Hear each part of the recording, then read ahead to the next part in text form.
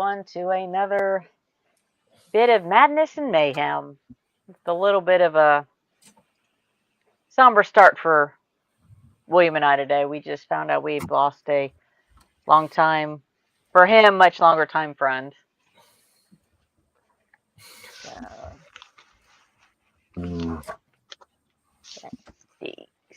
So, but other than that, it's a good Sunday. At least the weather's, I see sunshine outside to a point. Oh, you suck. You have sunshine, I got clouds. Well, I said to a point, it's wandering over. Yeah. And like I said, we got 5 in, but I know there's another live stream in the process right now, so that's fine. With the time change, because we have gone our hour ahead, but the UK and Australia haven't yet. So we are technically running on their end, we're running an hour earlier than normal. Coffee's for later. As everybody can see, I'm working on, let me see, my little fuzzy brick friend here, who's getting not quite so little. I know. I'm in the stage of trying to find one. I'm going to leave that one alone. That was too easy. Yeah. But I had taken this thing to work with me and had to disassemble the lower jaw about 4 times. Because I kept realizing that I didn't realize there was a mistake, but it was further down than what I thought it was.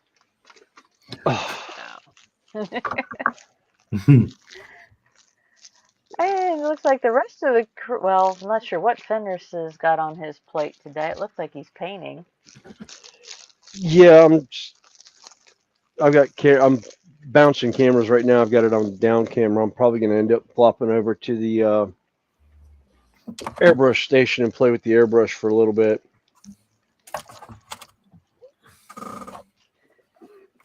And he don't look quite so rude anymore. For those that have been here for a while, yeah, he started out as a rather rude little creature. Mm-hmm. And looks like Horlicks, Sam, and Little History. And there is a story behind Terry's nameplate. We'll let him talk about that. I will let people know as the show goes on what happened this morning. Yeah. Oh, God. Okay. Ted. Just saw Ted's guitars popped in. I have it. It showed up. Oh, great. This is the little bitty. This is part of my tribute to Terry Sr. And this will be, it will be incorporated into the base on that dragon. Oh, cool. So, it arrived in great shape. Thank you very much. Well, I've got my decals ordered for the Terry Senior build, so just got to decide on which car I'm going to build. Yeah, I need to order some of the decals from them. Because I might incorporate it in one of the wall dioramas that I'm doing.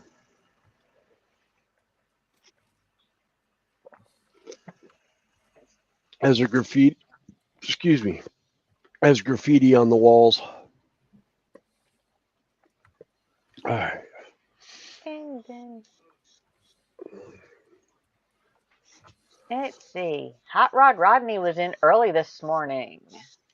Hey, Rodney. He's saying hi. Hey, Rodney. Rodney, trust me. There's only one time only one instance I do hair and makeup, and that's for Renaissance Festival.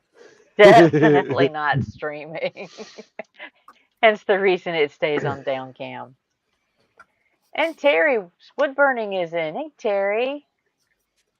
How you doing? And Rodney says, so grab a popcorn, let's see, popcorn, a hot dog, French fries, chicken nuggets, and a cold drink or hot drink as we bring you together for another Connie's Nut House. Enjoy the show. Smash the like button and hit the bell till it turns black. Thank you. And subscribe. See, that's how you do it. And then we started, and Terry says hello to panel. Hello. And we have From one Josh Terry to at, another. Hello. and Josh at Wisdom Designs in. Hey, Josh. And Jake, Hey, Jake Josh. from Haunted Railway coming through Horlicks's channel. Hey, hi, Jake. Says hi to everybody. Ted Cars is in. Hello. As I said, I pointed out got my little truck in. That way I don't have to try to 3D print one. And he says, you're welcome. Cool and cool and... Oh, that's not good, Terry. Hope we can brighten your day a little bit. Kick back and relax and listen to the mayhem. And Octal is in. How you doing, Octal? Hi, Octo. Hey, Octo. I want to say I've got a few links out at the moment, but like I said, I know there's another live stream on at the moment. So we'll let them finish up with that one. And we'll see what openings we have in a bit then.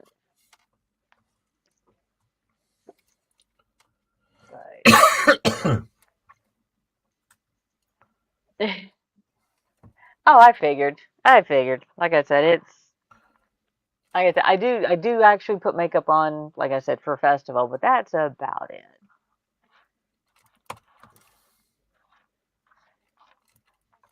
But I hope everybody's having a good day. Like I said, a little bit upsetting news for Fenris and I earlier.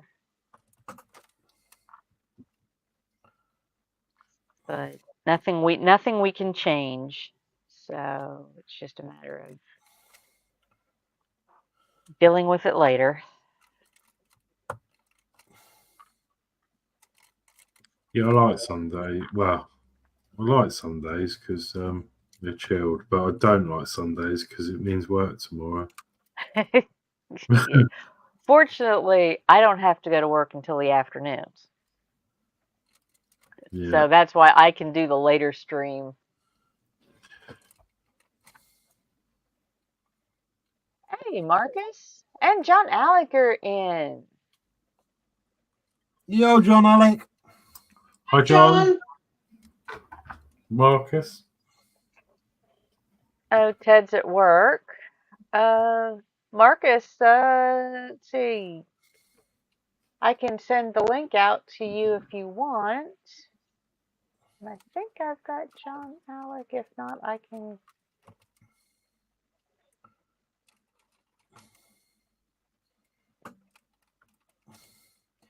can forward links if y'all would like them. This is one of those times where you're glad you're not monetized, especially when Marcus is about to turn up. No, it's pretty much, you know, I'm nice. I'm not working on a metal kit today.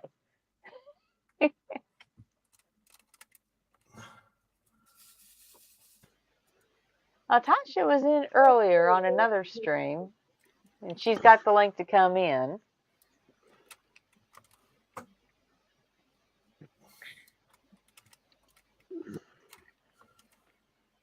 Let's see.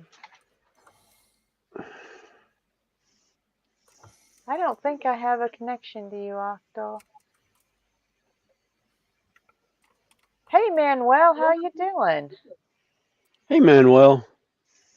Hello. Hi, Manuel. Hey, Manuel. Yeah, Marcus will be. That's the one downside. We catch a lot of people right at dinner time.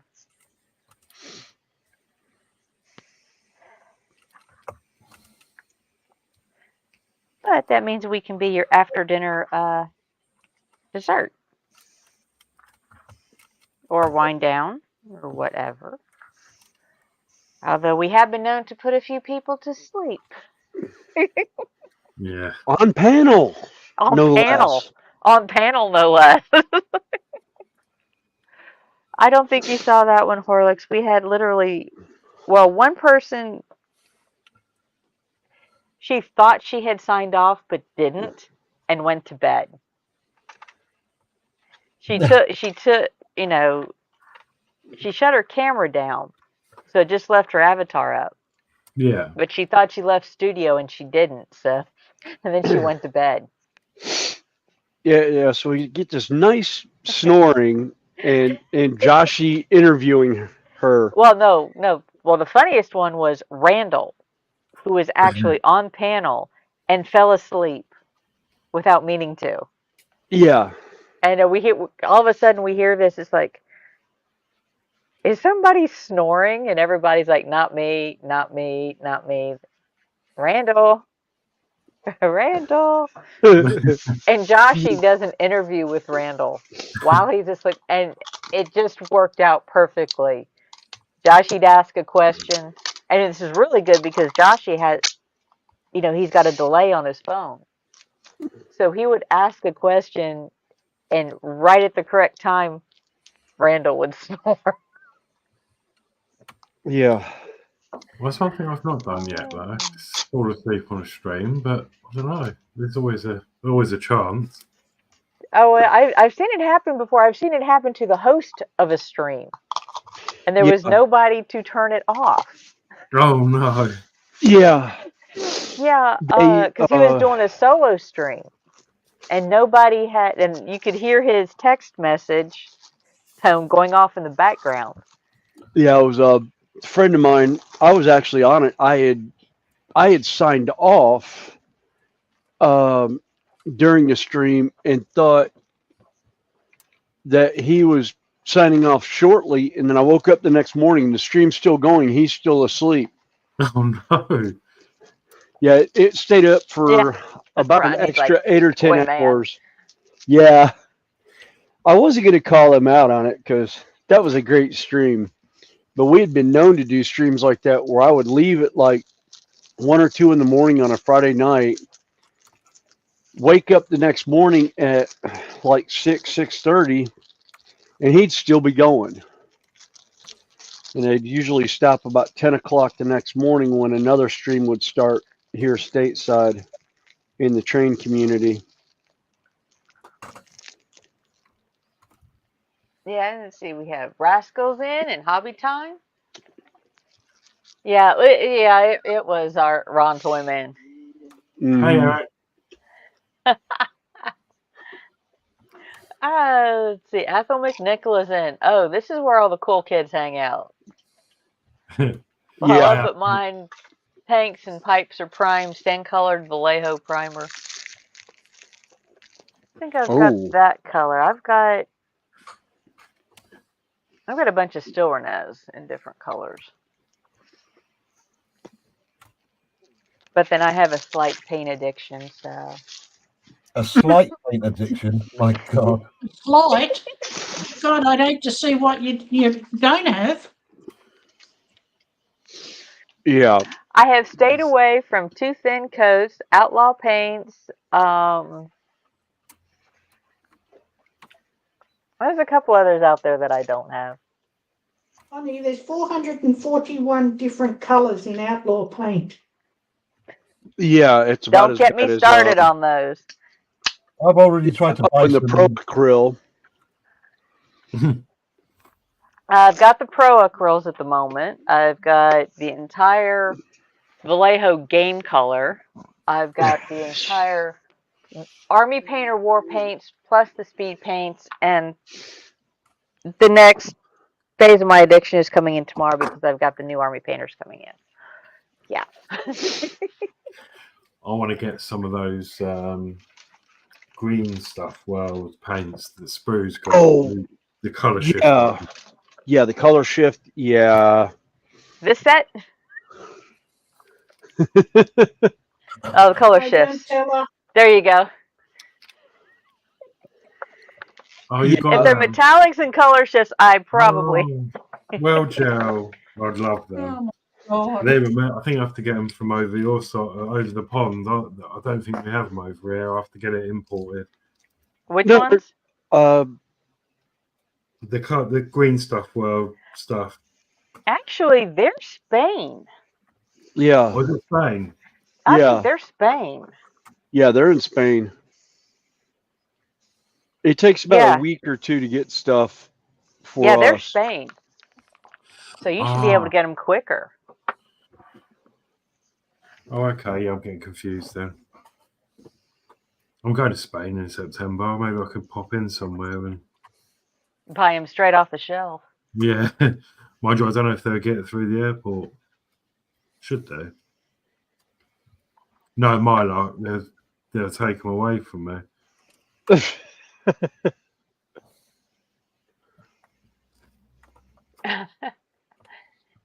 Oh, Rascal said he tried Outlaw paints and they're simply amazing to work with straight from the bottle.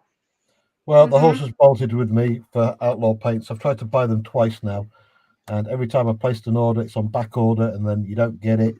So I'm not even going to. Well, Um, the guy who does the paints, I believe first he had COVID and then he's had a stroke. Really? Oh, Yes. jeez. So there has been some major health issues that plus his and British supplier is no longer supplying.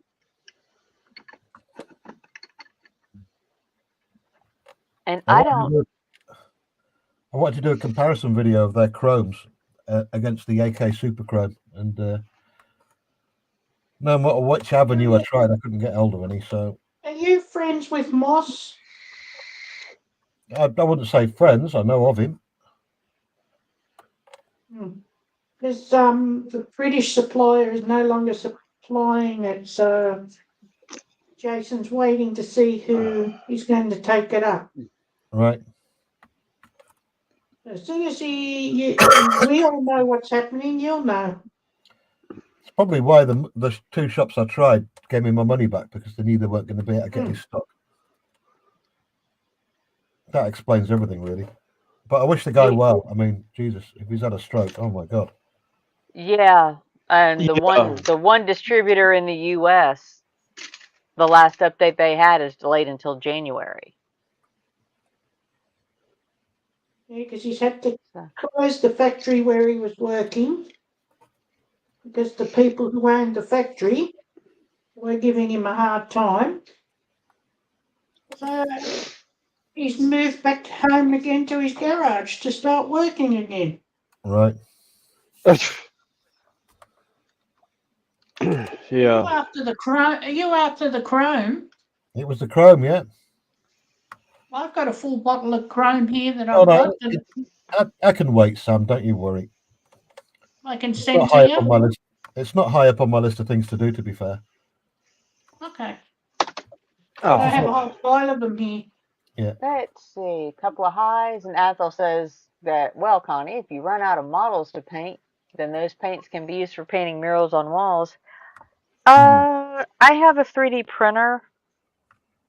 I don't think I can, run out of models. That's why I bought one, because I was running out of different figures to paint in my dragons, so I started printing my own. And Rodney's saying hello on this. Oh, he's running the circle through the different chats. And Ethel's saying hi to everybody. Is saying that. Oh, okay, Terry. Yeah, he's calling you a German Luftwaffe Colonel Klink. That's because I keep on calling him Adolf instead of Atoll. And Josh at Risdom is saying, I think Brett still has Outlaw paints. And ELH Scale Model Garage is in, saying hi to everybody. Okay, human. It's like human. Okay, yeah. Little history. He says, hi, Connie, Fenris, Horlicks, Human, Sam, and Rodney. Hello. Hello.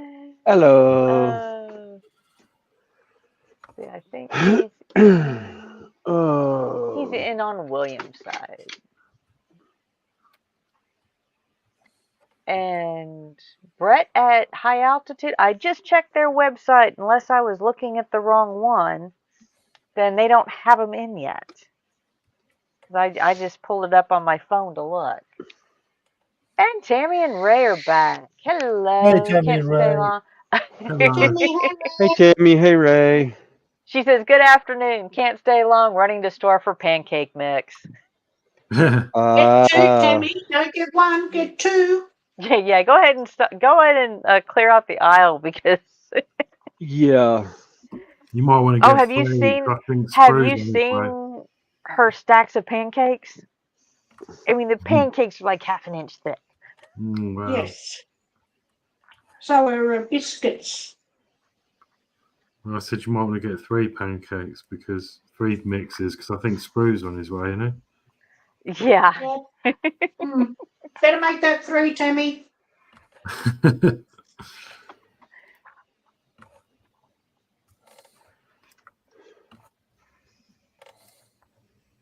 And ELH came through Williams' channel and got more hellos. And yep, John, like I said, I looked at High Altitude and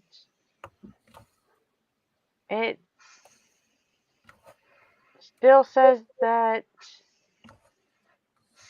they are waiting for them.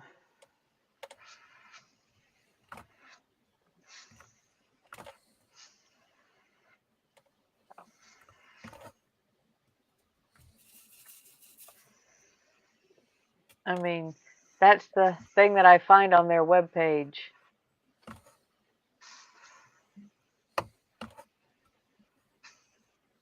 You know, expected in January or delayed until January.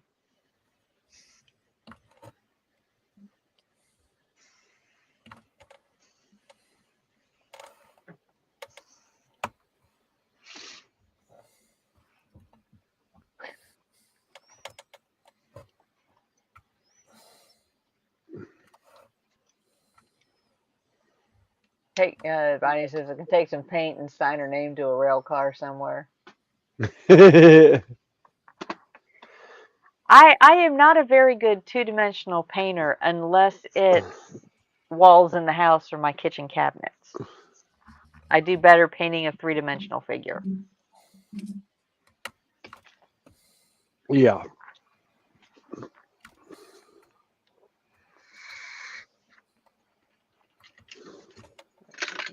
So, you know, like what I was watching on Marcus's last night, watching Annika paint, and I'm just like amazed. Oh, she is absolutely amazing. I've watched a couple. Did you see that Predator she was working on?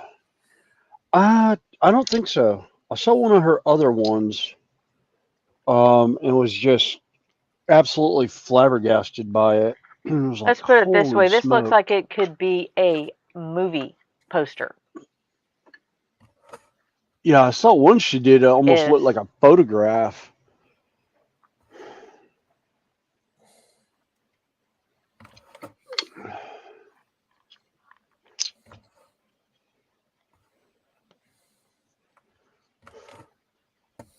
Okay, Ted.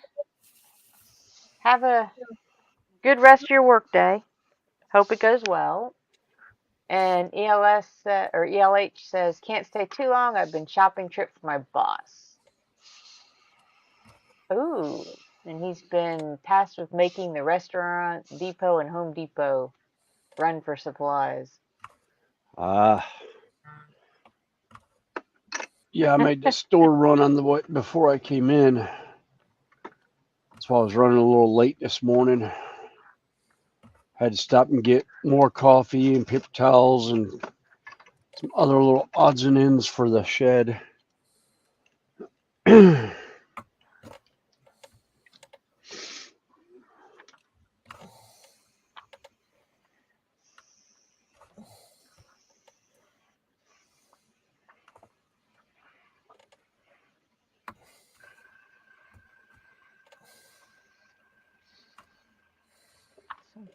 doesn't look right. He said, and John Knopfels in. Hey, John, how you doing? Nice seeing you again. Who was in this morning with us? So Ethel says, if Connie is not good at something, then practice it times 10 until it's second nature. I don't need any more hobbies. I've got enough. Yeah, And David, I'll agree with that. David DS Models is in. Hello, Oh, hey, hello, DS. welcome in. Hi, Dave. Hope Hey, you're having Dave. a good day.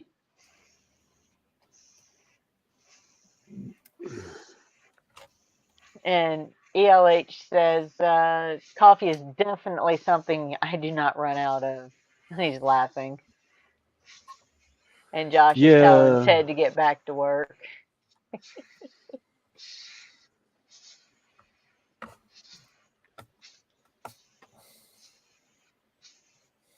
Yeah, odd man. I'm just kind of trying to finish up one project so I can start another one. I've got something wrong here because that's leaning.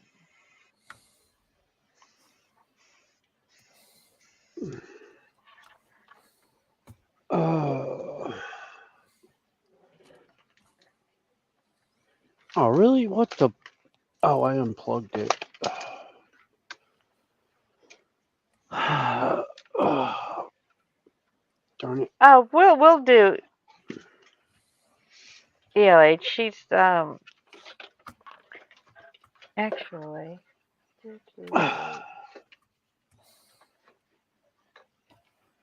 Tell you what. Let me go over to William's channel.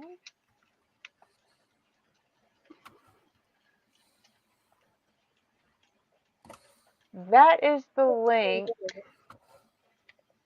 for the chat on my end where most everybody is.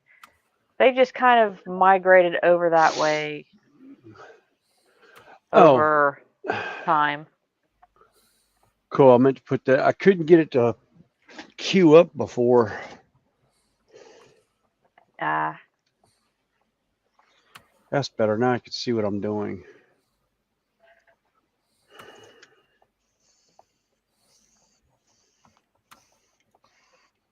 So it's not a requirement.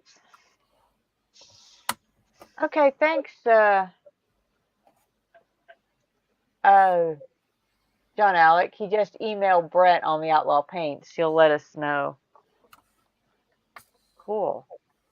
Oh, okay. Although I don't do much with lacquers. But I know there are a bunch that do, particularly the car modelers. No, wait, that's not. Yeah. Okay.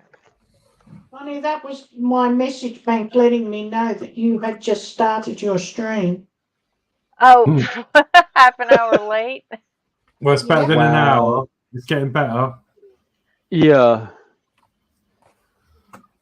And you too, Ferris. Yeah. Who are we live on then tonight? Just yours, Connie, and Fenris. Let's myself. see. On Sunday, Mark Mods, I believe, he goes on about 7 UK time with his part works. Oh, sorry, no. I meant this stream. Where's it being broadcast Okay. to at the moment? Oh, I know okay. it's online.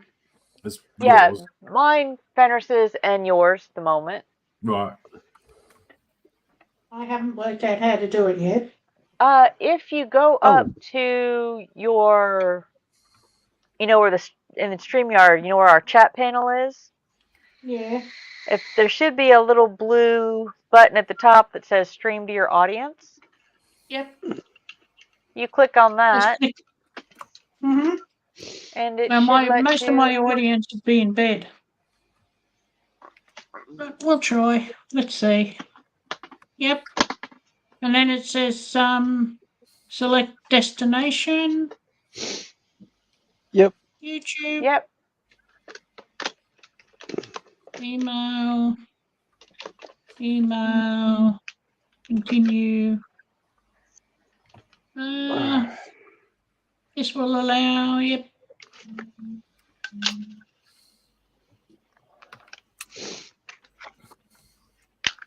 Open YouTube Live dashboard.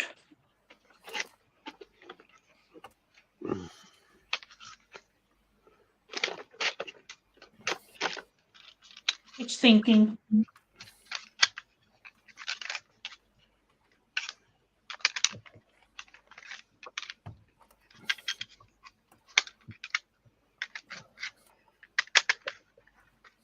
Oh, I was going to say, Terry, Hello.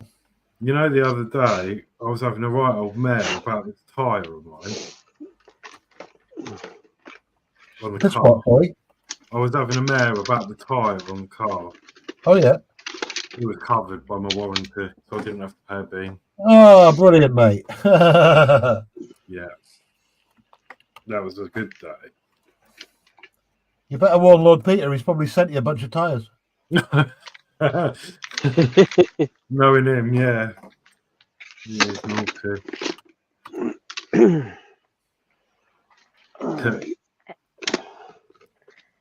And Athel is saying that Hamish has been fed, watered, and is now snoring his head off, while you guys and gals are on loudspeakers as he prepares dinner: bacon, sausage, and eggs. Ooh. You know what? I You killed got to this be on YouTube before you can stream. You just have to have a channel. Yeah, you just I've have to got have a a channel. Doesn't matter if you have subscribers on it or not. You can. It says your request for streaming access on the 18th of March. Once it's available, your channel on your channel, you can schedule streamings. Only in 23 hours until you can Do stream. you have? Yeah. You need 50 subscribers to stream. To live stream, you need 50 subscribers to be able to live stream it instantly. I thought okay. it was. Yeah, but then. No, because I did it when I had 40. Yeah, I think you have to I've got allow 68. it. If you haven't streamed before, you have to prompt it to stream, and then you have to wait the 24 hours to actually go live. So now you've done that, you should be able to do it on the next one. Yeah. Oh, in 23 hours and 58 minutes or whatever it's saying. I had that. That's ridiculous. I think it's to stop something happening or someone just setting up an account and going live, you know, untowards. Thank you for your help, guys. Well, but now it should be set up to where you can do it next time with no problem. Yeah, definitely. Hey. Let's see. ELH recognizes Ted, Josh, and Rodney. And on the panel, it's me and Fenris. Everybody else is new. So feel free to, let's see, he's on a nicotine break. So when you get back, I will, since my moderator is busy today, I will drop links in. Hey, Brian. How you doing? Hi, Brian Brian. Got Fuels is in. Hey, how are you?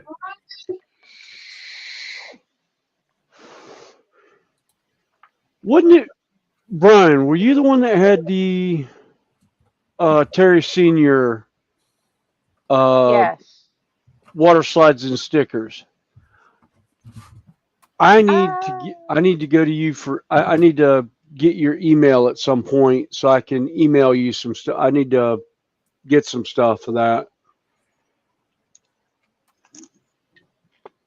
Well, let's see here.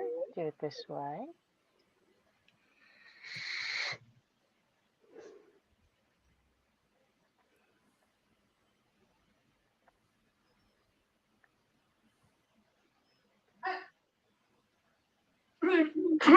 It's now telling me that Little History's just joined your chat.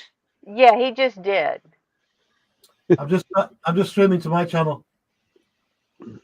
totally forgot.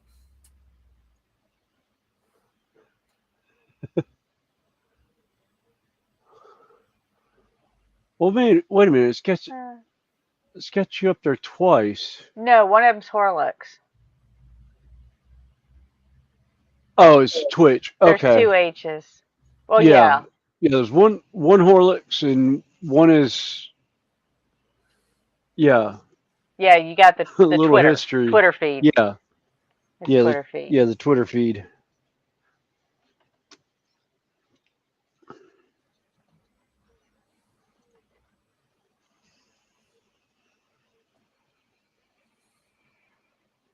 Let's see. He doesn't have pictures of senior stickers and decals. That's Gary at Ride the Wind and Mike at Scale Model Outlaw. Okay. Let me see. Let me see if I can do this without my. Okay, my computer's deciding to play today.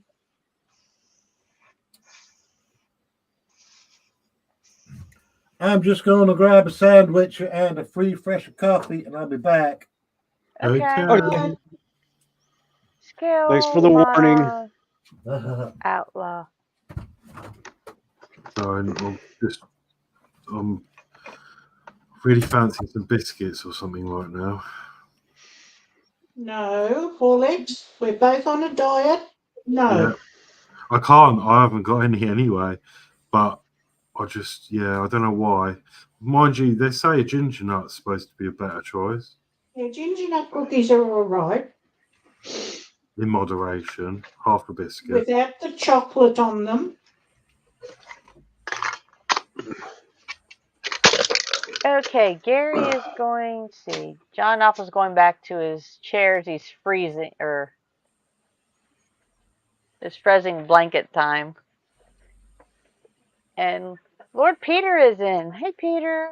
Hello, Lord Peter. Welcome in. He's coming through one of the linked channels.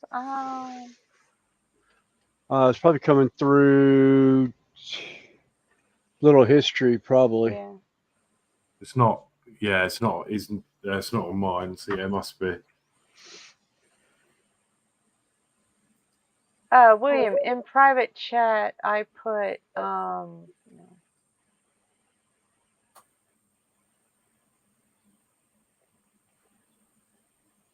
the second one is Scale Models channel. So Oh, okay. Oh, it's 80 and it's 80 degrees and it's in your house. It's just back. Awesome. Hey, Dom, welcome in. Dominic's in. Hi, Dom. Well, let's see. Oh, that was no. So we've got 23 right. in. So I'll go ahead and put the link in chat. All right.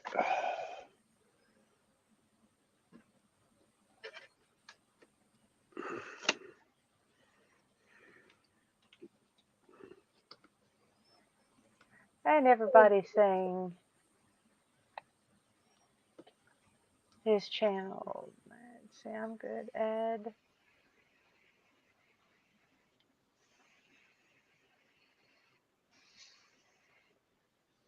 Well, Brian, like I've said before, and about the only comment I'll make on that particular situation is,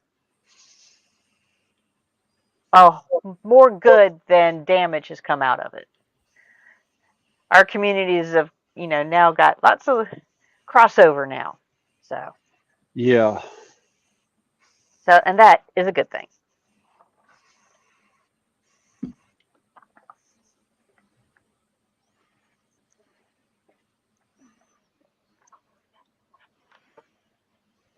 Mm-hmm.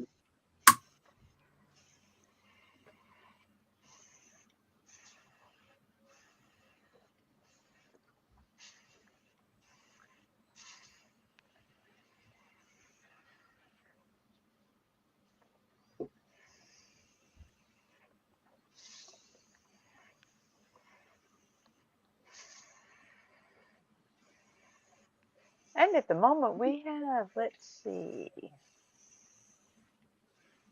15 on my channel, 3 from Horlicks, 5 from Little History, and, well, we did have somebody on New Fenris.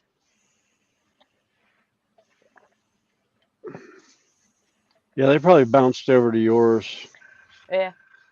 And GW Buckley is in. Welcome in. Hey, GW Buckley. Hey, GW. Well, like I said, that was the good thing is that our communities are a lot bigger and a lot stronger. Yeah.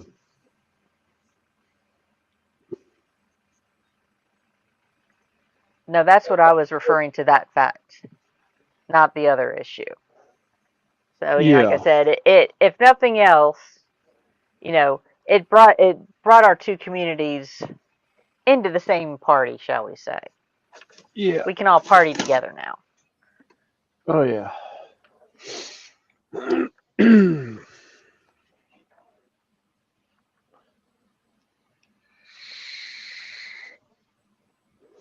Doing the rounds now because I need to. Yeah. Like hey, Fred, welcome in. Snappy Pappy is in.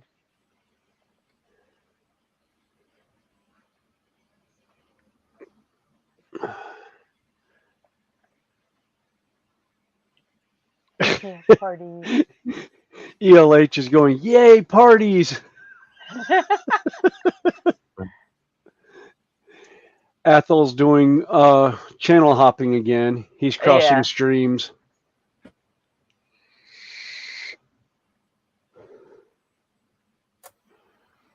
Just as long as he doesn't nix the flux capacitor, and we'll be doing all right.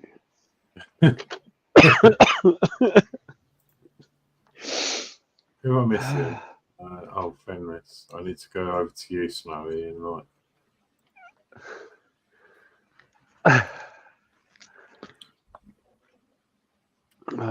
What's something going sideways here? Uh-oh. What'd you lose now? Oh, I'm just trying to decide where I've gone sideways. Oh. Brian says, do not cross the streams. The immortal words of my favorite song, but Mom, that's where the fun is.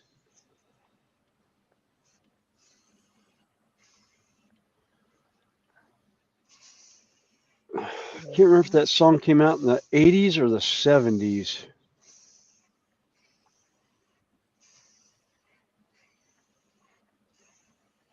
If that reference comes from. Don't ask me. I have no clue.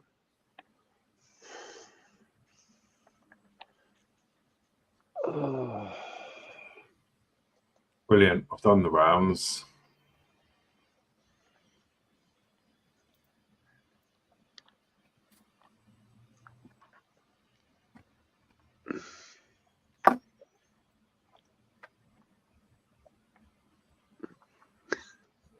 Well, thanks, Slappy. Appreciate it. Snappy, not Slappy. I'm sorry, Snappy. Still fell off. I'm not awake yet. Nah. Fire up the coffee pot. Actually, that is a good idea because I have brand new coffee to put in that coffee pot today. Don't forget it this time and just leave it sat there. Yeah, I know. Yeah, I have my Howdy, howdy.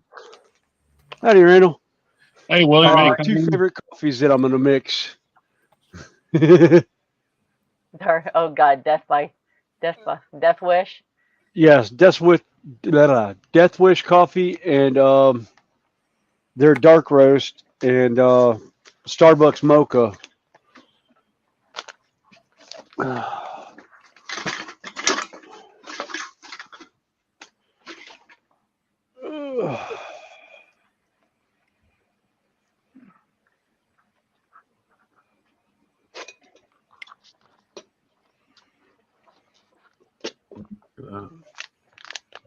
And Ed says that's what he drinks.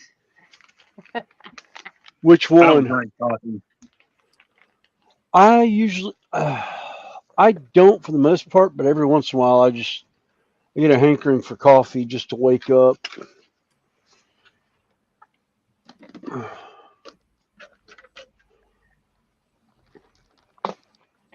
Well, I say I drink the coffee, but it's actually instead of brewed coffee beans, it's brewed cocoa beans. Yeah. Oh, he loves the Death Wish. Fred's nursing his second cup. Hello, all. Hey, Rodney. Welcome Hey, in. Rodney. Hi. Hey, Rodney. Hello. Athel's going to stick with his Nescafe original. Yeah, they brought Maxwell House to work the other week, and I was like, no, that's not coffee. That's yeah. Horse poo. It's like that other one, isn't it? Or is it Mellow Birds or something? I don't know if you've got that one. I don't recognize that. It's like really. It's just, I rely on Wendy behind me. There used to be a decaffeinated coffee brand called Echo. Oh, yeah, no. Wait a minute, decaffeinated? What's the point? Yeah. Some people like coffee but can't have caffeine, so it's sort of Okay. Yeah. My dad was a big Folgers guy. Yeah. It's another one I just never could drink.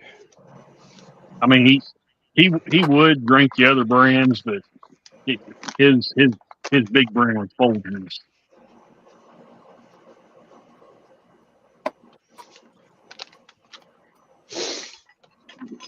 I never got into drinking coffee, so like I said, it wasn't until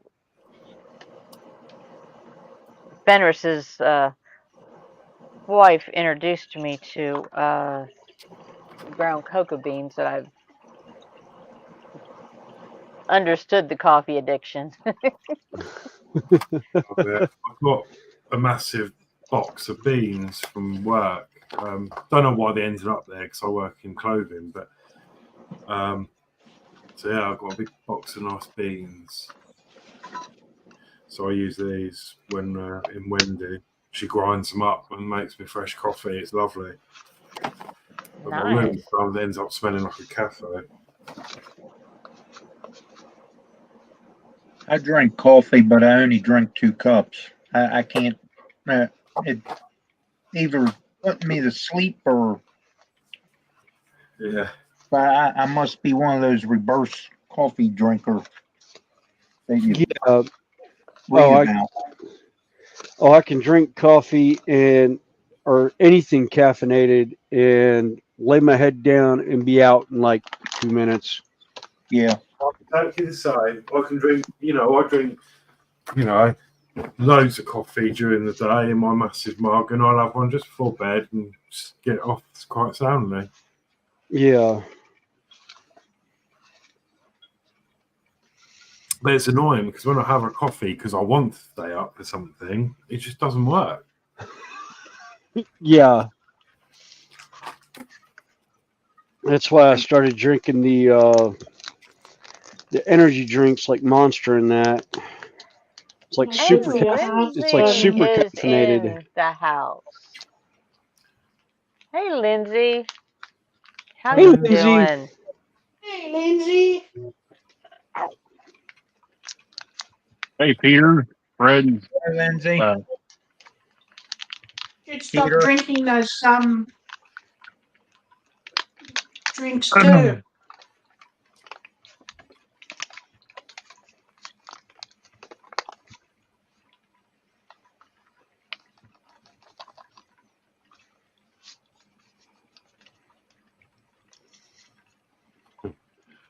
Don't fall asleep. Oh God, that smells good. Oh no, I'm not. I'm sitting there mixing up coffee.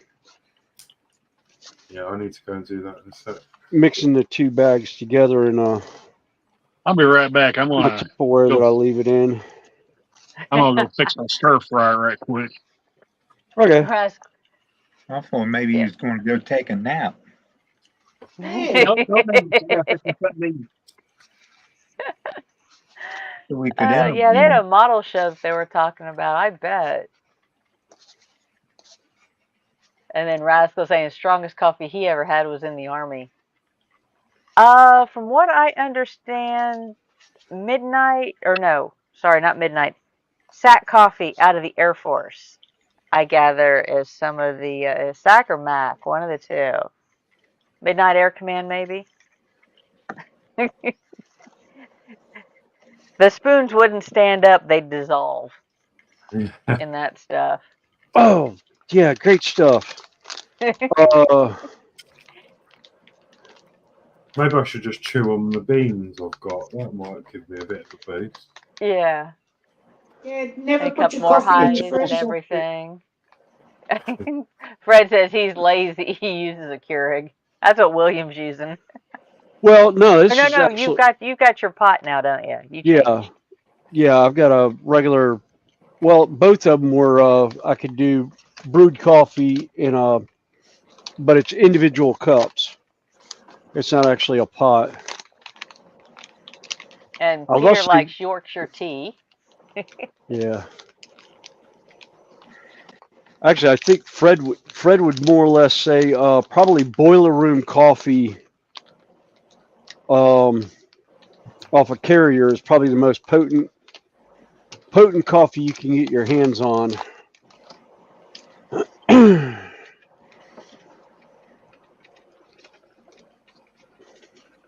That's Navy.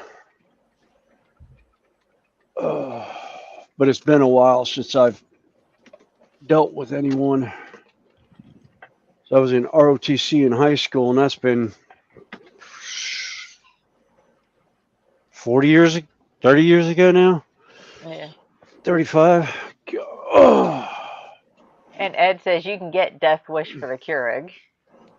I already said hi to Lindsay. Oh, cool. Fred said his Chevy 2 Gasser snagged second place.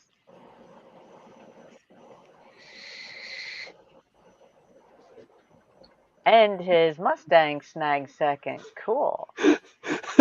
Highs back and forth. And his second, okay. And his Coop snagged second. I was reading Fred's other comment. He says, "Oh my God, yes, that's true Navy coffee."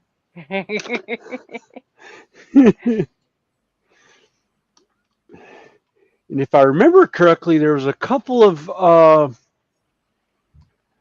Actually, I was East Coast. It was USS Blakely. I think they the boiler guys actually did some boiler whiskey one day. Ooh, that just sounds nasty. Yeah. No, No, I mean, when I say nasty, I'm talking kind of like that would knock you on your tail. Mhm. Oh, yeah, they used it for paint remover every once in a while. And Fred also received some lemon pound cake. I love a good Nice. lemon pound cake. Mm. The former one I worked with, his mother made it delicious. I need to snag her recipe. No, I don't. I don't need to make an entire lemon pound cake for myself. No, Yes, you do, Connie. no, We'll I be don't. right No, I over. don't. Yes, you do. it's We will it, be it. right over. I can serve it for dessert next time I make lasagna. I think I might have to go make it. Oh, Horlicks, have you ever seen a picture of my lasagna? No, I I do love it. only know one recipe for lasagna, and it feeds an army. Literally. I actually weighed it. Let me see if I can find a picture of it real quick. I weighed the pan, Yeah. and the pan baked weighed 23 pounds. Oh my Oh my god. God. Didn't you? Oops. No, you didn't send it. I was going to say, didn't you send some to the European crew? No, not the lasagna. Guy, you kidding me?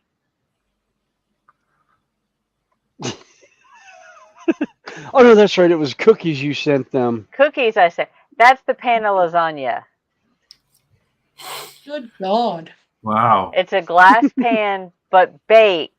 As it sits, it was 23 pounds. How much cheese and meat and Oh, it's the lasagna best. strips There, did you put in there are two 1-pound boxes of lasagna noodles, a pound of hamburger, a pound of sausage, and between 8 and 9 pounds of cheese. Bloody hell. Mm-mm-mm. And you've also got whiskets beside it. Yeah, actually, this was our Thanksgiving dinner. Oh Or my no, take God. that back. This was Christmas. Because where I work, she doesn't like ham, and we had turkey for Thanksgiving, so I made lasagna for Christmas. Let me pause that for just a So minute and go back and find. that is Okay, everybody really will appreciate this one. Oops, not that screen. I want this screen.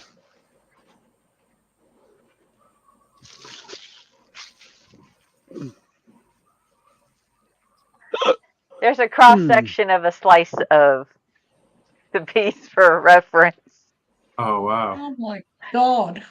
Yeah, and the game color Vallejo 18-ounce bottle sitting next to it.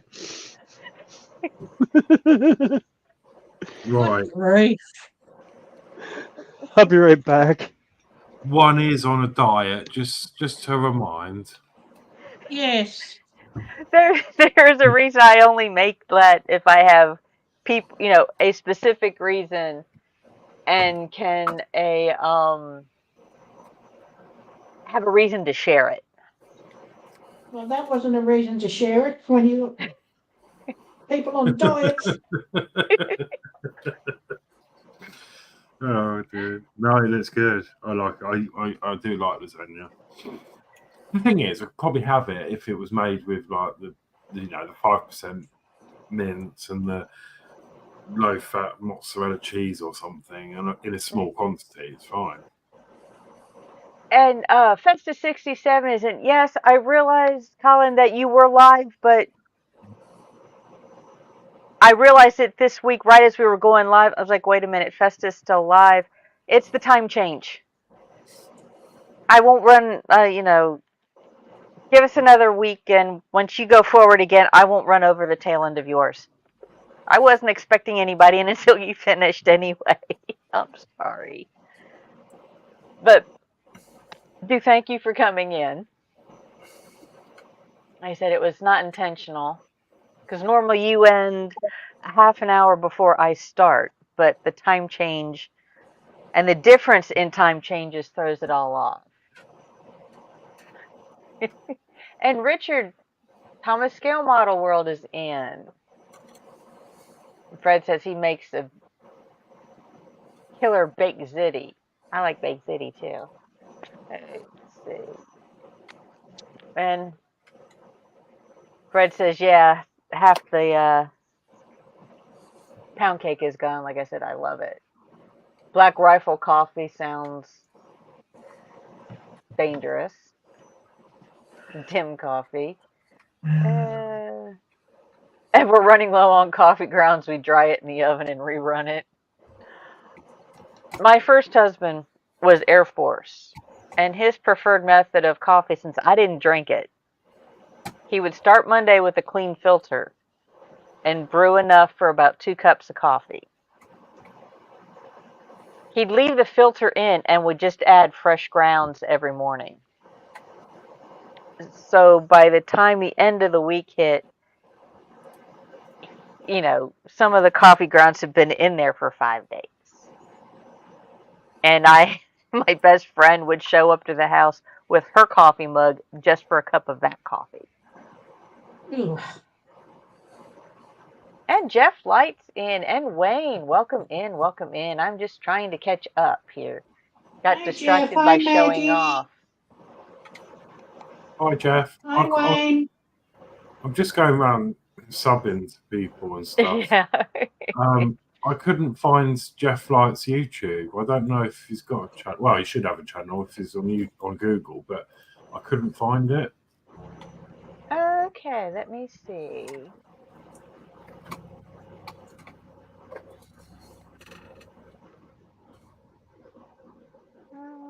Just subscribe to Festa as well. Yeah, this is. I just put Jeff Lights in. Ah, thank you. I was looking yesterday. Food talk already? Yeah, Wayne. Yeah. Somebody brought up lemon pound cake, and I said no, I don't need to make it because I would eat the whole thing. Yeah. Mm-hmm. And Ed's little brother says, "You don't drink coffee, bro. You drink caffeinated 50 weight motor oil." Jeff, I don't use it. It's all right. It's still a sub though. And he says, "Well, you might want to join us up on panel one of these days when you're doing your diamond dives. You know you're welcome to join one of several shows." And like I said, Festa. Oh, his grandma was born on the Isle of Sicily. Well, that particular my lasagna, I have a good friend who is third generation Italian. And if I say I'm going to make lasagna, he will fly down about 1,200 miles for lasagna. He mentions he may come this direction, and I say I'll make lasagna, and he says, "What time's dinner?" And highs back and forth. I haven't gotten the talent for making the pasta yet. I still buy, but a good quality. Yeah, on the pasta, just let Judy know what you need. And Dwayne from Dwayne's Fork and Spoon is in. Hello, Dwayne. Nice to see Hey, you. Dwayne. Wow. Getting a bunch of the chain community now. Yeah. Awesome. Too bad my layout is out of commission. And everybody's saying hi's back and forth and subbing back and forth. Joshy's got some stuff to finish before next week. That's fine. We just appreciate everybody hanging out with us. I mean, holy mackerel, we've got 40 watching across everything.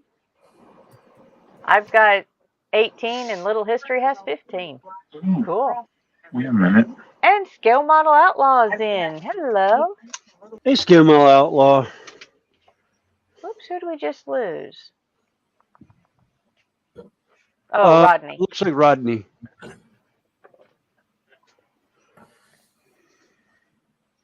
All right, where did I just put? And if anybody wants anybody's links, let me know, and I will try my best to get them in. I've just up to Festa. I'm just going through all of these. Yeah.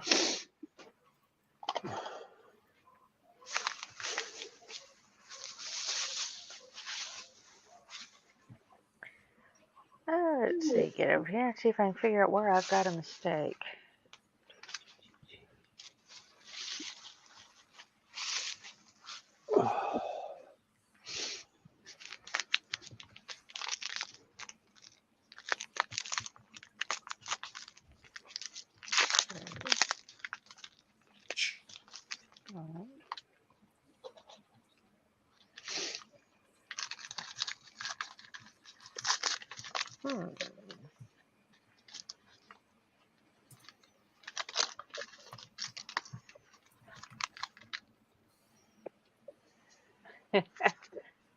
Whoops.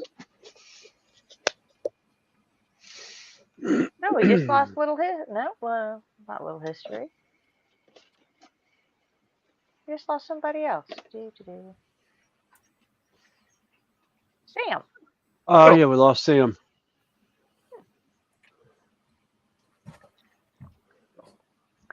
Although it is a bit late in the evening / early in the morning for her. Rodney says he hit a Hey, button. John Milton.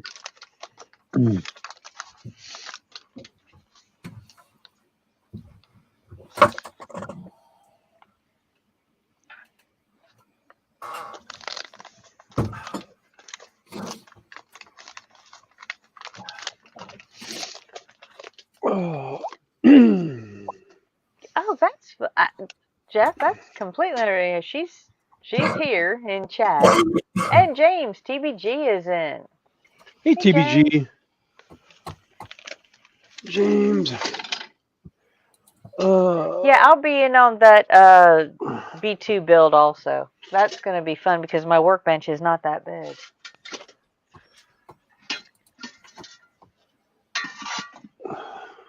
Hello there, to Boldly Goes Model Works. All right, let's see. 3. Oh, wait a minute. Right, I need to put sugar in. 2. Yeah, model outlaw. That's it. That one. Oh, okay. Sam.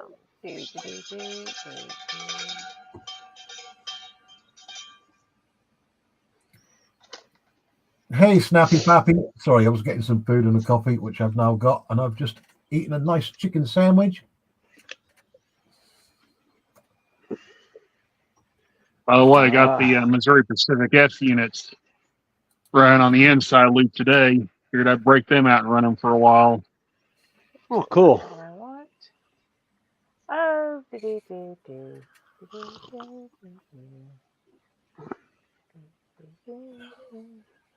Hey, Festivate 67. I didn't see you sneak in here.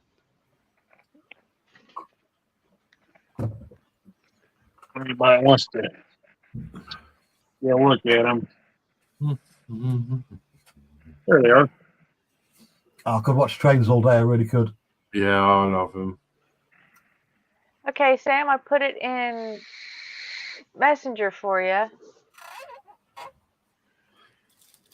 I did that before. Like I said, I think on another stream, or was it this one?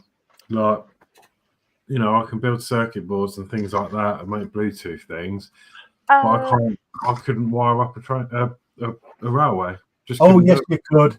Oh yes, you could. I tried. I did one in the loft, and every time I flicked a point, the train would shoot off the track, or go twice the speed, or shut off completely. Oh, I just packed it all away and sold it. So Fred, if you are interested, I have more room up here if you'd like to join us up here. Yeah, Snappy Pappy, get in here. And that's the same for Festa. You know, if you just want to be able to talk instead of having to type while you're working. Yeah. We've still got room for 4.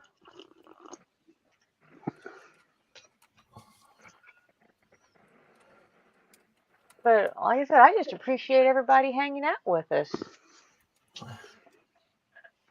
Yeah, Horlicks.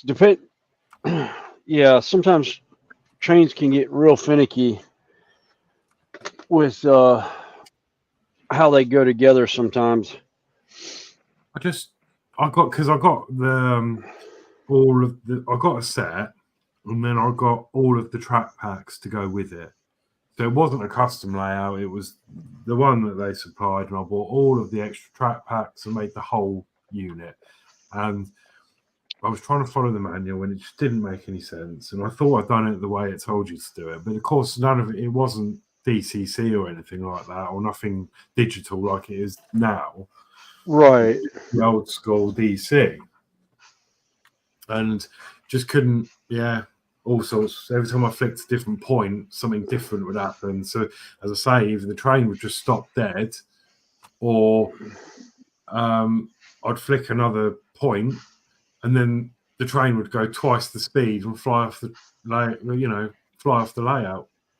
This is Yeah. where soldering comes in handy.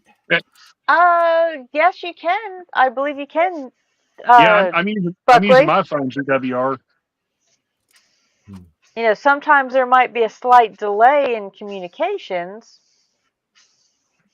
That's why one of ours doesn't, is kind of frustrated. He's not joining us much at the moment because of that issue, but sometimes it works. Oh, how?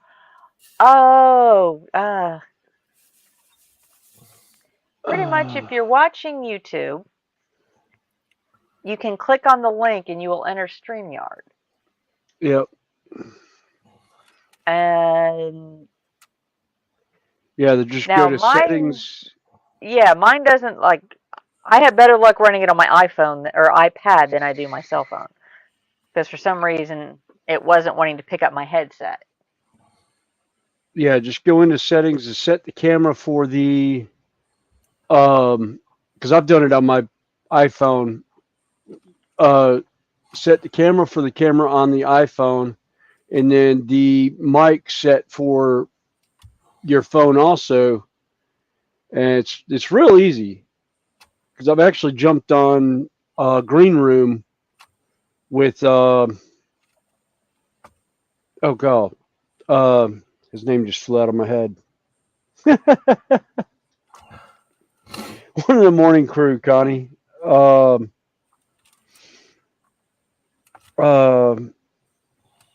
just forgot his name. Sprue and Glue. Sprue, oh my god. Yeah. Yeah, Sprue. I jumped in Green Room one morning while at work doing electrical work. Thought y'all were gonna kill me when y'all found out I was in a live box doing that. Yeah. It's like, no, you should not be, worrying about being on live stream while you've got your hands on hot electrical wires. Oh man, that takes all the fun out of it.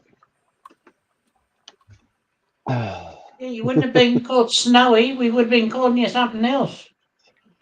You would have been calling me Crispy. Yeah, but yeah, we would have been able to tip you upside down and use your hair as a broom. That was when I first got into electrical work, yes. There was not enough hairspray to keep my hair down. I looked like one of those 80s hair metal bands, hair standing up all on end all over the place.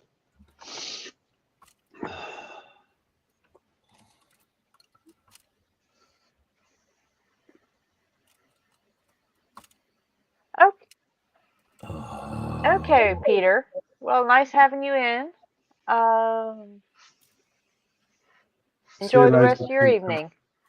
Miss Lord Peter. Have a great evening, Lord Peter.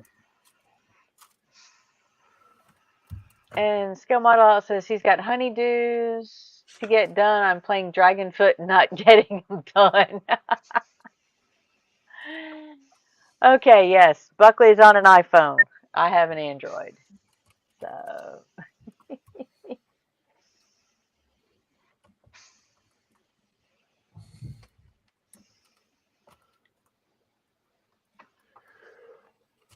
Oh.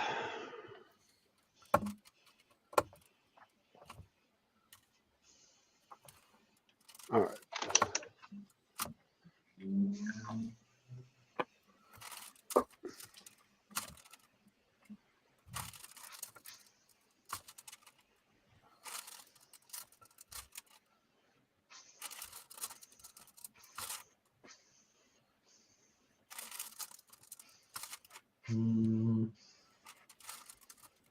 I just did, Rodney. Don't be impatient. John says he's back to his chair. Yeah, try and walk him through the iPhone again, William. Oh, yeah. When you go on, when you click on the link, it'll bring up StreamYards, and then you can go through the different settings and make sure that your camera and microphone are working with everything. Let's see if I can. Pull it up on mine real quick. Oh, okay. What link? All right. I will put it back into chat.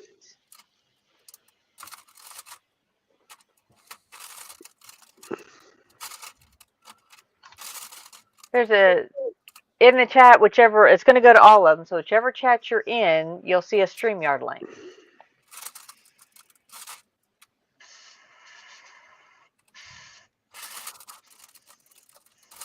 And let's see. Computers. Oh. All right. Oh, okay, cool. Hi, Ed. Welcome Hey, in. everybody. Hi. Hello.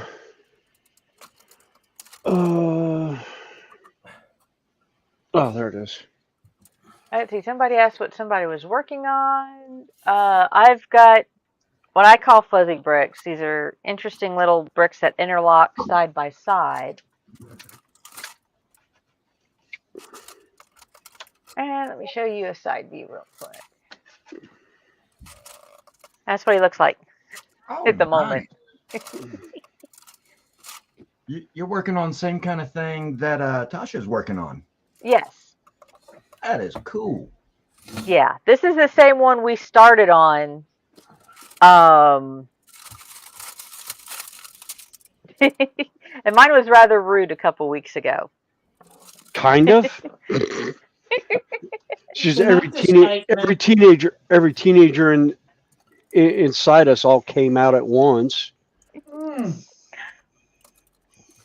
And I didn't realize when I picked this one how rude some of the forms would be. Go ahead and show them the picture. Come on, you've spilled the beans now. Now you got to let it out.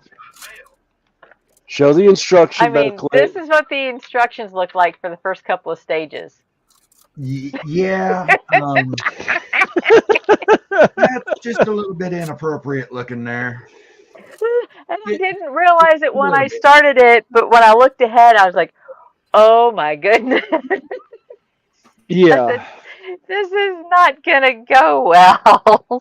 Fortunately, my channel is marked not for kids. So. Right. Yeah, same here. I mean, yeah, mine's definitely marked not for kids because of the fact that we use utility knives, craft knives, scalpels, and the occasional steak knives and butcher knives. Yeah. Glue, bread knives, yeah. super glue. My channel, paint. I mean, I keep my content on my channel very G-rated. Yes. But because of the fact that I use these and all sorts of other sharp, could very easily hurt yourself if you're not careful with them implements, Yes. Yes. Not exactly intended for youngsters. Yeah. I mean, as part of the model railroad community, it's like, yeah. And then even going into my tabletop miniatures now, even most of the boxes for stuff that you get from Games Workshop and Citadel models say not intended for 14 and under.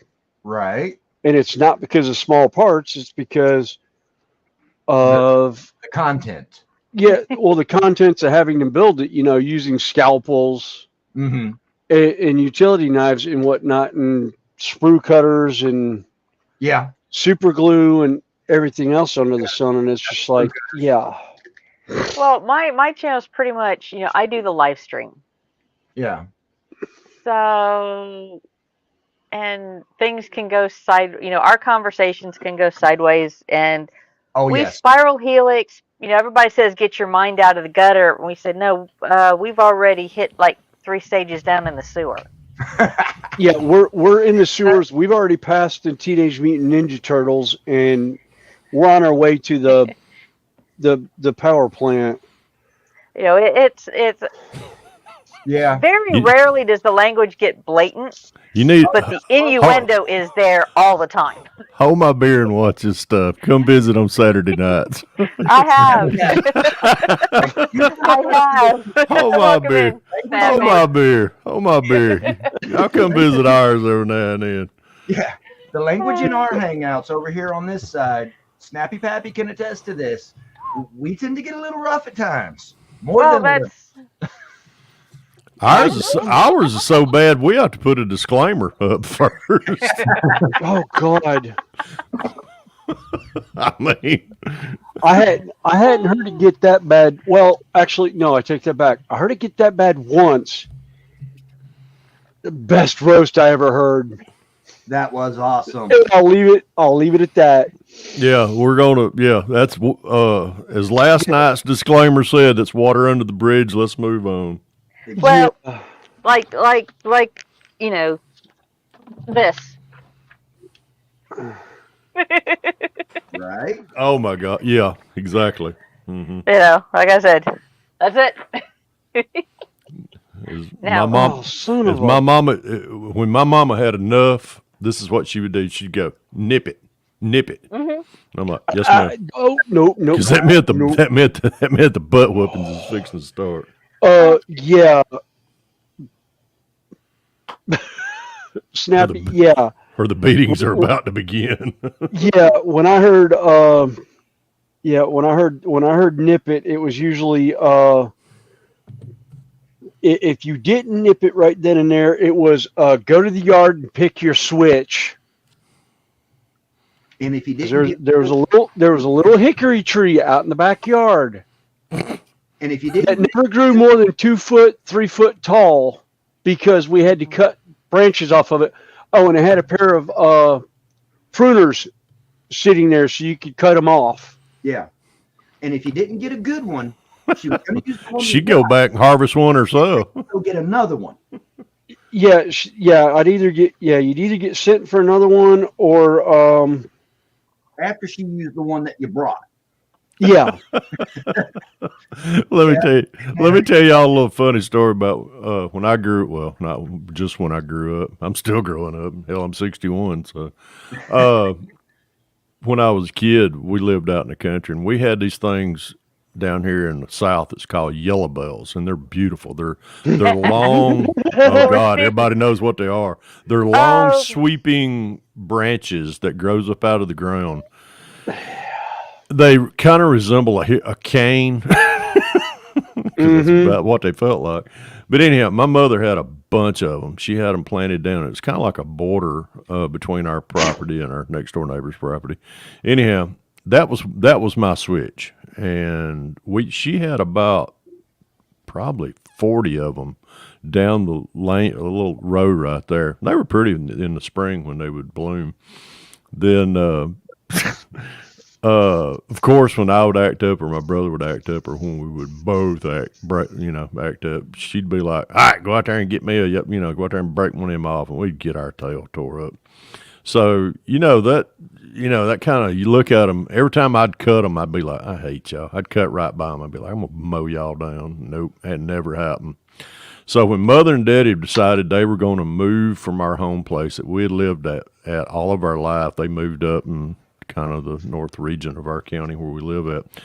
Mama looked at me and my brother and she said, now I want y'all to get a lot of these flowers and take them to, this is after we done grew up. And, I want you to take get all the flowers out that y'all want and carry them to your place. And she said, I want you and your brother to get some of those yellow bells. And we looked at each other like, but hell no.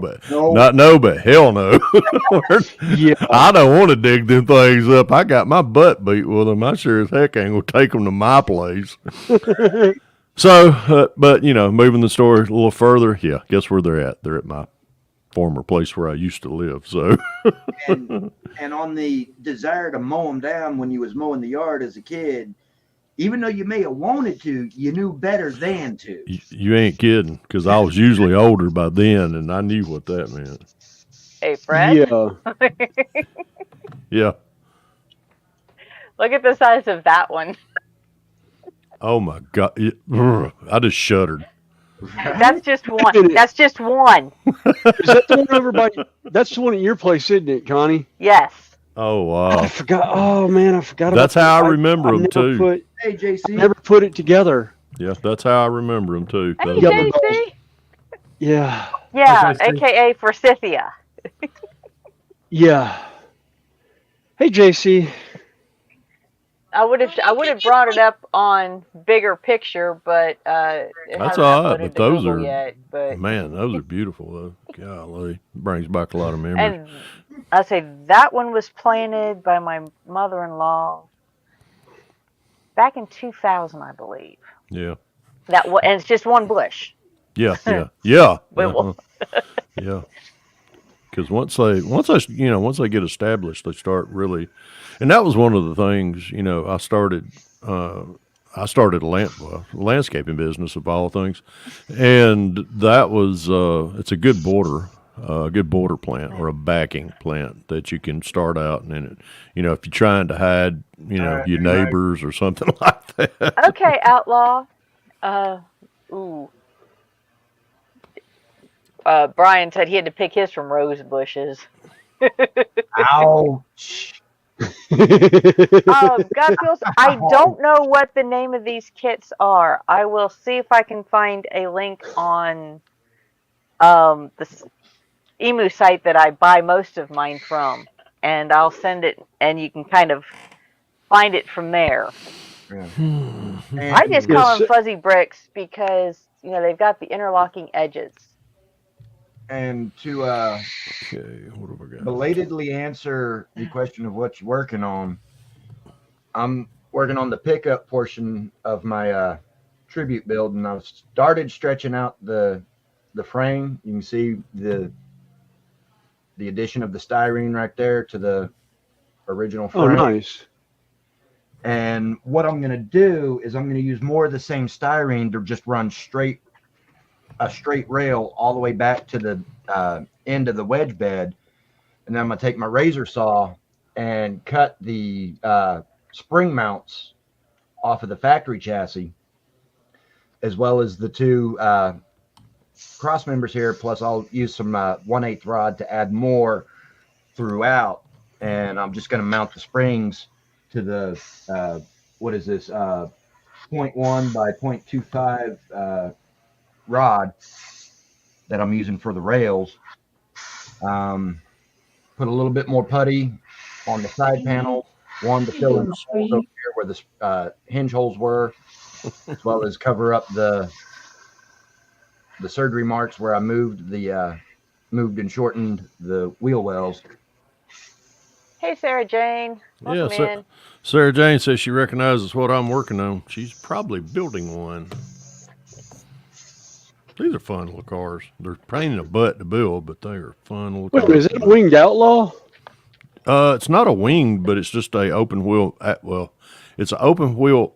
Dang, I'm having trouble. I need to go get another cup of coffee. Outlaw. It's an open wheel modified asphalt car. Oh, okay.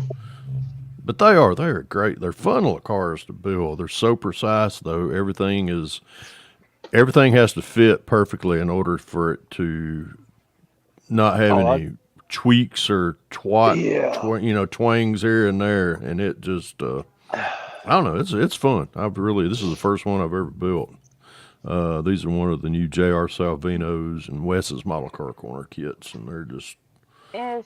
Sarah Jane said she built a Salvinos modified last year. Yeah. And we got highs and buys because James TBG is back and says that Mom times things perfectly.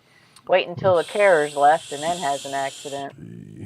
Let's get that right there.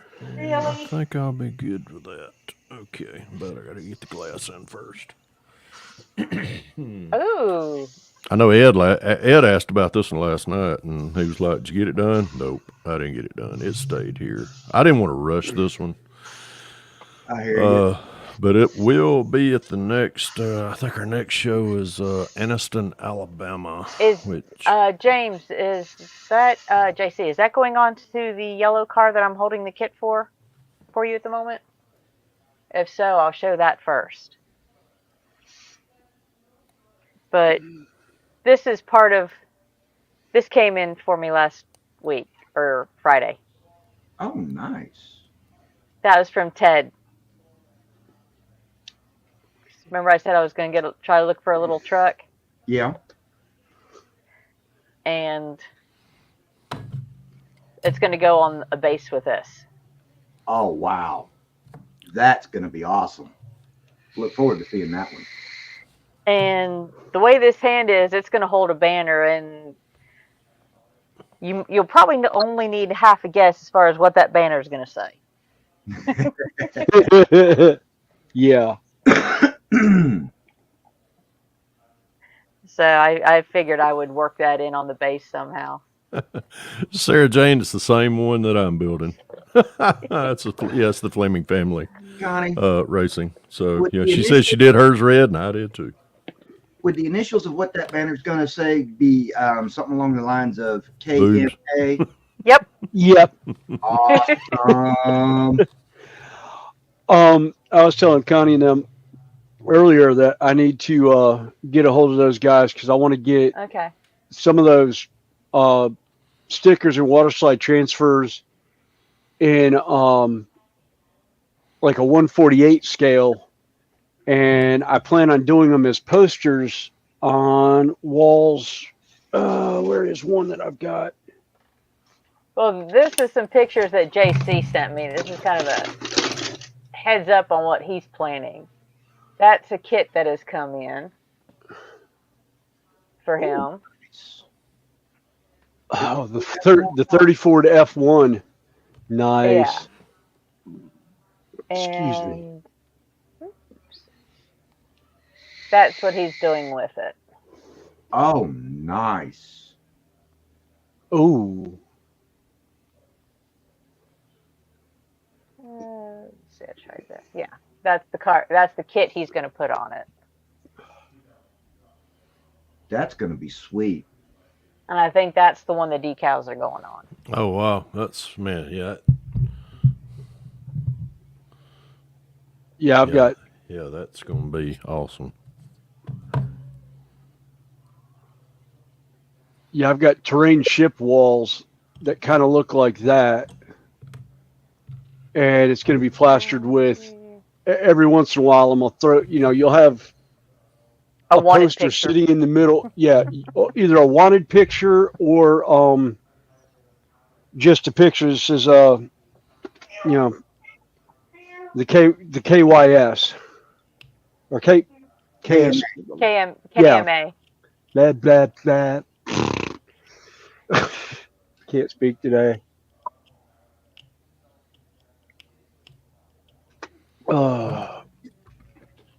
I blame it on the electrical work. I've been there, done that.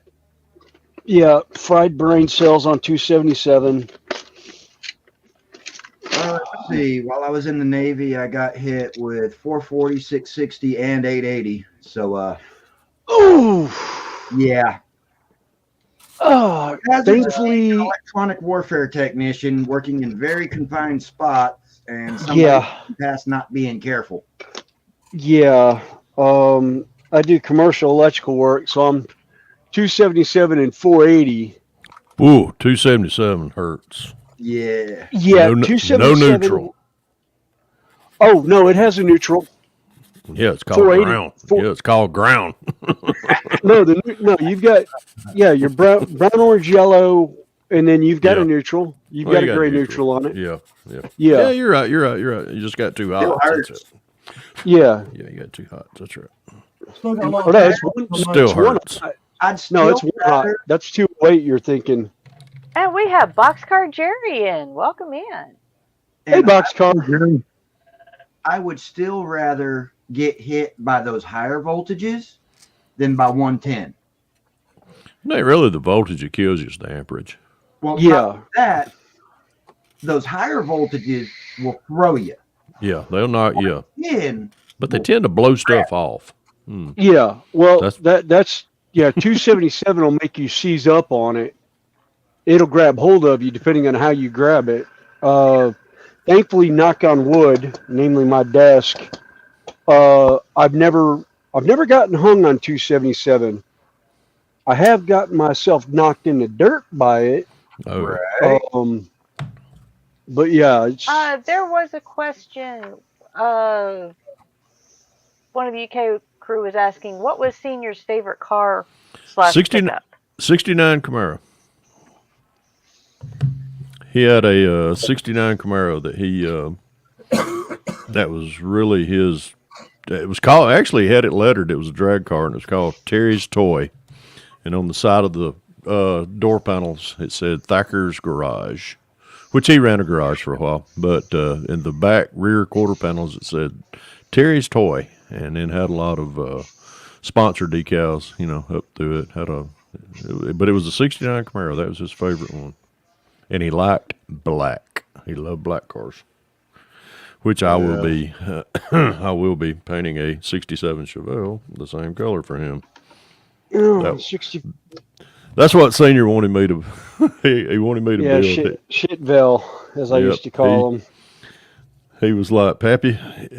We had the conversation one night, and it was right after he was diagnosed with cancer, and he was in the hangout, and I was just trying. I knew he was down, but I was like, Senior, I know the inevitable's coming up, but what do you want me to build for you? And he went, Pappy, I'm going to put it to you like this. I want you to go out there in your stash. I know that way you ain't got to buy one, because I know you got about 40 of those 67 Chevelle AMT kits, and build one for a change. I was like, okay. Now I know. Now you got to go buy one. Well, what color do you want it? And then he just really throwed a monkey wrench in there. He said, I want you to paint it black, because he's heard me gripe about black paint jobs. It's hard. So I was like, You're killing me, Smalls. You're killing me. So I told him, I said, you got it. So I'm going to do a 67 Chevelle, but I'm going to put a Pappy twist on it, though. As soon as the group bill starts April the 1st, start ordering you decals and everything for it. I know STS is getting a big order of them up for everybody. I'm going to be ordering some, and I'll announce mine here pretty soon. Do you have a link for those? And order them? Yeah, hang on a minute. Let me grab a. If you can, put it in private chat, and then I'll post it to all the channels. Okay. There is a link to it in the video that Brian and Pappy did on Brian's channel, where they announced the group build in and of itself. It's in the description of that video. Oh, okay. Yeah. Let me. I'll put it in the private chat. Then that way I can post Pappy's YouTube channel in the private chat. Sure. Well, shoot. I can't find him. I know I'm subscribed to Pappy under his actual name, Fred Henry. Yeah, that's what I've done. Yeah. I tell you what, Pappy, you've got a very soothing voice. Thank you. That's northern Georgia coming out in him. That is, that is true. That is a northwestern Georgia accent. Yeah. I'm not that far removed from you. I'm just across the Appalachians in North Carolina, in the middle of the state. Go. As a matter of fact, I'm wanting to go to Georgia in a couple weeks. Yeah, we're thinking about it. We're both thinking about going down to Georgia Renaissance Festival. Oh, yeah. I know where that's at. That's down south of us. That's down in Peachtree, just south of Atlanta. Yep. Peachtree City. Yep. Well, that's where I stayed when I would stay overnight. Right now, I just day trip the thing. There we go. Brian just said, "Oh God, don't make his head swell." He can't get no bigger, trust me. Why do I picture Brian kicked back on his couch with his feet propped up, laughing his ass off at us? Yeah, I'm sure he is, because I tell you, yesterday was a long day for he and I, and at the show in Marietta, and golly, we were. I know when we left, his feet was killing him. My feet was killing me, and which I live from where the show was at. I live probably 30 minutes from where it was at, but he's 2.5 to 3 hours. He lives east of Atlanta. Pork Chop, which is Josh at Extremis. He lives in kind of the southern part of North Carolina, close to the Smoky Mountains. So that was a 3-hour ride for him as well. So. And Brian just said, "Yep, exactly what I'm doing, Connie." Yeah, You we're about 4 hours from I think from there. let's Then see. Harry put in private chat, which I think I'll copy. Mm-hmm. That's the link to the decals on Man's Model Moments, Connie. Well, that's the British version. That's for the British distribution, I believe. Yeah. Correct. Yeah, Man's Model Moment is making a bulk order from STS on those decals, so that for those of you that are on the UK and European side of the pond, y'all can order through him and get better shipping and all that on your decals. I'm just hoping they're going to arrive in time for the start of the build. Well, let's see. James TBG says at least Senior didn't want you to paint a yellow one. This is true, but I would paint it yellow. I'd painted it with baby poop if he wanted me to. yeah. Oh, Boxcar. What kind of hobby shop is that? Do I even want to know? Yeah, Boxcar. Yeah, I saw that, and I just kind of left it alone. I was going to tell you about it. Connie said you went into a hobby shop that you would love. And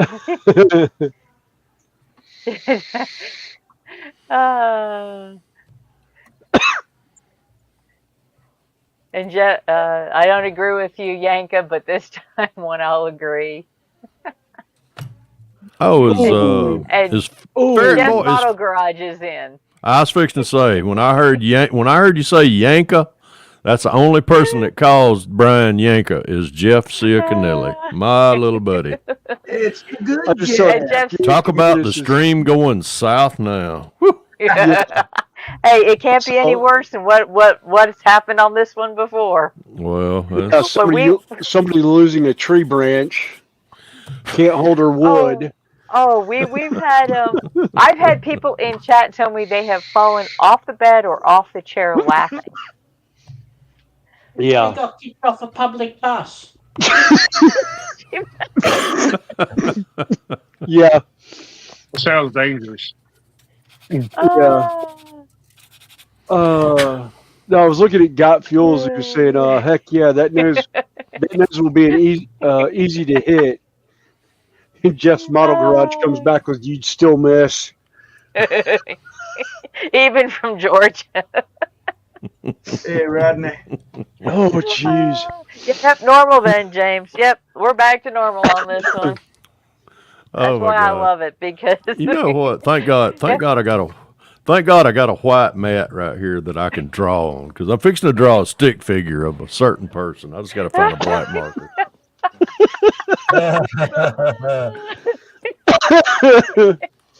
Okay. All right, let me get this open. Okay. We're going to play. Oh, God, I got the big screen now. Yep. Okay, let's see. Stickman. All right, this can be one of two people that we all know. At the moment, he's upside down for us, but we all get the picture. I'm sorry. Yeah. It's okay. I forgot to orient my camera. I'll take an E.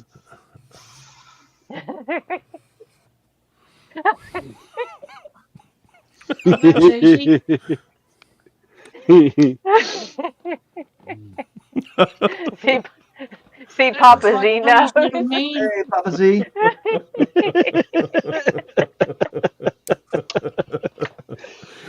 Oh, that's because I'm swinging at one ferret farm. Swinging at one ferret farm. Yeah. Jeff, you know I love you, buddy. Like a bad habit. You can tell we pick on each other. So Rick Zinka said that's right, been hit by that snoot.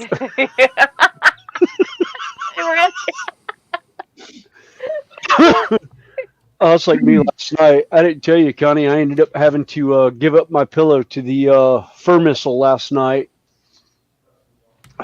My son has a Belgian Malinois service dog, and he couldn't take him with him on his camping trip that he went on, so he left him at home. And the dog decided he did not want to go in her box last night, so she ended up in bed with us. And I felt a cold nose at the back of my neck and realized I only had about 4 inches of bed because she had sprawled out between me and my wife, lengthwise across the bed. And we have a king-size bed. Yeah, sounds about I right. was like, ugh. But, yeah, it's a... Actually, do I have a picture? I think I have a picture of her. Let's see. I think Judy sent me one of her.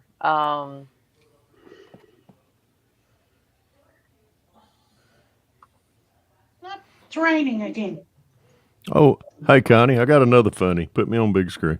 Okay.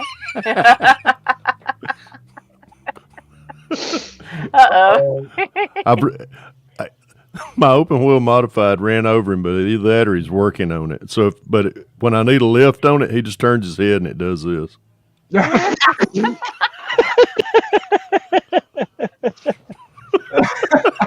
He needs to get the car a little higher. He just turns over and puts the snaz up under it. Oh, there we go. There's a good picture of her. Okay. I'm gonna pay for this dearly this do. week. I guarantee. There he goes. I think it just focused. Nope. Oh my God, she's gorgeous. Yeah, and that's my pillow she's curled up on. Mm-hmm. Well, I'm That's your sorry, size. you've just, you know. Yeah, You've been ousted. You've been ousted. I got up and went to work because the sun's up. So yeah, she curled up and went to sleep on my pillow. Yep.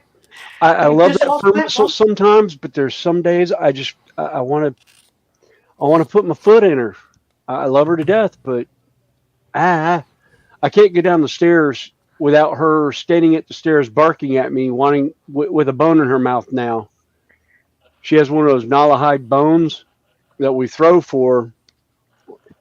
And if anyone knows what what they call the Malinois chatter, where their lips start quivering and they've got something in their mouth, yeah, she'll do that with her bone in her mouth now and bark, holding onto the bone. It's like a police dog. It's so funny. Absolutely priceless animal. Until she steals your pillow. Yeah. Pappy, Or Hot Rod Jack Rodney or was saying Moppy. flapjack or jack stand.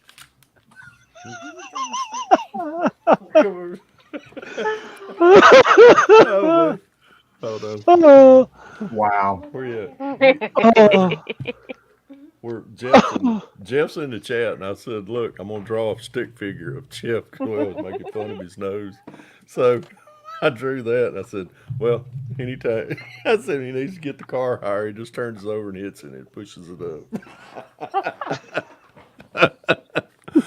Oh, sorry, I had to explain that to Vicky. Oh, that's fine. Oh God. Hey, Vicky. Hey, Vicky. Nice to meet you. James says. Oh gosh, let's drop. James TBG says, "I know what a Belgian barks like." Yeah.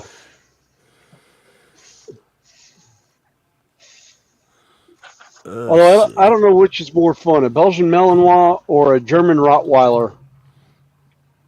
Malinois. Well, I had a friend of mine that had a German Rottweiler. She was 210 pounds and thought she was a 20-pound lap dog. It would actually take up a two-person love seat, and if you were sitting in the middle, she would lay across your lap, roll over on her back, and want her belly scratched. Yeah, and want you to rub her belly. There's only one problem. her paws were the size of my fist. Right? And if you got the right spot on the back foot, hope you're leaned back because she will crack you in the jaw and knock you out. She bloodied my nose one day. I believe it. I'd leaned over to have a sip of beer, laid it down, and as I was coming back, the foot came across my face. And I thought I was punched. I was just like, ow. Oh. Long time ago, I had a dog that my stepson's dog was the mother, and she was a German Shepherd Timberwolf hybrid. He'd gotten out of the fence while she was in heat one day, and a neighborhood chow chow had found her. So pup was born. He looked like a little Hershey bar, so I started calling him Hershey. See you later, JC. He's going to head off, get the little one tucked in. At about 3.5 weeks, the chow chow kicked in, and he blew up fur-wise and looked like a little grizzly bear. Like a little grizzly bear. Yeah. So I named him Grizzly. At 3 months old, his paws were the size of my hand. Yeah. At 7 months old, now I'm 6 foot, mind you. 7 months old, that dog's shoulder was up here to my hip. Yeah. And his chest was easily broader than my shoulders. Yeah. I had a wolf hybrid that was 98% gray wolf. And I say St. Bernard, but it was a large boned dog like that. Mm-hmm. St. Bernard, Bull Mastiff. Yeah, well, Newfoundland. Yeah. Because at a year and a half, it stood 36 inches at the shoulder and had 4.5-inch paws. Mm-hmm. At 5, he was 210 pounds and was 38 inches at the shoulder. And my buddy took him up with him to Anchorage, Alaska that year to run the Iditarod in the open class. Yeah. And I died laughing when he told me what time he came back with and managed to come in with all 16 dogs. Oh, yeah. Which dog was a loose term on it because the highest dog content was 75%. They were all hybrids. Yeah. But on one of their mandatory stops, they broke the anchor chain. So they decided they would tie it up. They would tie him up to he was an 89 Ford F-150 4x4. And probably pulled it. Yeah, a quarter mile down the road in the middle of the night. Wow. Because they came out the next morning and one of the guys looks up and goes, "Where the hell's my truck?" And the sheriff's department was pulling up the road. He goes, "Oh, it's down at the station right now. I got the dogs down there. They're eating right now to keep them from going further." Yeah. He ended up throwing about 15 steaks out there, and I was like, "That's one way to stop those boys." Right. I was like, "Or for short term." For short term. I was like, if you want a long term fix for them, put a cow quarter out there. You know, just put one full cow leg and hip, half a hip on the ground. Yeah, if there's any more than 5 of them, it'll take them no time at all. If there's 5 or less, yeah, it takes them a while to get through it. I've seen 15 clean one in 2 minutes. Wow. I would say up there, I'd go for a moose half. Right. Yeah. Might keep them busy for a bit. Yeah, that might keep him busy for a bit. One of the great things about Grizzly, he was a natural born guard dog.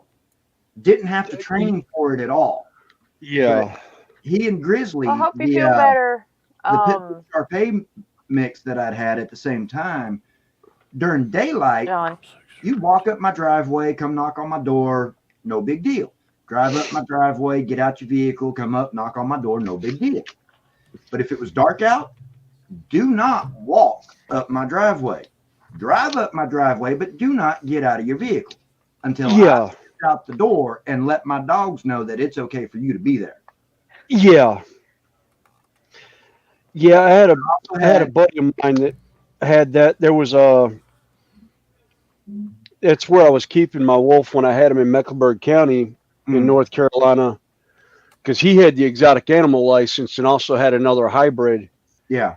And I saw the fence closed, but saw his truck there, and I was like, all right, well, I got out. I opened up the fence, pulled in, shut the fence, got back in my car, got up to the house and got out. And I got about 3 steps and got to the tall grass, and all I hear is, oh. It's the both of them sitting on either side of the path growling at me. Yep. And I was like, Nook. And I hear, oh. Yeah. When he realized it was me, because I had a different car. He didn't recognize the car. Yeah. Because I was wholesaling cars at the time. And a buddy of mine was, I told him, I was like, don't get out of the car until I walk up and figure out where the dogs are. Yeah. Hey, Ted. Yeah. Welcome back. Hey, Ted. Hey, Ted. Hey, Ted. The thing is at the time that I'd had those dogs, my now ex-wife had 2 daughters, well, 3 daughters, but the 2 youngest were 6 and 7 at the time. Yeah. And when I would play with the dogs, I'd be rough with them. I mean, these were big dogs, and you had to be rough with them to wear them out so that they're not tearing everything up. Right. And I'd watch my stepdaughters play with them, and they'd make what I was doing look like, oh, good boy. I mean, and all these dogs would do when the girls would play with them is just sit there and look at me like, Dad, make them stop. Yeah. That's all they would do. They wouldn't snarl, snap, growl, nothing. They just literally laid there and let those girls do whatever they wanted. However, anybody ever tried to hurt them girls? Don't like Donkey Kong. Yeah. Yeah. Might as well go dig a hole. You got it too. You're going to have a few bones to bury, but that'd be about it. Yeah, I was going to say, it's on like Donkey Kong and then some. Yeah. Yeah, I ended up. Can y'all imagine a guy that's 6'3", weighs about 260, walking into a PetSmart with a Shih Tzu? I have seen that. That was me. I had a friend of mine that was 6'4" and about 300 pounds of solid muscle walk in with a Chihuahua under his arm.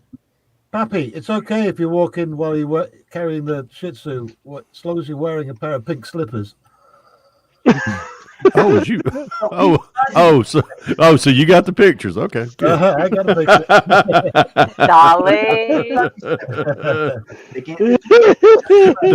to add insult to injury, when I had that Shih Tzu, I had just come back, which I had a Harley at the time. Wait a minute. Why did you have a Shih Tzu in the first place? Because it's what my ex-wife wanted, and it turned out she wanted the dog. I ended up being its caregiver, and she's gonna, if you feed it, you take it out, let it, do its business and do it. She's gonna think you're the alpha, and you're like you're my caregiver. So I had been out, and I'd been out riding my Harley, which I had my chaps on, had my sleeveless shirt, and I had my bandana around my head, and I forgot I hadn't bought any dog food. I was just like, okay. So I pull the Harley into the garage, I jump in the truck, throw her in there with me, which anywhere I went, she was there. Her name was Aggie. I still had my chaps on, still had my jeans on, still had my sleeveless shirt, try saying that 3 times, and my bandana. Walked into PetSmart to go get, I had her on the leash, and everybody was looking at me going, what the yeah. Actually, what comes to mind on that at least you didn't have the little basket on the Harley to hold the pup. with goggles and a little helmet.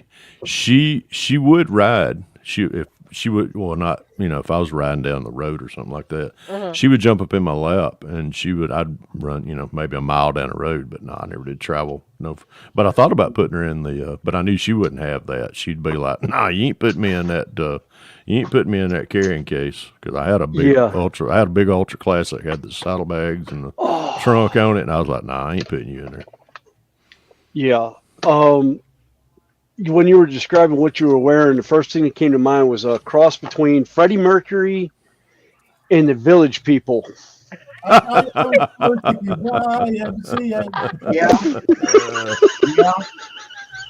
I went a bit, Brian. I'm so sorry. That was all I got, though, was looks. Nobody really questioned it. They were probably like, "Nice dog. Yeah, thank you." Yeah. It's like, here's the big burly biker. Yeah. It's like if you ever saw Blade Trinity. The really long-haired blonde vampire. Triple H. I know who you're talking about. Yep. Yeah, it was Triple H.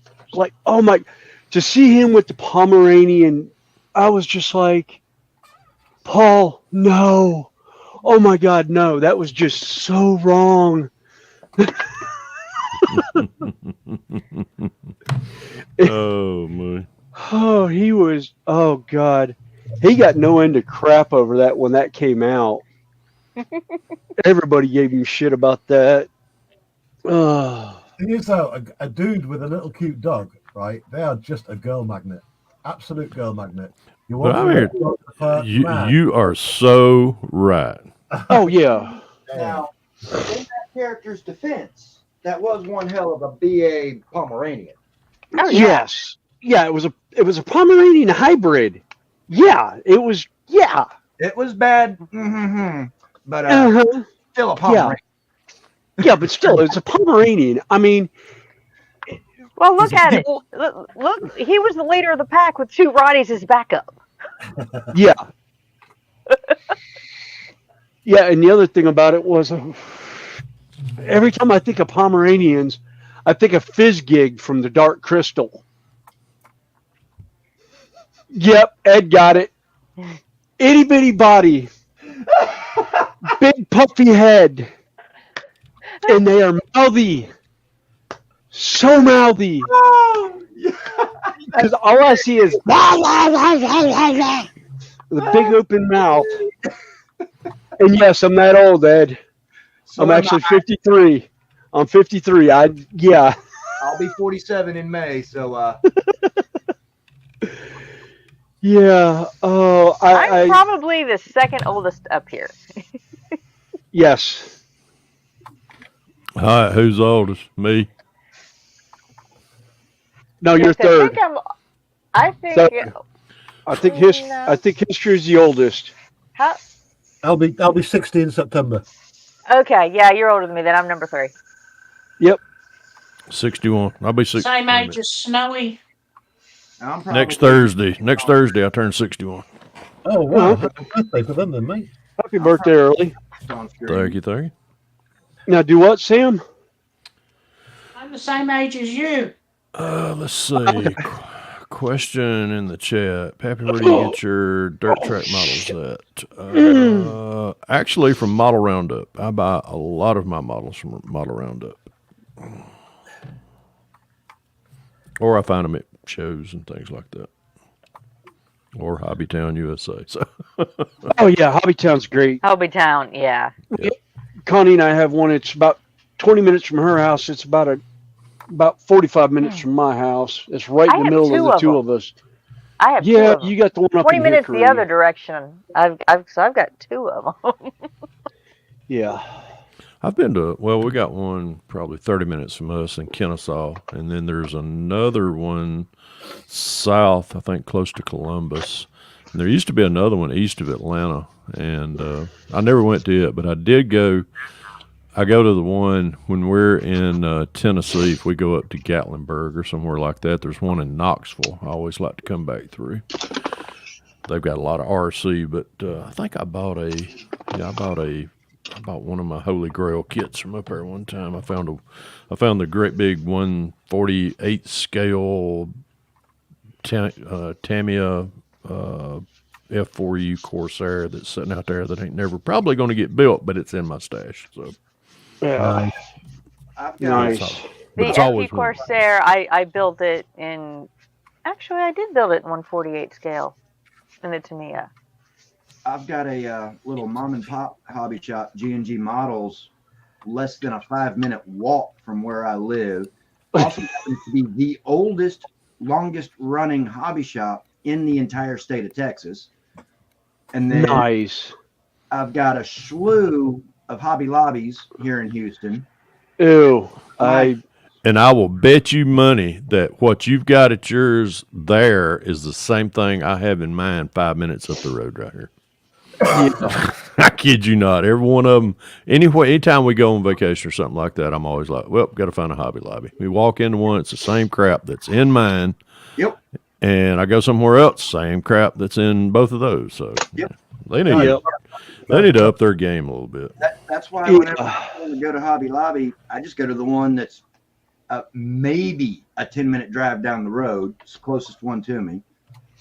And then I've got a Michael's that's roughly a 10-minute drive. So, yeah, I've got a Michael's near me that I like, but they don't have much in the way of models anymore. No, they have. I've seen a lot of humdrum on Facebook lately about Michael's. My brother, which he's 8 years older than me, he's retired. He's a retired history teacher, but when he retired teaching, he went to work at Michael's. And when he worked there, they always had a pretty good bid of them because he was always like, "Hey, Fred, guess what? We got a new." Okay. Oh, the 40% off coupons were always cool. Yeah, those were. Yes. But the humdrum lately is, Michael's is going to quit selling models. So I went into mine the other day just to see what they had. And they were short kits. So I called a lady that was that knew my brother while he worked there. And I asked her, I said, are y'all discontinuing models? She said, no. I said, well, there's a lot of chatter going across Facebook. She said, oh, I hear that all the time, but no, we're getting rid of, they're getting rid of a lot of their inventory that was dead. And that was what they're doing. They're just doing not discontinuing. They're just getting rid of them. And they're going to actually start carrying more models is what she said. And I was like, oh, cool. So I said, y'all trying to stay up with Hobby Lobby? I said, well, let me give y'all a little bit of information. Don't carry the same kit that they're carrying. Yeah. I said, if you want to get your, if you got any pull with the corporate, people, tell them to listen to the hobbyists, and we'll tell you what we like. Okay. Anyway, Fenris will be Connie, right back. I have to go. Oh, okay. Yeah, it's quite early. Well, it's what, 5 a.m. for you now? Late and early. No, it's 10 past 5. Oh. Oh my God, it's 5 a.m. late for work. I gotta go, yeah. No, I'm just kidding. Oh, wait a minute, wake up, Fred. You're in the States. Sam, great to see you again. And you're an hour ahead of me. See you later. See you later. We'll catch you later, Sam. Take care very much. Bye, Sam's. Nice meeting you. Bye. Later.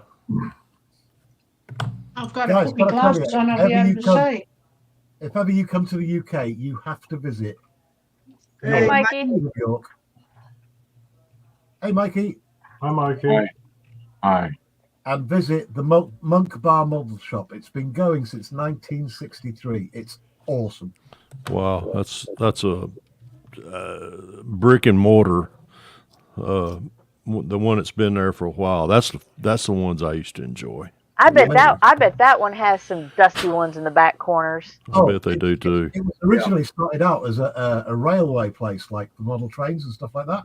Yeah, a lot Yeah, of that's them did. kind of how G&G started, and that is their bread and butter is the railroading stuff. Right. Yeah. They do have cars, trucks, motorcycles, armor, aircraft, ships, semis and trailers. And they do an awful lot of die-cast cars as well. Die-cast cars, lorries, trucks, all that kind of stuff. It's really awesome. I mean, and it's embedded in the walls, in the city walls. Because I don't know if you know, York is surrounded by an old Roman wall that was added to it started by the Romans, added to by the Vikings, blah, blah, blah, blah. And it's actually embedded. The shop itself is embedded in the city walls. It's just an incredible place. Nice. I remember growing up here, which I've grown up in Georgia all my life, but we had every year, we had one mall, which really wasn't a mall like you would think of today, but it was a small. I remember it had Rich's. It was a Rich's store there, but they had a hobby shop, which Mother would go to Rich's and she would drop me off and tell me to stay in there at the hobby shop. Thank you, Mama, for doing that, by the way. And I remember, but it was called Milton Bradley. And she dropped me off in there, and that was when my affection for this started. But I remember seeing, they'd always at Christmas have a model train lay out in the front, not a small, big one, but a little small one, running in a circle. And I was just mesmerized by that. And I was like, wow, that's cool. Yeah.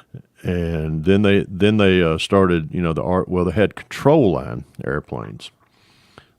That was good for a good drunk, going around the circle till you can't follow your airplane. A good friend of mine is into that kind of stuff. They call him Sparky from what's his channel called? I can't remember now. Anyway, I digress. Go on, carry on, mate. But I got that's fine. But but seeing that and then balsa wood airplanes, I got involved into those. And then, styrene. I got bit by the styrene bug and model railroad. But that was always something I was like, Mom would be like, well, we're going to, the place was called Cobb Center Mall. And I was like, well, you know where I'll be at? Yep, I ain't gonna be hard to find you. So I'd be over there.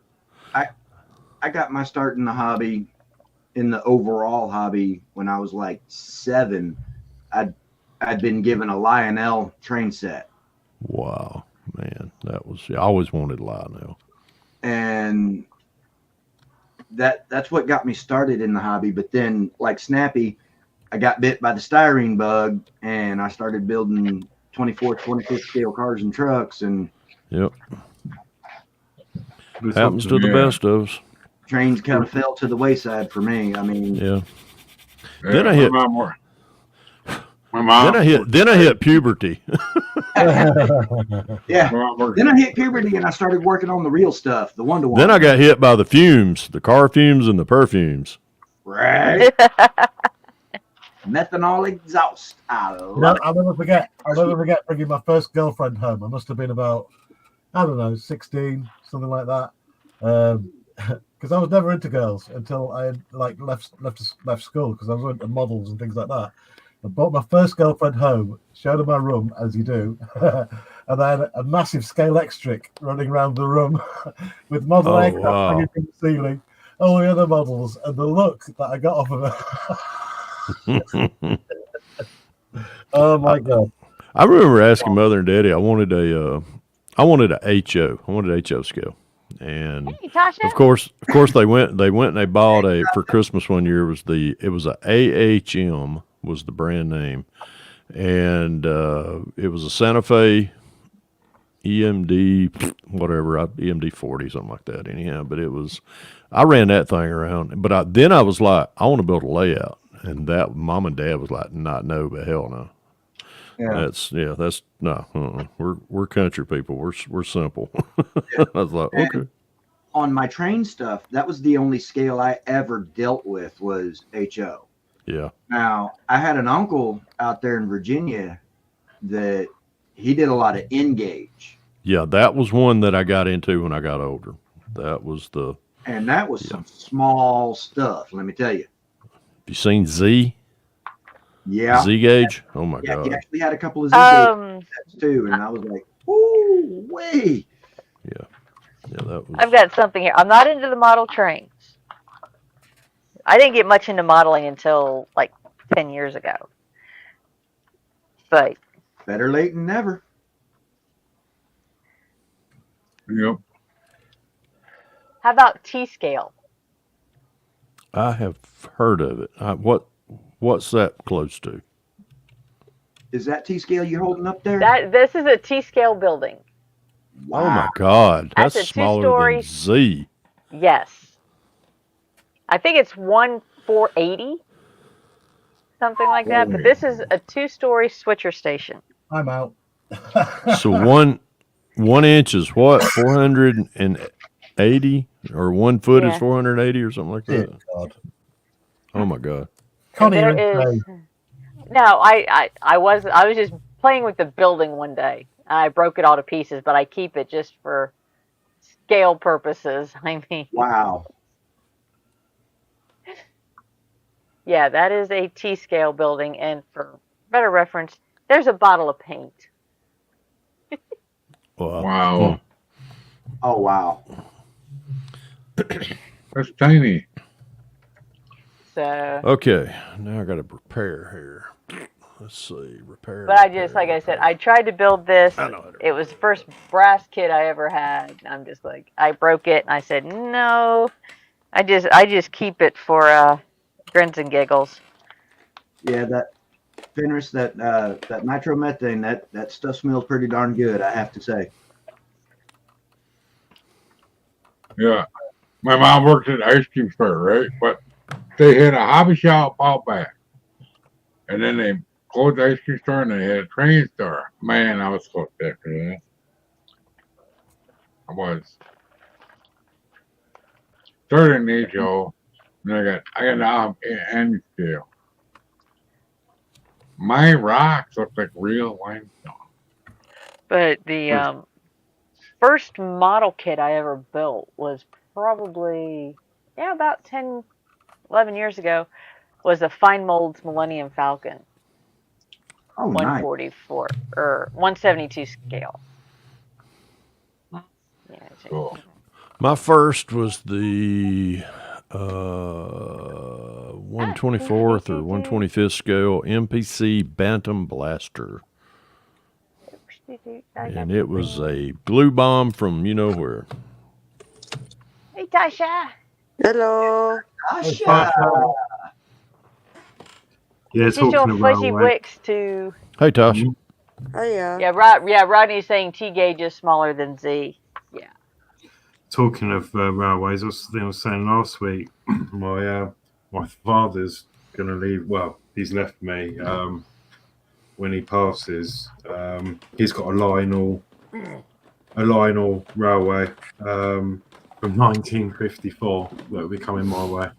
The Lionel nice. stuff, is that German made, the Lionel? I don't know much about it. I know he said it was super rare and they're obviously not about anymore. And he said, do not lose the power pack because you'll never get another one. Different voltage. I think it is. Yeah. I think it's the voltage, a special. I know voltage. you got the input of whatever, if it's like 120, 60 hertz but I don't know what it drops it down to, but yeah. Think it's 13 to 24 volts or something like that. Yeah, DC. Yeah, the DC. Yeah. Yeah. Sorry about that. I had a fur missile run. Let's see if I But can going into the NHRA funny cars, the nitromethanol, I've baptized all 3 of my children off of John Force Racing. Nice.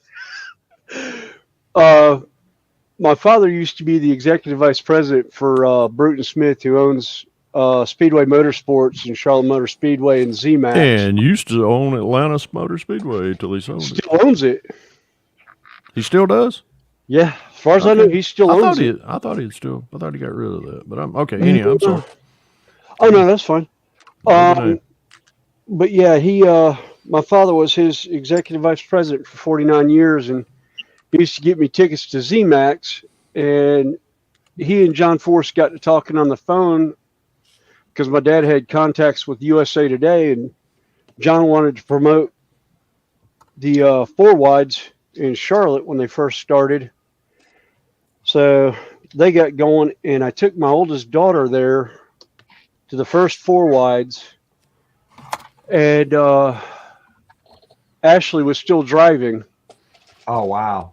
And she had just made a run when I had gotten there, and I told my daughter, which she had the headset still in her hands, to put on the earmuffs. We were standing off the track, and I was like, "You want to meet the driver? It's a girl. She's right over here. I just saw their Connex." And she's like, "Yeah." So we go standing there, and as Ashley walks by, my oldest daughter, who's now 21, looks up at her and goes, "That's so cool, a chick driver." Yeah. And John heard it. It about fell out of his Connex because he was on the steps when she said it. And I've managed to have all 3 of my children meet the girls.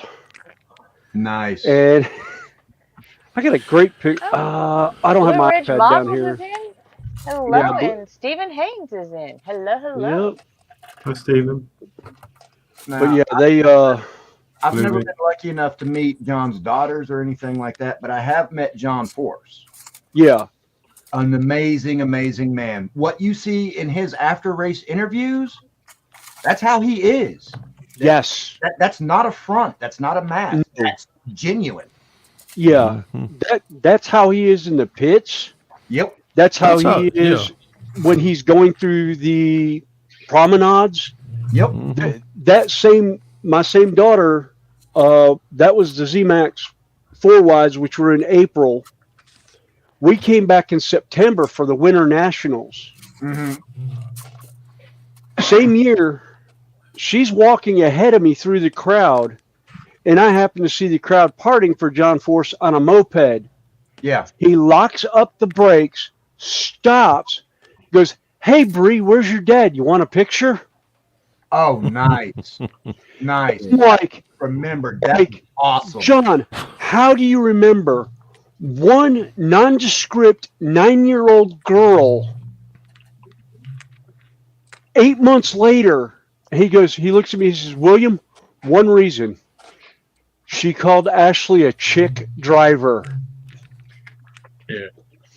I was like, oh, and then insult to injury, that night we're leaving and there's a huge long line for a signing. And like you said, John, what you see on interviews is how he is. He comes off the stand to go through the crowd apologizing for the wait. Sees me kind of going through the line, looks down at my daughter who has a blue Kenny Bernstein stretch dragster in her bag, picks it up out of the bag, pulls a pen out and signs John Force Racing on the bottom of it and sticks it back in the bag and keeps going down the line. I love it. The guy behind that's standing there, he sees the whole thing, goes, "Does John just realize what he signed?" And I go, "Oh, abso-fucking-lutely." Yes. I go, he and Kenny Bernstein were some of the greatest rivals, but some of the best of friends. Exactly. And I go, Bernstein would do it to John any day of the week. Bernstein would have grabbed a Force Racing team car, whether it would be John's or anybody else's on the team. And that one as well. Yes. But yeah, oh my God, that was so. And then my youngest son got a meet and greet. Liam is 15 now, so this is probably 6 years ago or more when my father was still around. Got us a meet and greet. Well, Brittany and Courtney were trying to talk to my son. My son was extremely shy. Mm-hmm. His nose, he's trying to hide behind me with his face pressed into my butt while these two beautiful women are trying to talk to him on either side. And I'm just sitting there dying laughing. I finally got a picture of him with Courtney when she drove for Traxxas. And it was, she wasn't looking at first, and Liam wasn't paying attention to what she was doing. I had him turn around and face me to take the picture at her where she was signing autographs. She leaned up on the table and leaned over the table and put her head just about to his shoulder with a big smile on her face. And I got the picture. Oh, nice. She sat back in the chair. He had no idea. He goes, I want to see the picture. I want to see the picture. And I showed him the picture. Poor guy. He turned about he turned that color red. He turned that color red, matched her jersey. It was just like that, and I'm just the two of us were just sitting there, just crying, laughing. Yeah. Oh, I'm 60 years old. I think I would have done that too. I do every time I get around them. But you know that I turn into that 4-year-old that goes da da da. That's the genuineness of these people. Unattractive daughter. Yes, he doesn't. Yeah, that's the genuineness of these folks. Some people wouldn't give you the time of day. No, it's that's what I was about to say. And then you've got NASCAR, and some of the drivers are just put offish. Don't get me started on that one. I'll tell you a Kyle Petty story. Oh, went to Atlanta Motor Speedway, which I've talked with friends of mine through this hobby that knows Richard Petty very well. Yes. And I shared this story with him. If many of you are familiar with Mark Batson, he's one of our pillars of the community and the model car community, especially with NASCAR building. But I was sharing this story with him one time, told him how Kyle kind of dissed me and my son one time at Atlanta Motor Speedway.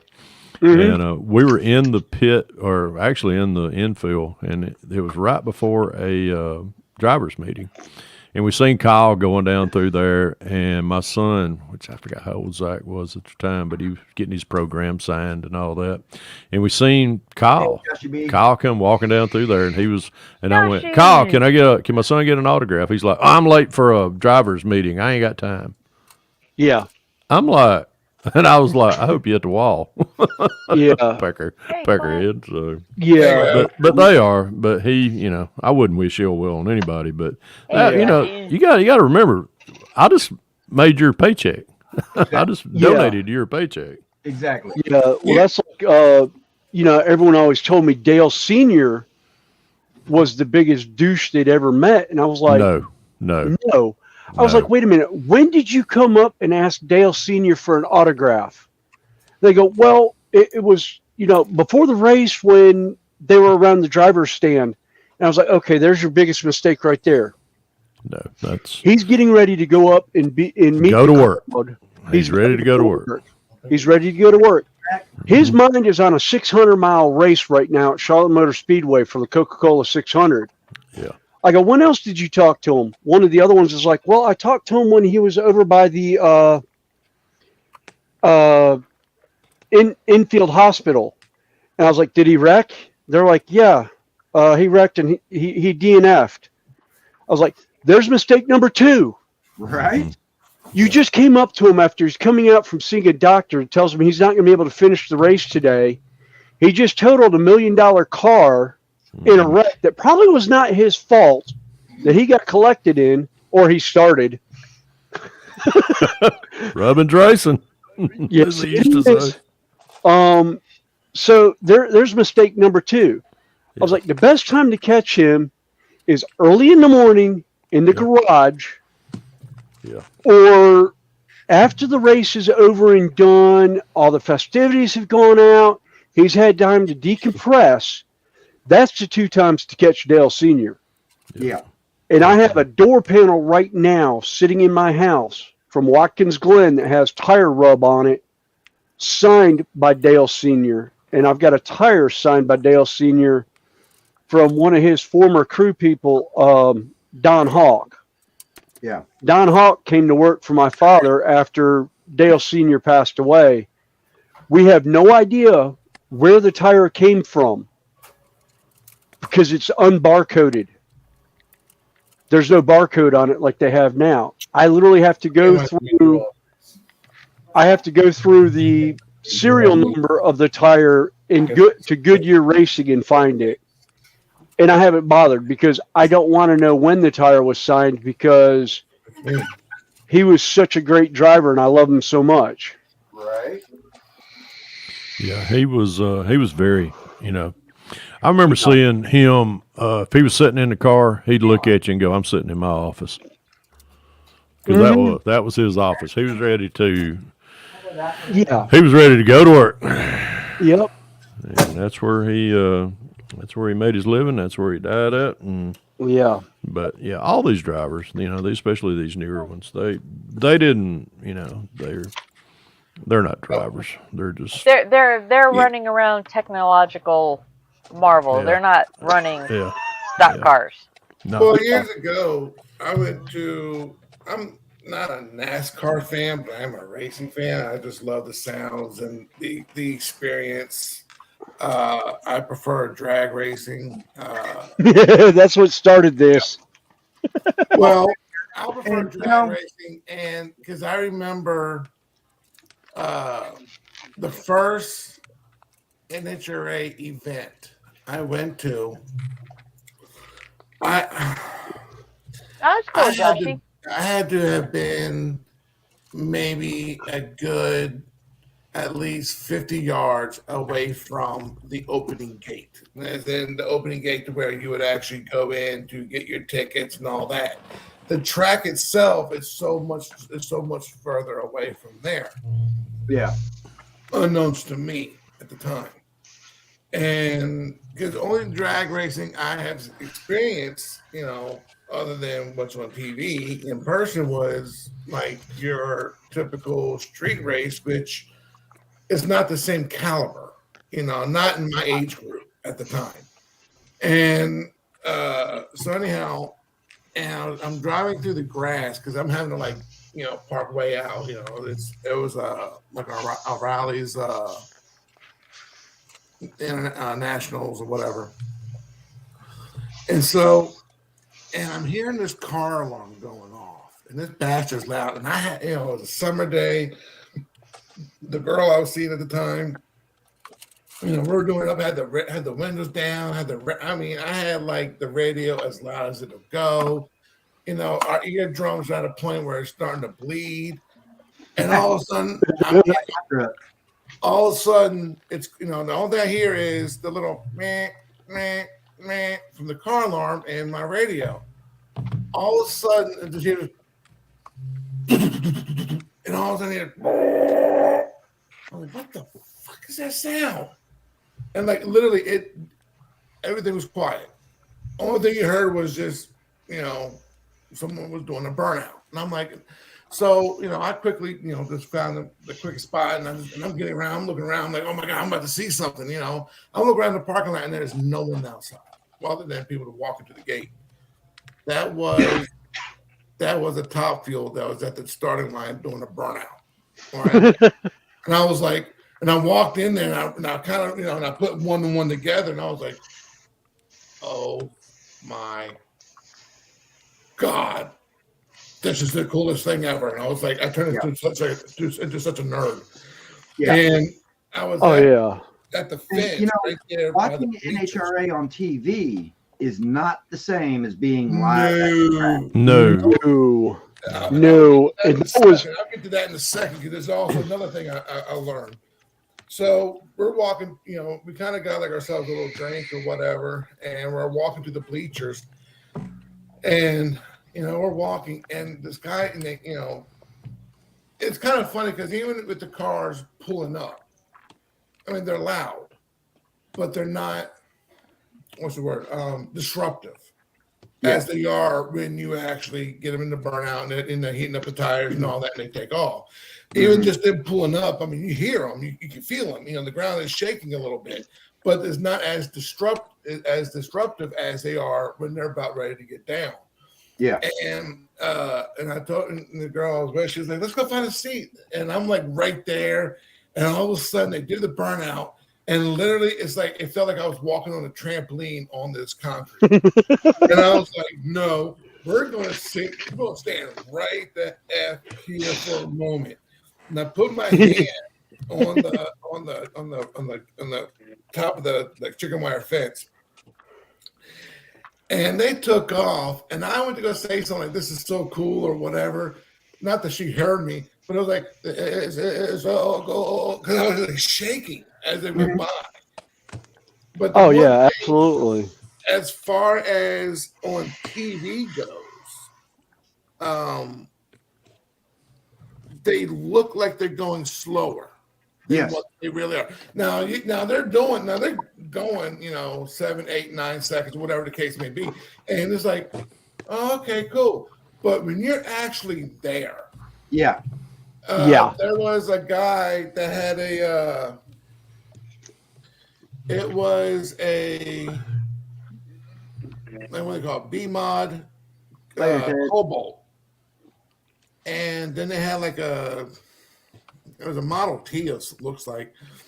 And they was kind of doing like a bracket race, but what they were doing is, let's say, for example, if y'all were faster than me, depending on the time, they would trip, so if y'all were faster than me, they would trip my light, but then depending on how much faster y'all were than me, depends on when you would get the green light, and then you would take off. So that way, it was more of it was still whoever got to the finish line first, but it was more of a fair chance of anyone. For both of you to get there at the same time. Right. Yeah. And this Cavalier, excuse me, this Cobalt, and the whole entire time, she's like, watch him go. He took off. I'm like, no. I want to watch this old Ford. And I can see in my peripheral where the half midway point was over here. I watched that Ford, and when they flagged them, about the time as that Cobalt hit that halfway point, that Model T was on him. Yeah. And then he flew by him, and I was like, holy shit. Tasha, Joshy says your Ninetail looks great. Oh, thank you. And John Alex off to tend the grill. He'll be back. Dale's in. And there's been, I'm sorry if I'm not keeping up. Oh, Dragon Queen's in. Hey, Britta. Hey, Britta. Good evening. But as far as on Why TV, is my chat not keeping up? Pick up. It's how probably fast on the that other. was. That was, literally in the blink of an eye, the guy crossed an eighth of a mile. Yeah, Brian says nothing stock about NASCAR anymore. Yeah. Well, it's like one of my favorite was my oldest and I were at the Four Wides one year, and Robert Height blew his body off the car. And the body landed on the walkway at ZMAX directly across the track from us. And I happened to see him the following year at a meet and greet, actually when was it Ashley or no, Courtney had just gotten engaged to her husband. And I happened to look at Robert Height, and I was like, Robert, last year you blew the body off. It's like, that was great. It's like, what was it like from your perspective in the car? He goes, oh, it was great. 1 minute I'm sitting there, I'm all in my dark little shadow, everything's going great, and then it's like daylight, and I'm going, where the hell did everything go? He goes, he said it was that quick. He goes, I felt the motor go as I was getting out of it. He said, but by the time I got out of it, the blower had come off, and the body just disappeared. He goes, I didn't find out where it landed until after I had gotten down to the end, and it was coming back up, and everyone was sitting there talking about it, and I got to watch the replay. And I was just like, yeah. It's just like the comedian Bill Cosby used to say, first you say it, then you do it. Oh, shit. Yes.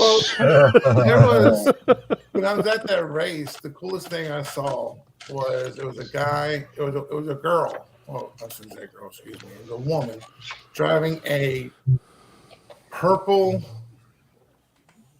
It was like a purple, like a 63 to a 65 vet. I can't remember it. Well, it looked like a vet. If I'm not mistaken, that might be. I don't know if she was still racing, but could it possibly have been Shirley Muldowney? Little Miss Cha Cha. Speaking of, didn't she drive a purple? Yep, she drove rail car. Yep, she was all Well, purple. I don't know who it was, to be honest. I mean, Surely I don't Cha-Cha follow moved drivers, down there. but it was between her and this, like, I can't remember the color, but it was a 69 Camaro. And I mean, both of them were, they're kind of like a Pro Street. They're like kind of like street outlaws between Pro Street and a complete Pro Mod. I mean, they were still actual cars because they weren't, fiberglass bodies as far as like sticker headlights and all that kind of stuff. But there's nothing stock about these cars at all. And the light turned green, and the dude in the Camaro just took off. And this poor woman in this vet that tail end is just getting saucy. I mean, it's just going left to right, and she is just staying on it. She was feathering it, but she was staying on it. And she would just keep going. Well, the dude in the Camaro let off the gas. Because I guess he saw her, she was just, roasting the rear tire. She wasn't going anywhere. Yeah. And so he kind of like let out the gas, and all of a sudden it's just like, mistake. And it just caught. And he shot it down. But then I guess, obviously here, and the guy just got into it, but he already lost all his momentum, and she flew by him. And she took the round, obviously. And then the best part of it was the guy who's doing all the commentating gets on the speaker. He's like, and that is why you don't quit on race day. And I was like, exactly. So yes. So true. Instead of deciding that he was going to let up and not potentially break something, had he stayed on it, he'd have had that round. Yeah. Exactly. He thought he had the win already because he saw how squirrely she was. And see, that's like, yeah. His wife was vacuuming up above him, so he was kind of muted most of it. Actually, now that I think about it, blue collar, I was thinking the other one was the Patron car, and I can't think of her name, but that's the other female Top Fuel funny car driver that I was thinking of. But I actually met Shirley Moe Downey at ZMAX for the 4 wides one year when she was having it was a silver anniversary or something like that. And she was out there. You want to talk about, everyone always was like, oh, the older drivers are not personable. She's just like John Force. Yep. Yeah. I mean, the woman, she's like a freaking kitty cat on a 4-day meth kick. Yeah. She is bouncing off the walls, and I'm like, John did the same thing, and everyone's like, what's he on? And I was like, nitromethanol. Yeah. Mm-hmm. I go, the man, he just has that natural energy about him. Yeah. We have we've got a car museum north of us that our model club goes up and helps out at. It's called the Savoy Auto Museum in Cartersville, Georgia. And this month, or her Top Fuel rail is in the museum this month, but it's for women in racing. So that's one of their series this next few weeks or months. She was up there this week doing interviews. Her and Wayne Carini was up there. So well, I know y'all probably heard me talk about my friend Jody, who's dad. She has that old satellite that her dad drove, and when she got to like in her 20s, he gave her the keys, and he stayed in the pits, and he worked in the car, and she drove it. And she's told me stories where, like, a lot of the guys at the time, of course, her being a female, would try to intimidate her, get in her head and all that, psych her out. And she was telling me an incident where one driver, a local driver, did such a thing, and like how her dad, even though he's got something invested, it's his car, it's his time, his money, and all that, but at the same time, it doesn't change the fact that it was his daughter.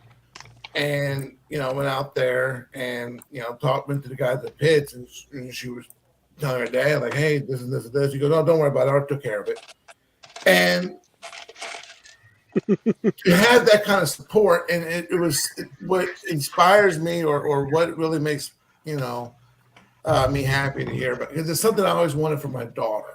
I just don't have the money or the time to pick up a car and all that. And besides that, my oldest is 8, so there's no way she's driving a car anytime soon. But at the same time, I always thought that was the coolest thing for. Lindsay has a question. Anybody remember Aggie Hendricks? Yes, jet driver, or not jet driver, but drove a jet car. Jet car. Yep. Remember that name. But I just thought that was the coolest. I just thought that was the coolest thing, and I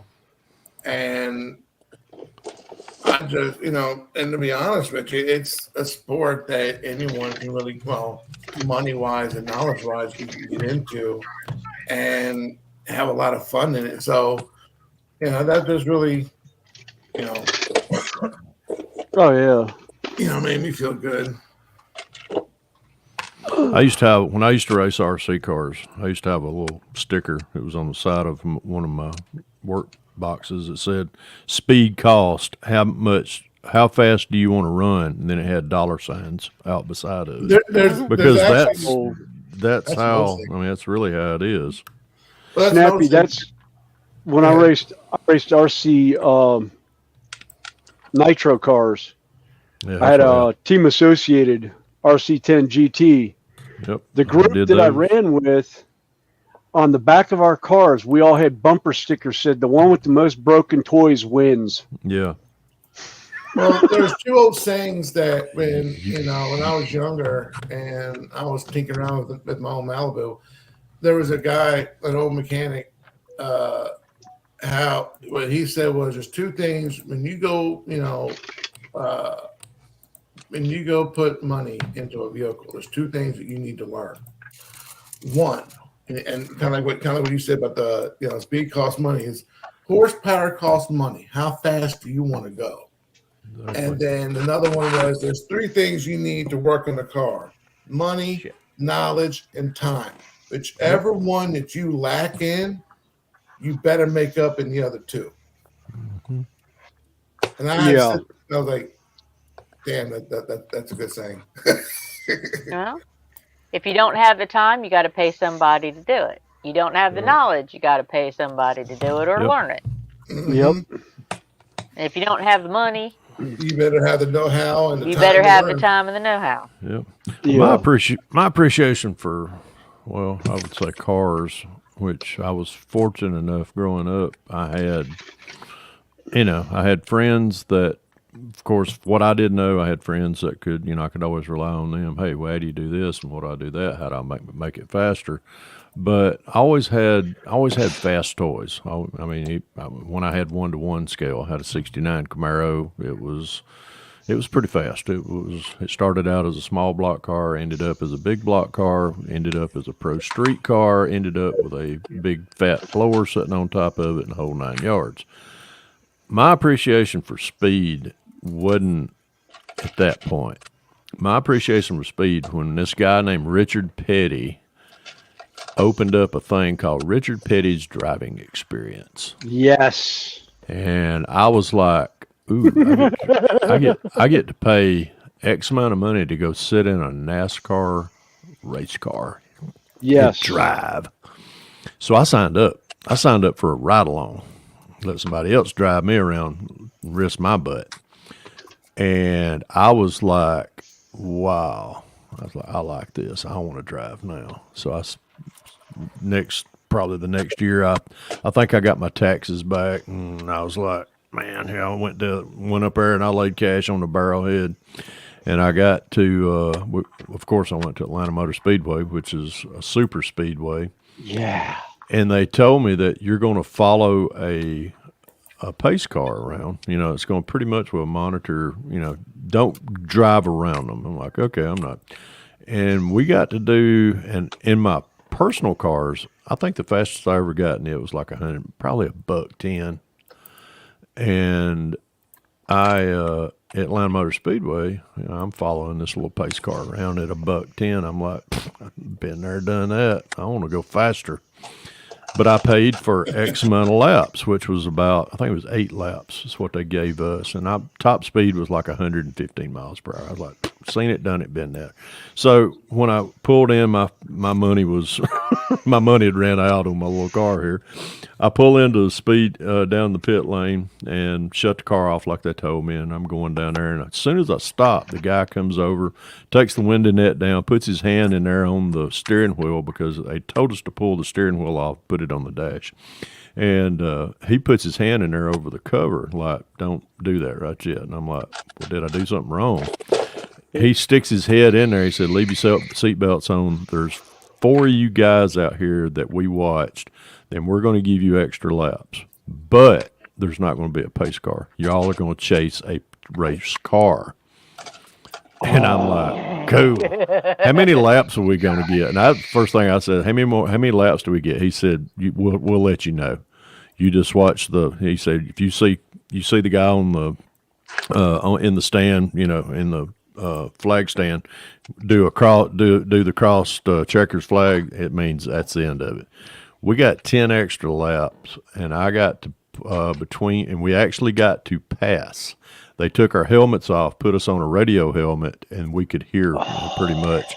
And we got, I think it was 10. Yeah, we got 10 extra laps where we got to do and actually got to pass. And my appreciation for NASCAR got better that day because I was like, yeah, I know what it feels like for your ass end to get kind of squirrely because somebody comes up and tucks their nose right up under you, or somebody comes up beside you at $160. Yeah, our average laps was 155 miles per hour, and I was like, I'm talking, hey, that wide track, look, and those stands that you're passing by are going by. I mean, it's a blur. It's just like, mm-hmm. And then I did one at Charlotte Motor Speedway. Yes, same thing. They're mirror tracks. Yeah, they are. We got to. I did the driving experience here, and then I came back later that day and did that also, but we were in the Busch Grand National cars for the driver experience. The 3 of us that were running out of the group of like 12 or whatever, same thing, came up, said, come back later, we're going to give you different cars. Yep. And we're like, what? And it was like, you pushed the pace car at $150. It was everything he could do to stay ahead of y'all. So they stuck us in the car, and they were like, you felt how the car felt and how tight it was. We're going to give you 3 laps. Let us know what the car is doing so we can fix it for you, and we'll give you 5 laps to play. Oh, nice. I have Sandy Alia in. Oh. Hello, Sandy. I don't recognize you, but you're for one of the linked channels. Sandy. I love Formula One. I love open wheel, but NASCAR, you have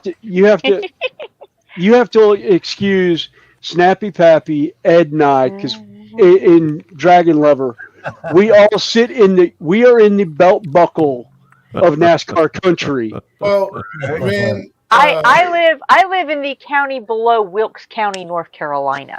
Oh, I'm quite familiar with that. At one point, I lived close enough to the Wilkesboro Speedway, or the racetrack, that I could hear them on a Saturday night. If the wind was blowing right, I could hear them. For me personally, the only NASCAR experience I have is on TV. I've never actually been to a track when a race was running. Oh, I'm entirely certain that if I ever did go to a track and watch one in person, I would have a much greater appreciation for NASCAR. Well, Snappy, we need to get him to Atlanta or Charlotte. I need to make phone calls. I haven't been to a race actually in 6 years since my father passed away, but I still have contacts through Charlotte Motor Speedway and Speedway Motorsports. I need to get us into a race sometime. And actually, if they do the All-Star race, the All-Star race for me was my favorite because I got hot passes. Oh, nice. Oh, yeah, Which put you on the pit road, and I was on pit road of Charlotte Motor Speedway. One of my bucket lists is to go to.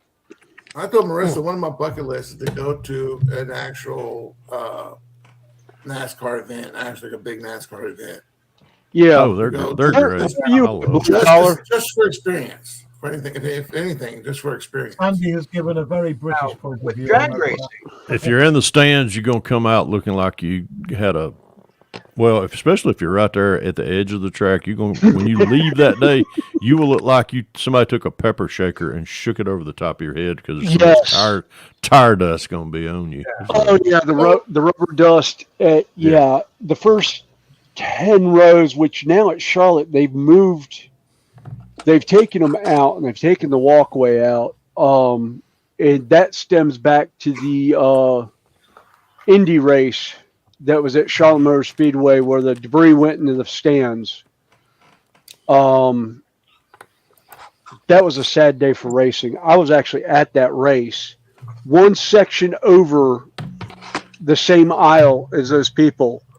And the only reason why I wasn't there where those seats were was because they were sold out.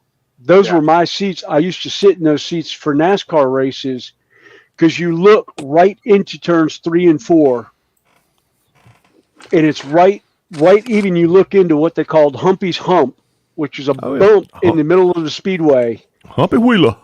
Yes. But I knew Humpy Wheeler for years. Oh, sorry, Connie, go ahead. Oh, and someone new, Alonso Feja. Have you guys ever heard of FSAE?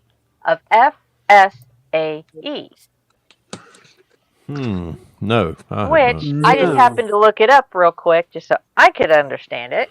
And it is Formula SAE Challenge. They challenge students to conceive, design, and fabricate small formula-style racing cars. Ooh. Well, haven't heard of it, but I admit I just looked it up. I'm glad. Thank you, because I was about to do the same thing. I was like, I've never heard that. And I'm like, With the drag racing thing, I'd had a next door neighbor get me into that when I was 9 with the junior drags.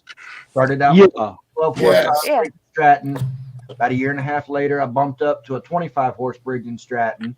About a year and a half after that, NHRA gave me a license for a full-on V8 hot rod, and I've been doing it ever since.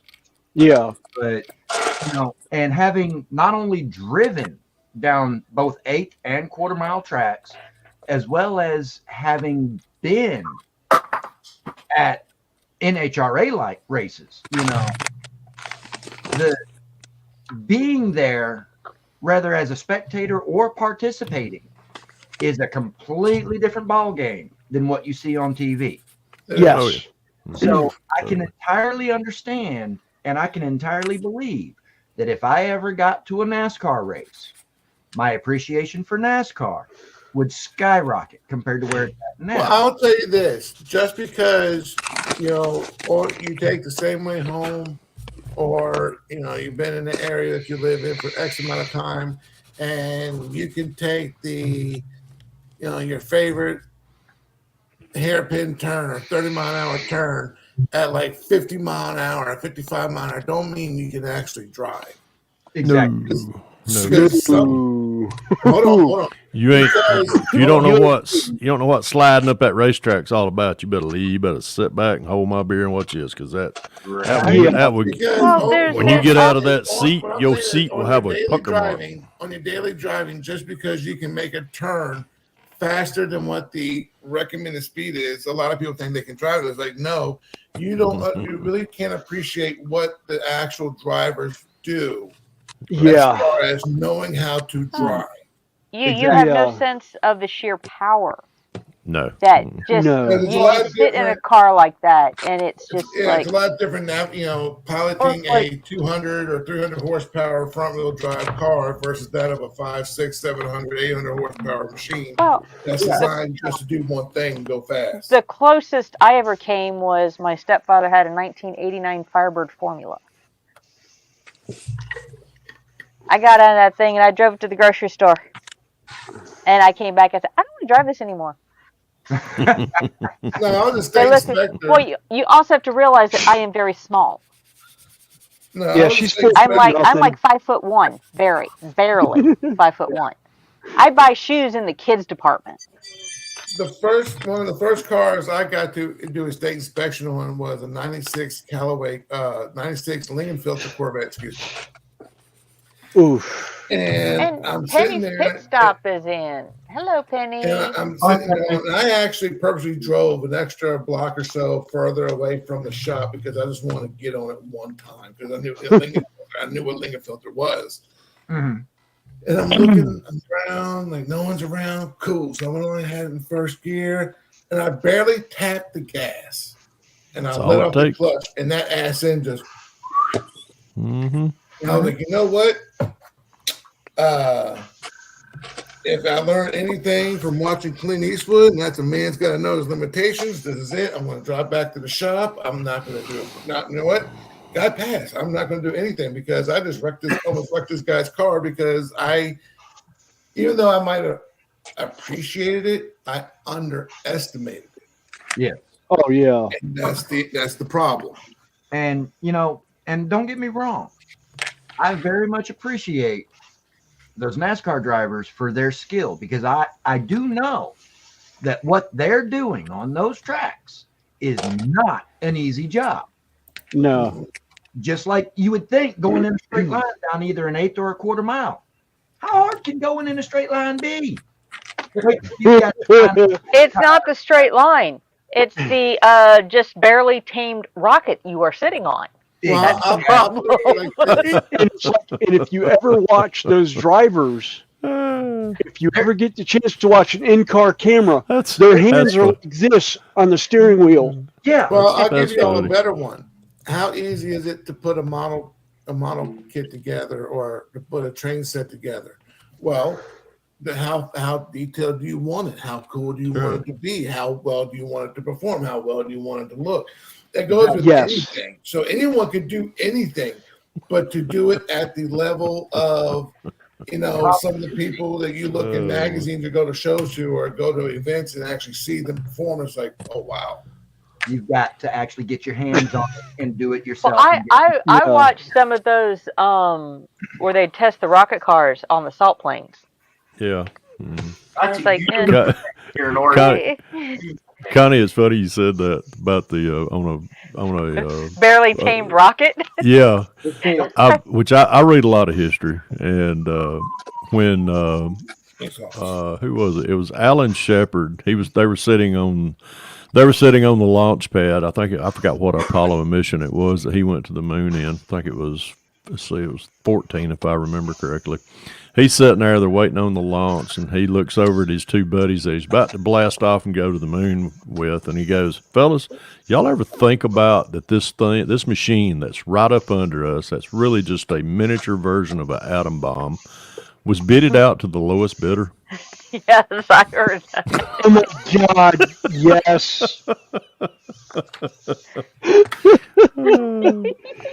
Shepard had a very wicked sense of humor. So on a control panel that was designed, and bitted out or built by the like you said, the lowest. Yeah. There was another matter of fact on that same mission, when they blasted off, they kept having troubles trying to dock. They were trying to dock the command module to the lunar excursion module, which was the little thing they float down to the moon on. Well, it wasn't docking, so they were like, kept going to mission control and going, what do we do? Well, try it again. Hit it a little harder. They hit it a little harder. Wasn't docking. They did it again. No success. Finally, you know, they go off the radio and they talking amongst themselves in the command module. They're going, you know, theoretically, they're saying that we can do this. I could put my suit on, go outside, float around, and pull this thing together to get it to latch. And they asked him, they said, "Did y'all ever? Is that what y'all did?" And Armstrong, he looks at him, and Shepard goes, "You'll never know," and just throws his hands up. He said, "You'll never know," but we went to the moon. And I was just like, but you know, he's an old Navy. Armstrong was an old Navy, you know, commander. He wasn't a dummy, but yeah, If that was. I'm not mistaken, Armstrong was from Ohio. Yes, Armstrong was from Ohio. Alan Shepard was from, I can't remember. Because I remember seeing the Neil Armstrong Museum. Yeah, that's going up 75, I think, towards Ohio, in Ohio. Yeah, Mm-hmm. I've always wanted to visit that, but yeah. Well, I'm 8 hours from Cape Canaveral. I'm 4 hours from Huntsville, so I got the best of both worlds. Yeah, I was gonna say, Ed, my other favorite, the first car I ever owned, my father found. It was a one owner car. It was a '69 Firebird with a 350 in it. Still not shabby. My dad bought it for me when I was 15 years old, and I got my driver's license between 15 and 16. I got my full driver's license. Going into, you know, Bruton Smith and Charlotte Motor Speedway, this is middle of the year, summertime. Bruton looks at my father and says, "Sully, take Billy Boy out to the track. Tell the track people I said to go ahead and let him drive. Don't use the high banks, just use the straightaways." He said, "And blow it out," and I quote, "blow it out your effing system." On a closed track, put that car out there and do what you want now before you get on real roads. Mm-hmm. Put the speedometer at 155 on the back stretch. Had to stand on the brakes to get it to stop so I wouldn't go up the high bank. And I literally, you talk about pucker factor. Mm-hmm. I think I stuck the leather seats into my backside because that car scared the absolute crap out of me. And that was before I took it into auto mechanics and cleaned the motor out, shortened the exhaust to just in front of the rear tires, and put the ports out the side like a vet with 2 cherry bomb glass packs on a 4-inch exhaust system, basically straight header. Oh, nice. And had it running at 700 RPM. Well, I've never actually had experience as far as actual cars on the track. However, when I did go to, I went to California. I went to Universal Studios with another girl I was seeing. There's a time frame gap in between all this, so. But anyhow, there's another girl I was seeing, and we went over there. And the second time I went to this, what do you call that? The virtual reality of NASCAR. It was like a new thing they were doing. And the first time I had a blast. So second, I kind of did decent. So I wanted to go there again because, I was itching all day. It's like, I had fun on the rides. I had fun at the attraction. Yeah. But I kept wanting to go back to play in this game. And you sit inside. You actually had like a rectangle. You actually sat inside. You had a 5-point harness you had to put on. And you actually push button start, had a Hurst shifter, had a clutch, brake, accelerator, and when everything came on, no matter where you look, you saw nothing but the track. Yeah. And when you go up in the high rise, and all of a sudden, like the car actually will tilt off to the side or whatnot. Anyhow, so I don't know, like there's like maybe like 10, 15, cars that people can actually play. the rest of the pack is just, computer. And I think he did like 10 laps or whatever the case was. Anyhow, and I don't remember what car I was in. And this happened this like almost like damn near 20 years ago, not 20 years ago. I don't remember what car I got in. And I was like, in the middle. And, a couple laps in, and I'm third place, and I am just like kicking ass, and I'm catching up to second place, and I'm banging through the gears. I'm like into it. It's like Days of Thunder in my head right now, right? And all of a sudden, I spin out. And what it was is that, like an M&M's car, the M&M's car, I went along and tapped my ass in and spun me out. Well, I'm mad. I'm hot. So, and, when I hit the brakes, I didn't push the clutch and I stalled the car. So then I had to sit there, basically restart it, get the car back up, put in gear, and I'm like losing, my position bad. Long story short, I'm like a madman. I'm like bumping into cars. I am driving super aggressive because now I don't care about winning. Now I want to take out the car that took me out.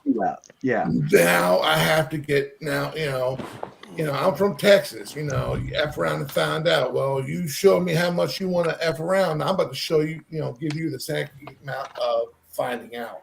And I chased this car down. I finally got up to it. And it was just kind of ironic because the car, me and the car was like kind of like fighting for like third and fourth place, which is kind of ironic. Anyhow, I got up and I'll bang that car into the turn just before we finish the last lap. I buried that car into the wall and it bounced back off, and I buried it back in there, and I'm doing all kind of damage to it, and you hear all kind of metal scraping and all that. We get done with the race. I finished off in third place. Whoever this other person was fourth. And then my girlfriend at the time, she's like, "Are you happy now?" I said, "No, I want to go out and see, meet this SOB." That was constant. I'm hot, like, dude, that wasn't. I mean, that was how they did it was careless. And I was like, "No, hell no, I want to go meet. We'll have a talk with them." So I took the belt off. I get out and I'm ready to scrap. All of a sudden, I see the car. Right, I see the car that hit me, the M&M's car. The driver door opened up, and I'm about ready to unleash. The kid comes out inside me. All of a sudden, I hear this little girl crying like, "Daddy, why did that car hit me?" I'm like, "Oh wow!" The guy who was letting his little girl drive the car, and I'm like, "Oh, wow. Oh, yeah."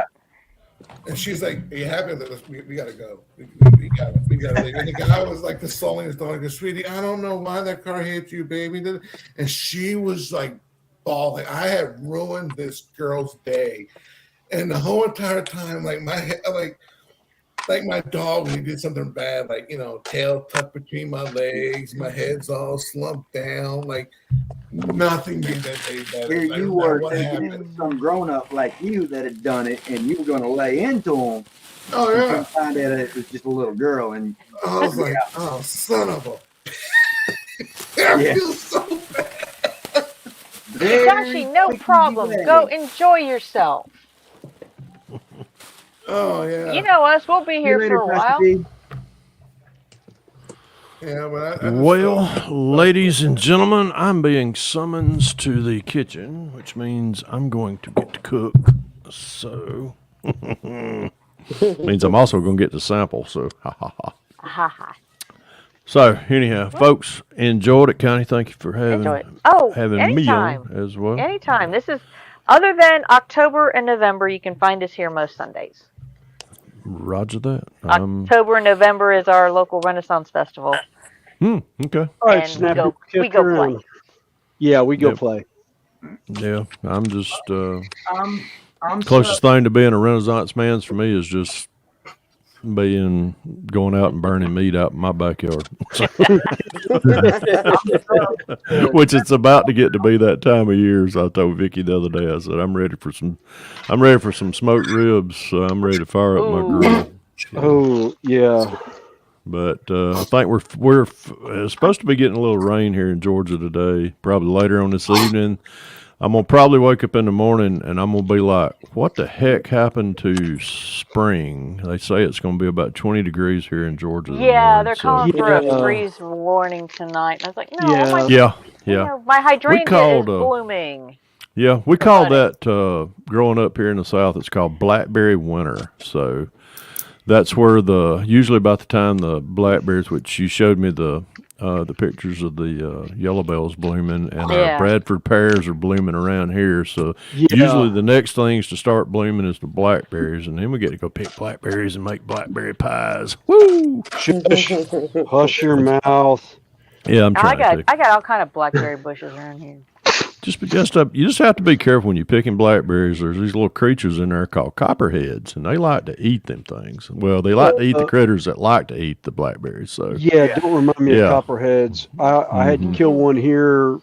About last summer. Last summer. Yeah, they were bad last summer. About a 3.5 footer was the first time I'd seen one out at my house in 5 years. And it was about 1.5 feet from the service dog.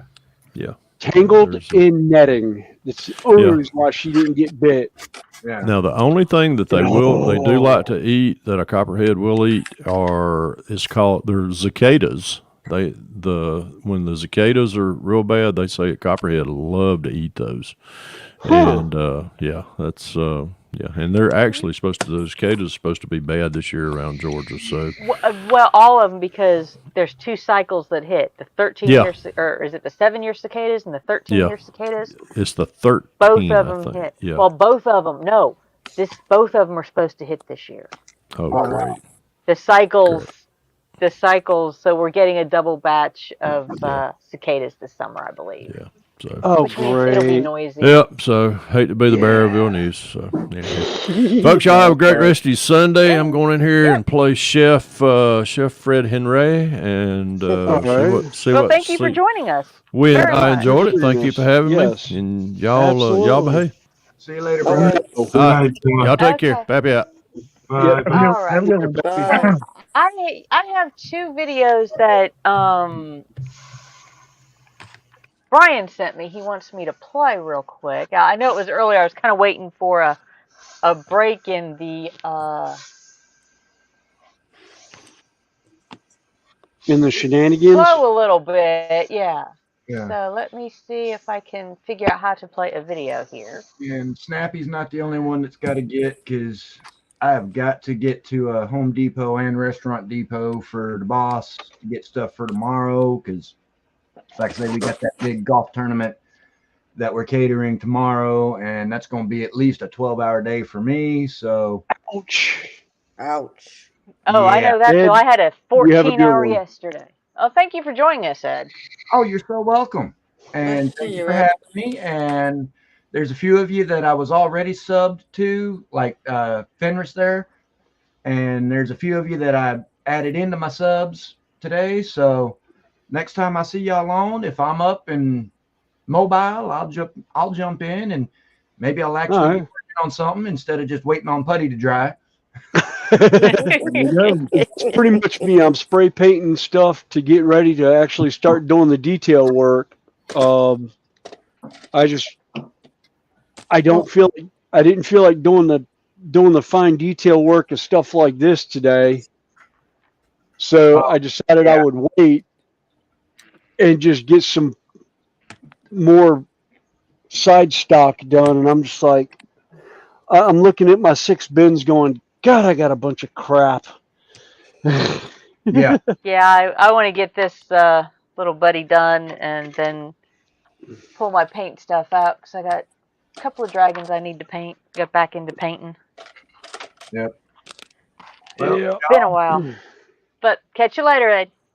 Y'all have a great day. You too, bud. Thing I wouldn't do. If you do, don't name it after me. Like, I didn't a whole lot not to do, but hey, we're not gonna go there. All right, y'all. Bye. Bye. Bye. Bye. I don't know if I told you. Let's see. Penny's in. She got to the hotel about 4 hours late. Oh, lovely. Hi, Penny. Hi, Penny. That I got a new printer.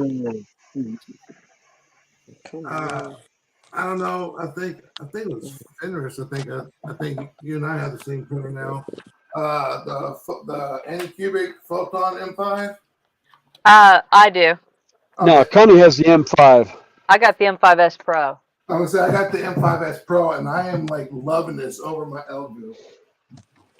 Yeah, if I had the money, I would be getting it over the 6K that I have right now. But I love my 6K. Actually, I got a 5-hour print running right now on it. I need to fire mine back up, but for some reason it lost the Wi-Fi connection that I need to, and that's another reason I'm taking Saturdays off of streaming, because right now it's like I either stream or I'm at work. I'm not getting any projects done off the bench. So Well, I don't do any of the Wi-Fi or the cloud or anything. I'm just basically, old schooling it, I guess. But from what I was reading, and from what I was told, the M5S Pro is supposed to be like a 14K. It's really not a 14K. It doesn't put out that much power. But so it goes, and it's not that much power. It's the number of pixels. Right, and so, but anyway, I mean, even still, there's a lot of features it has on it, and there's a guy, there's another YouTuber that he doesn't do 3D printing, and I was watching one of his videos. I was like, hey, I noticed you got this model, and I got this file, and I was like, me and him kind of go back and forth a little bit, so I'm printing up the file for him. So me and him can kind of like do something together with it. And we hear you, Ollie. My pitch over there grunting. But anyhow, the learning their splicing, like learning how to do their supports, it's different than using Chichibox, but at the same time, it's like once you kind of get familiar with it, I'm not going to say one's better than the other one, but I would say that I like it. Anycubic's better than the Chichibox. Hi, baby. How you feeling? What's wrong? Huh?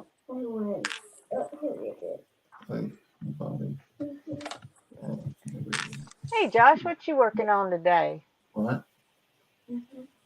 Oh, Spider-Man. Yeah. I have a show next week, so I'm just trying to kind of finish a couple things up to take. Let me know that. So you can help me a little bit, okay? Okay. I love you. How's it going, Tasha? I'm not far off on completing this. Okay. I'm nearly done. That's why I turned the camera around. That's cool. That's cute. Oh, this is about how far I've gotten. He's going much faster today. Yeah. Well, it helps when you don't have things I like his misaligned. little face. So is that a Lego thing, or? It's a version of Lego. I call it fuzzy bricks. Fuzzy bricks. Because they're Lego-esque, but they have interlocking sides. Oh, okay, I know it. Okay, yeah. I know what you did. Okay. They have a weird name too, huh? I haven't found a name for them yet. But this is how the sides look. They'll interlock. Spyro. Yeah, I still like the original start of that build. That's just a 15-year-old. That was. So they interlock side to side. Right. So the building is a little bit different. And yes, the original, when I first started this thing, I did not, and I will on any other future builds of these I do, check the instructions beforehand so I can prepare myself for the inevitable comments. That's all right. I joined you. So you weren't alone. Yeah. So for those of you that are late coming in or didn't see them earlier, I can give a that's preview. what the original. Yeah, I saw it, what, a couple weeks ago when you were doing that? Yeah. Yeah. What the heck? Like I said, the Arby's hat. I'm sitting here making these things, and I'm just like, when I realize what's going to happen, I'm just sitting here thinking, I can't stop. They're going to want to know why. I've just got to keep going. And it went just like I thought it would. And so I looked up, I Yep. said, well, at least it's getting later in the evenings. You. Because, yeah, the hilarity went for hours. And poor Went south Tasha's, for the hers looked rest of the almost night. as bad. I've All right, got guys. my face Well, on mine. it is spring break, and I've been having my girls all week long. And unfortunately, the first half, my oldest had a stomach bug, then I got a stomach bug. So I'm gonna go spend a little. That's when she came in and goes, Daddy, I finally went use the bathroom. I'm like, okay, well, I'm happy for you. But yeah. Well, with her is she's been getting bullied at school, and it's gotten pretty nasty, and it's at a point where my ex called me up because, hey, I want to have a meeting with the principal and the assistant principal. I'd like you to be involved. I'm like, all right, well, when you get to school, call me and do a conference call. I mean, you're like 3 hours away from me. What the hell you want me to do? But put me on the phone call and I'll chime in. So I went along and I said, not to rehash everything, but I went along and I said my piece, and then it got to the point where CPS had gotten involved, and I was like, and I'll tell you how, like I told the CPS lady, despite how me and my ex may feel about each other, that does not take away from her as a mother towards my kids. So as far as, if you want, I can paint you a picture of my ex that is just horrible, but that's coming from an ex-husband. As seeing her as the mother of my children, there's really nothing I can really complain about. She does wonderful with them. She's fine with them. And I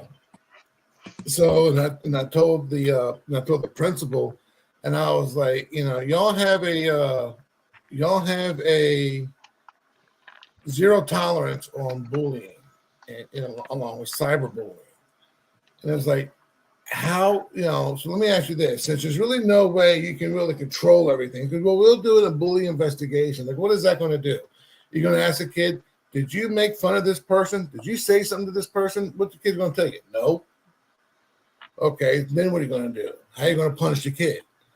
And the teacher doesn't, is clueless. So let me ask you this. How do y'all feel about service animals? And my ex started laughing because all week long, my pity,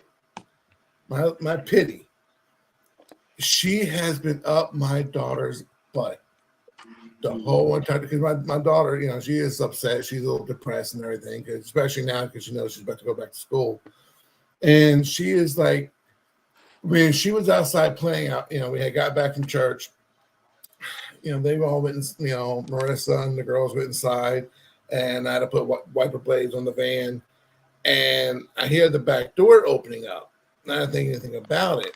And like, I put the blades on, and I went to go, walked up to the garage to throw them away, and I'm hearing like this galloping, a boat, and both it was my dog, Bagpipe and Ollie the pit, and they were like this devil hound sounding bark, and my daughter was outside with them, and I was like,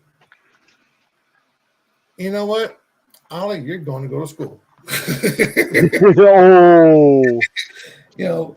At that point, I would love to see someone try to put their hands on my little girl with that 57-pound pit right there. Yeah. But because even like she did something to her sister the other night, and I went to swat her on the leg for her, and Ollie was right there, and she looked at me, and I was like, "We'll have this conversation later."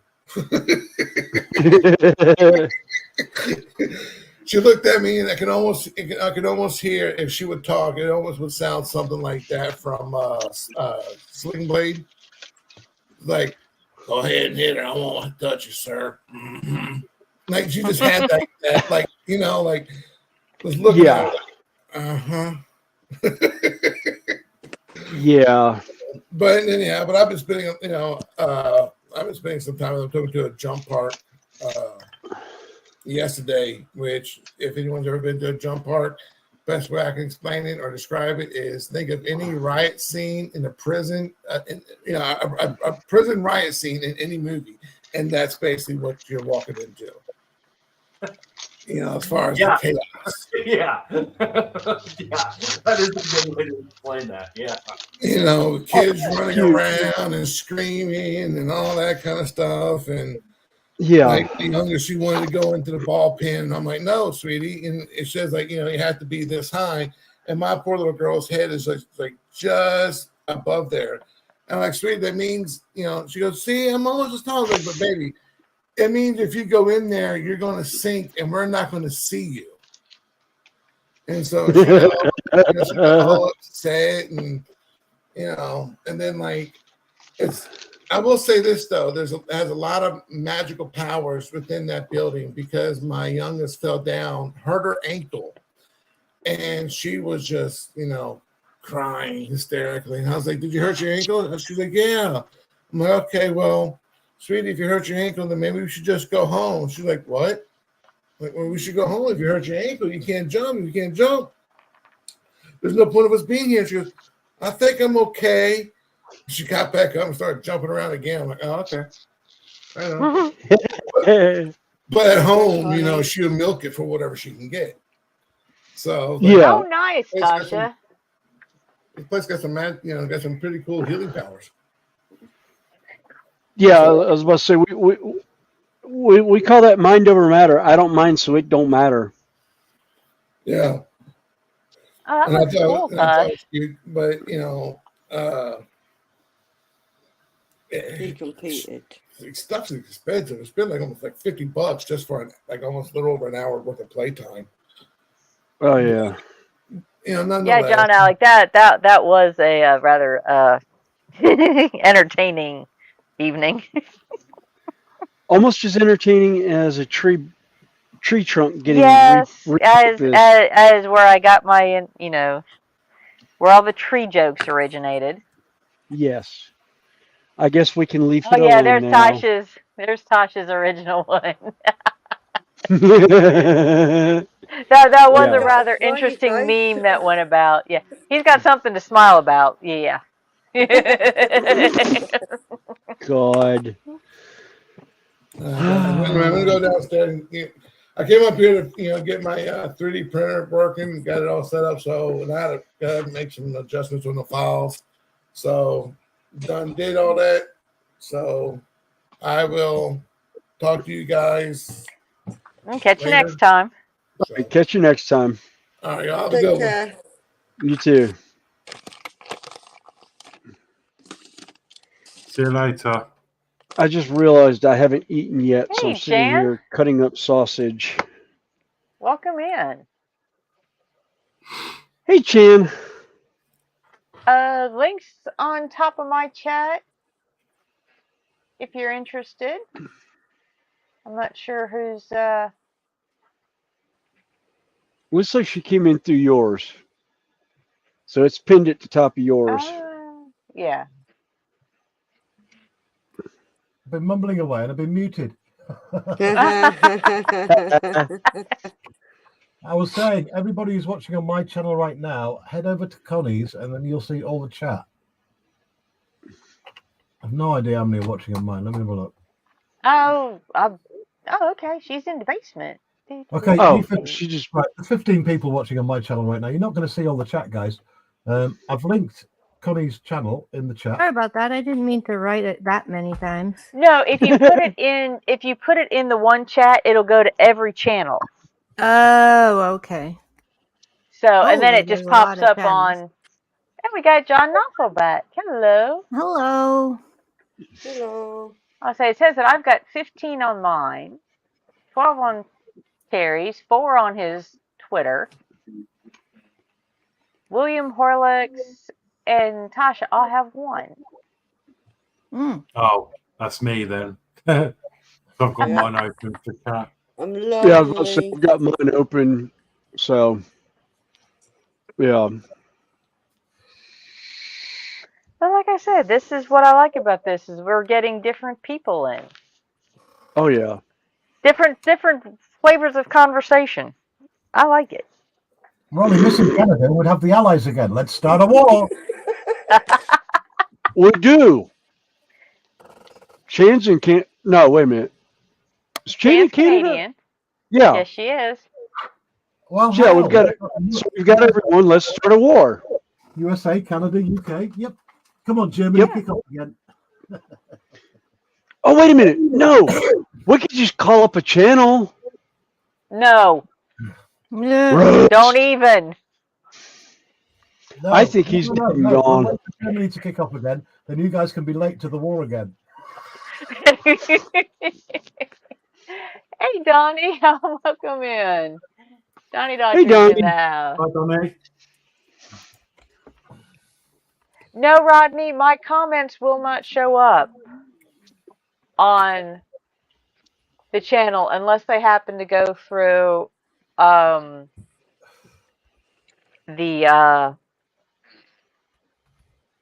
I type them on the StreamYard chat, they should go to all of them. Mm-hmm. But half the time I just put them on mine. Because if I do that, because I do links most of the time, if I put links in anyone's other than Williams, they won't be hyperlinks. Right. Because I'm not a mod. All right. On those channels. I need to fix that. Well, I think I am a mod on your channel. Oh, okay. Yeah, you've modded me on yours, so I could put links on your channel. I think you've got 2 mods, me and Joshy. Except Joshy can time me out, which I think is funny. Which I am fine with. I think it's funny. Yeah. He says, no, I won't do that. I said, I don't care. Oh, that's not the one I want. That's the one I want. Yeah, I started a mod war one time with one of the other mods on a channel. See who could time who out faster. And yeah, I lost. Massively lost. That was that was on Sparky's. Sparky. Yeah, that was with Sparky. I think you were on. I don't remember whose stream we were on. Or was it Tuesday night? I don't remember. It wasn't his. It wasn't his. No, it wasn't one of Sparky's. No, I can't remember whose it was, but you. Yeah, we were trying to time each other out, and they had me out for like, it was like a 300 some odd minutes I was out. Oh, wow. And this was before they put in the 24-hour mod. Right. Yeah, where you're banned for 24 hours. Or the 24 hours, yeah, 24-hour timeout. Yeah. It was a stack amount. It was just, yeah, it got stacked.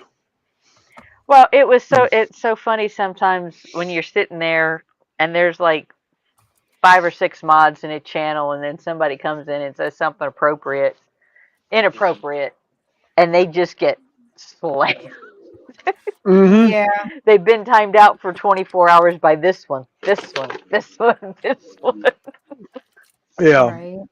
Oh, my favorite was yeah, this person was timed out for this many minutes, and then when you look at it, it was like every mod on the channel hit them.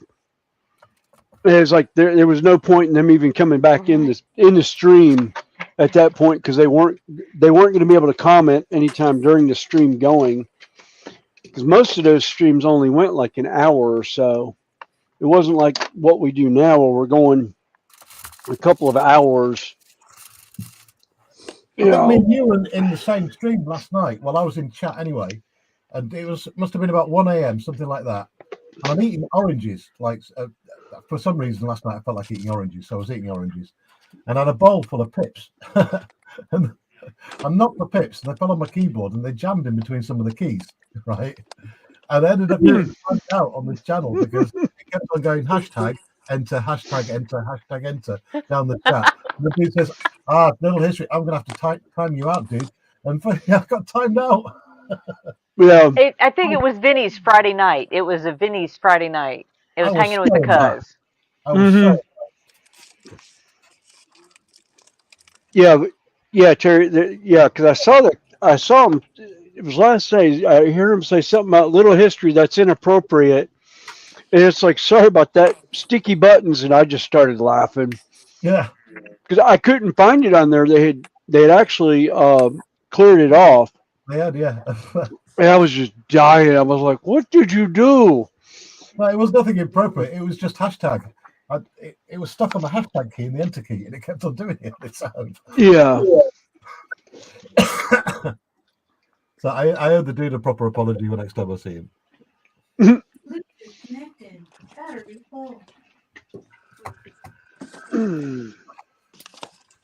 Oh, glad I didn't open that one. I already have a full one on the counter. Oh, a drink?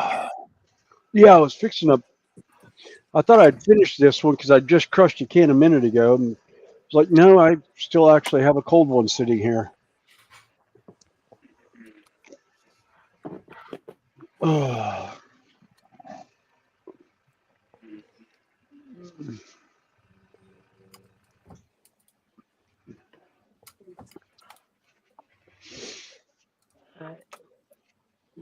I don't know if you guys can hear my neighbor's chickens are out and about, and half the flock are roosters.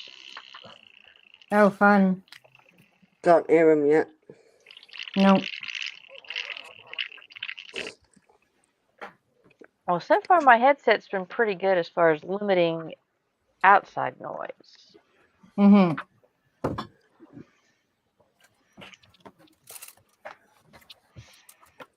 But every now and again, they're right outside the window. It's like, God, can you guys hear that?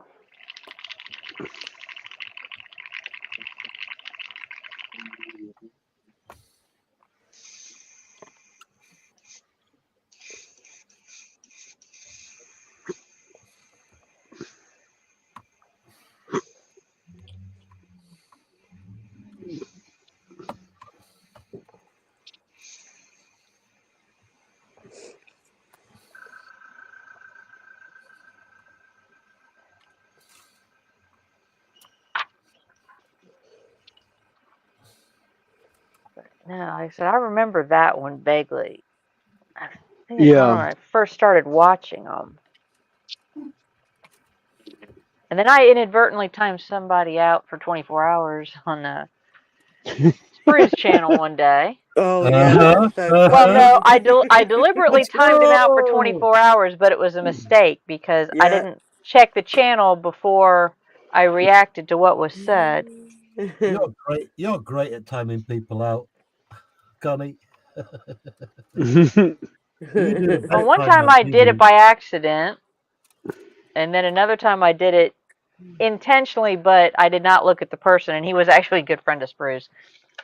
I think I still apologize every time I see him. Well, it's one of his gaming it's one of the gaming off of his gaming. Oh, that's right. It was the gaming community. It was his gaming community, and I didn't remember. I didn't know, and he just came in with a comment that was too reminiscent of somebody else causing issues, so I just timed him out for 24 hours and found out later after I did it. Oops. No, he's actually a friend. Ooh, Sprue, and you can't undo the timeout. That's the only thing is you can't undo a timeout. Yeah. No. Hot Rod Ryan just had his wake. Yeah, I was awake. I just had to step out for a few minutes. You're not going to live that down. I don't care what you say. No. That's what I get for falling asleep Yeah. at random times. Which one are you working on, Chan? It's a stained glass one. Yeah, it's a stained glass rose. Oh, okay. Yeah.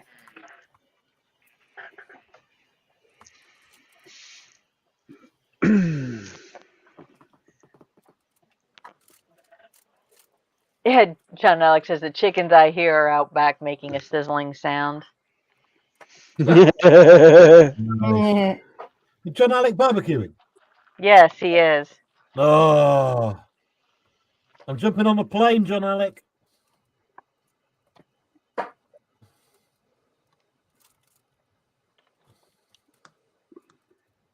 Oh, what was bubbling in the cup? Oh, that's his Well, that was me. Back flushing a airbrush. I was cleaning out one of my airbrushes. Getting ready to change color on the south side loop here. Harry knows all about a backflash, doesn't you? Yeah, I was fixing to change brushes. Thanks for reminding me, Horlicks. That's all right.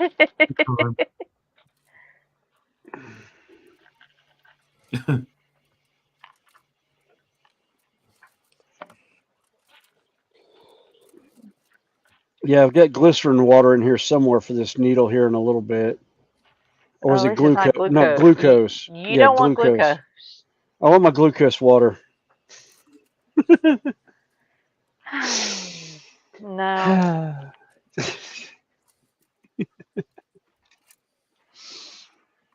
All right. I'm glad you finally warmed up.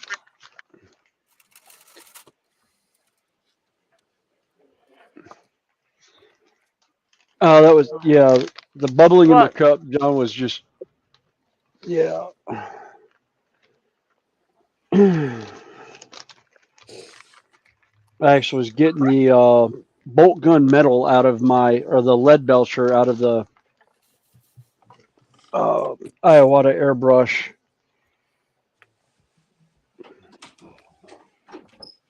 Changing power on this outside loop. Anything special? Anybody in the chat or you guys want to see run?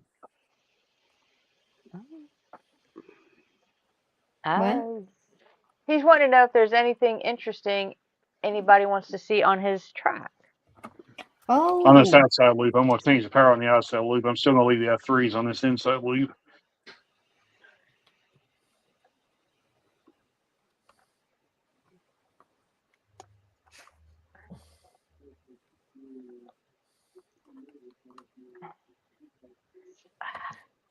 All right. I don't really know that much about trains, but I do love watching them run round, so I'm happy. Oh,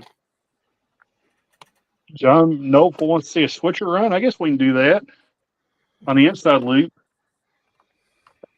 You talking about this one, John? This BN one or the Santa Fe one? Or I can run them both. It don't matter. So there's the BM one right there. So.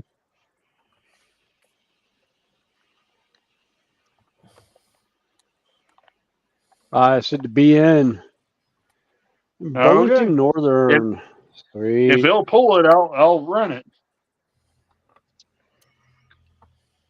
I must say, it's a switcher.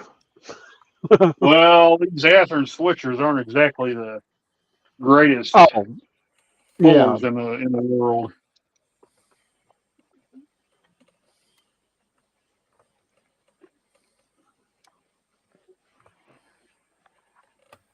Little cobwebs off of it.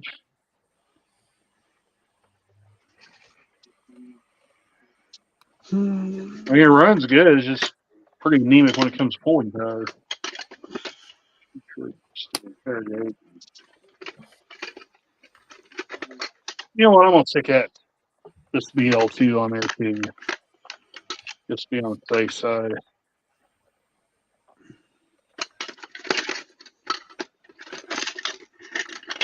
We'll put both of them together. That way I know they got enough traction to pull it.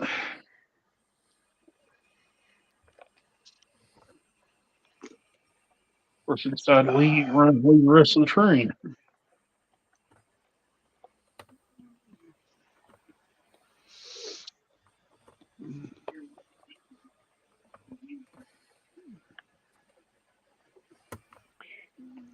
The engineering behind these kits is amazing sometimes. On any of the brick kits that I've put together.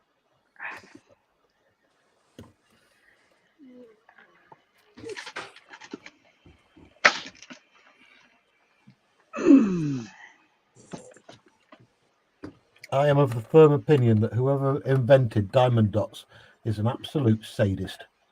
Why? It's actually very relaxing.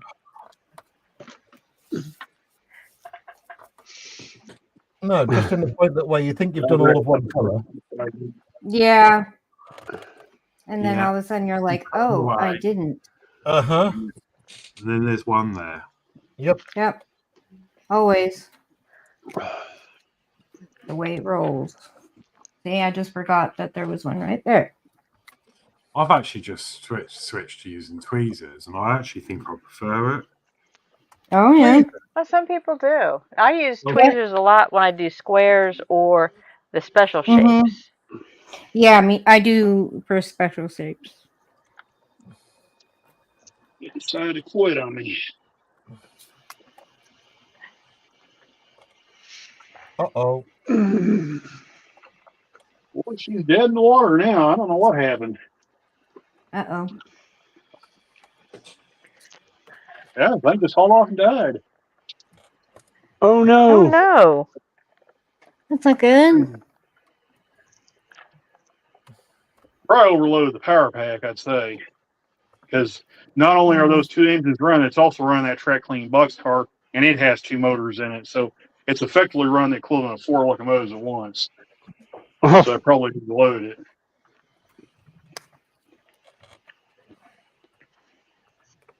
What does it do? Have like a safety thing where you Yeah, disconnect? I'll show you this power pack I got.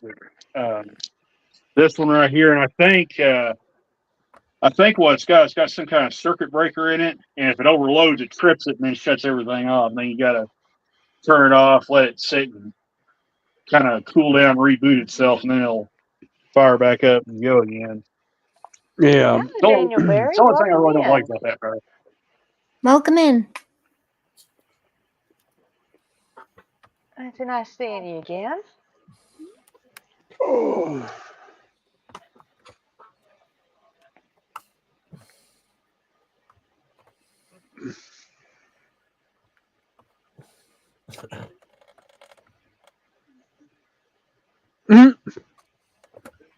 Yeah, Roddy was saying the pictures, Connie, are the interesting ones, Yeah. and then the shapes and size. You mean shapes and size? Yeah. Sizes, yeah. Half a pot over. Oh no. No. What'd you do? Just spilt a load. So It's a nightmare. Oh. Oh, you spilled the tray, Horlicks? yeah, half of it. Oh, I hate that. Normally it's I the hate whole that. thing upended. Ugh. I've been doing it all day, pretty much. I've had them stuck under my arms. They're on my legs. One on my face. Oh, it's like Joshy talking about pinging him across the room and then finding him the next day stuck to his socks. Yeah. or you're doing them either next to the bed or on the bed, then you wake up and you got one embedded in your cheek. Yeah. You wake up and you stagger and you're like, what the? Oh no.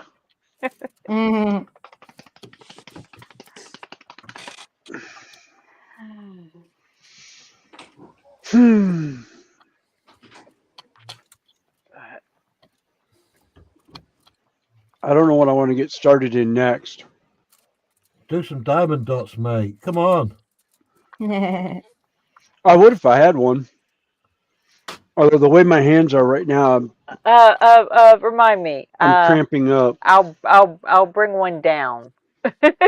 I'll bring you a couple of them. Yeah. Make sure you take him a really big one, Connie. Well, it can't be too big because I don't have a whole lot of room to work with down here. It's okay. I'll stop and get you a board to work on. Well, we can cut you a piece of foam. You can work on it.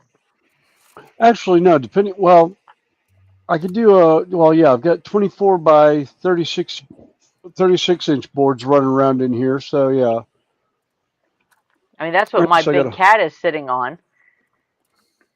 Yeah. Oh, which reminds me, I need to measure for it. See if the tray table I want will fit in my chair.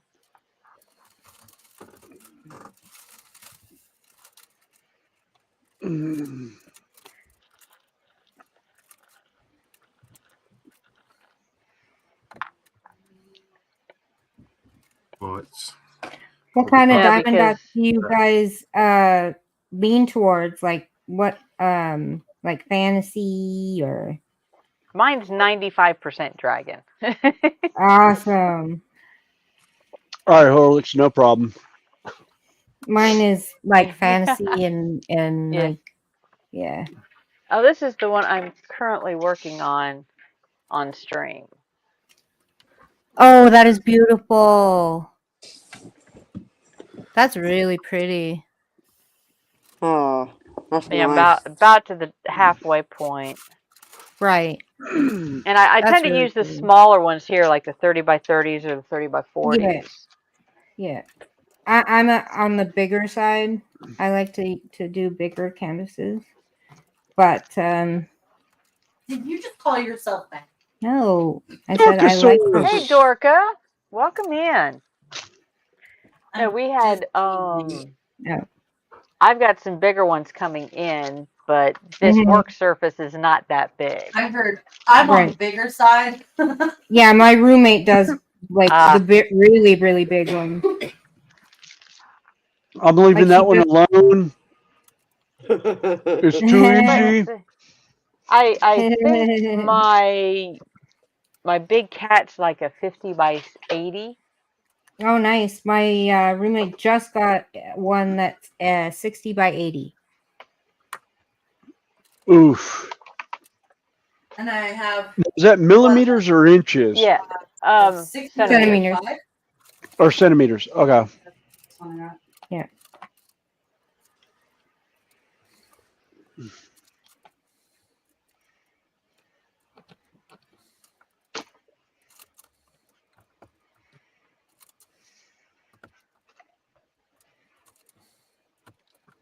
I have some interesting ones coming in.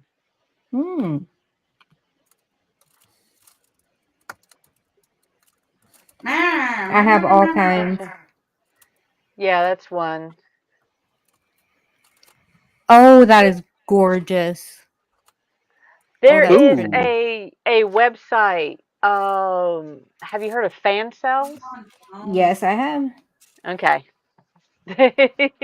Yeah, there's a couple of them on there that I'm just like, I'm waiting for them to come in. Ah. That's Nice. another one.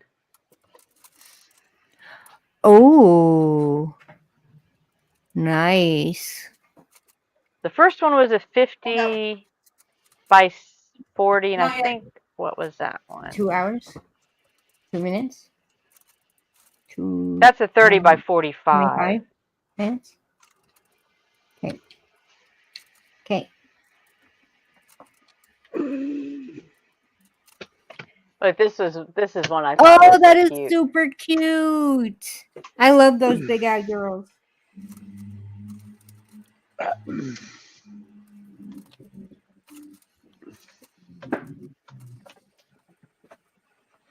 All right, I got the TikTok meme going through my mind right now. It's like, shut up. Just shut up.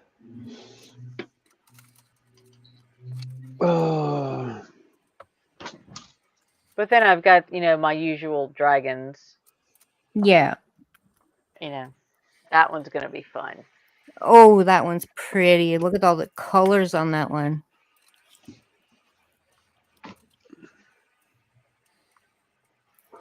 Yep.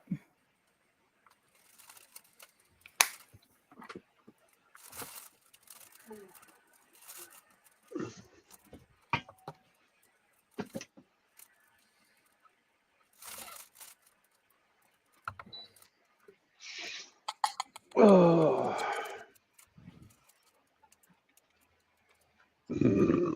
Excuse me. And this is one I'm probably going to frame. Ooh, yes. Oh my God, yeah. That's pretty. Well, considering that my living room, which is where 90% of my dragons are, has midnight blue walls. Ooh, that'll look even better. Rodney will be back. Yeah, John Awful says he has over a year of magazines to read.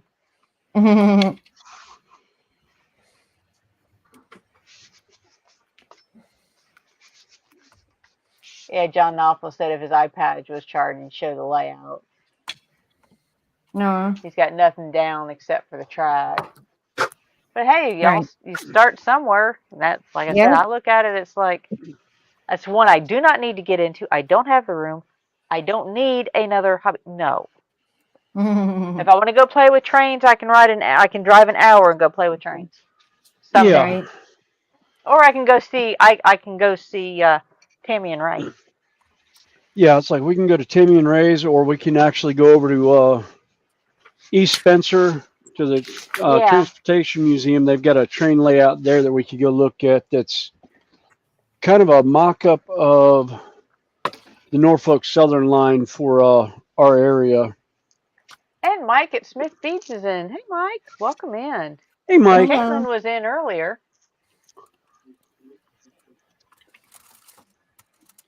Yep, it's all Mike's fault.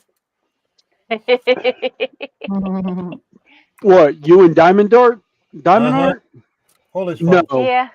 No, I don't think it was Mike. No, I think that was everyone else giving you a hard time about it. He just happened to be the website that everyone got the stuff from. Don't blame the store. Blame the customers. He's the dealer on the corner with the drugs. Yeah, he's the dealer on the corner. We can't blame him. He just feeds the demand. Yeah. Yeah. It's not my fault. It's not my fault, Your Honor. They're all addicts. Right. Exactly. Oh, there's one on it. There's one of the heaven and actually there's two of the heaven and earth designs that I want. Oh yeah, heaven and earth designs are really nice.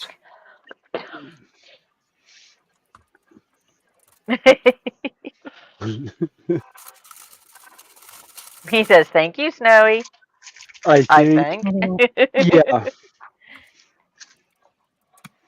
Oh, believe me, once Lindsay and everyone started doing the 40K models, everyone kept looking at me going, "You got them started." I was like, "No, they jumped on that on their own." Well, thankfully, once this is done, no more diamond darts. Yes.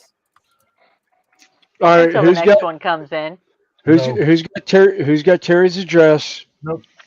It's a challenge now. We must send him more. No, because Lord Peter is now. Okay, the switchers are back going again. That's what it was. Oh, cool. Lord Peter is under strict instructions. No more gifts sent to me. Who said anything about Lord Peter? That doesn't mean we can't have him forward them to you. Exactly. Start this again. What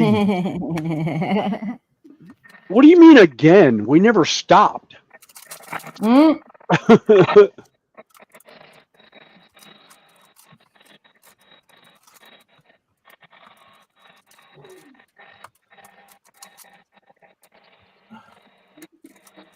on, little Spitfire, you're nearly done.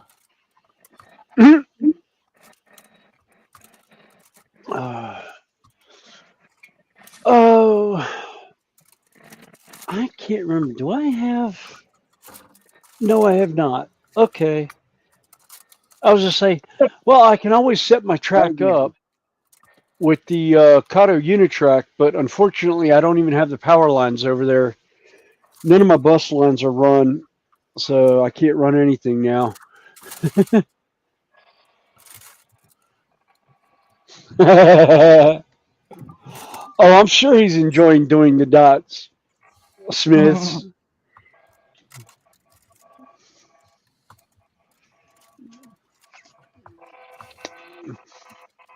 Hey, Rodney, good to see you back.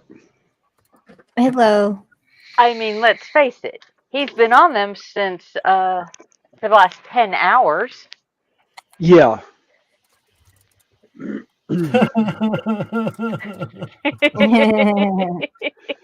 I know the feeling. I used to be a popular, outgoing human being. I had lots of friends in real life. My social circles were massive. And now I am stuck in my chair, hunched over a picture of a Spitfire, putting little tiny plastic dots on numbers. Oh my God, my life is over. I'm half expecting to hear about dinner any minute because it's 4:00 now. Yeah. Prisoners in Russian gulag have better time than you do dots. Yes. Oh. Yeah. I'm not going to be able to work on anything else today. My hands are cramping up really bad. Both of them. It really is the crack cocaine of hobbies. It really is. Yeah. Once you start, it's no worry, John. These older engines, they do that from time to time. They need to have been run anyway if you last, but I'll probably have to pull that try clean car off. Really, I need to service both of them. It'll probably help them a lot. Yeah, that's what I'm almost afraid of when I put mine back on the layout. The three locomotives I haven't been running almost 2 years. They've been sitting back in their boxes now, and I'm almost afraid to put them on a layout when I get it up. I was just looking underneath to make sure I thought I had put my trunk line in for my power for my DCC, but I didn't. And I was like, oh, great. So I'll have to run that out one of these days.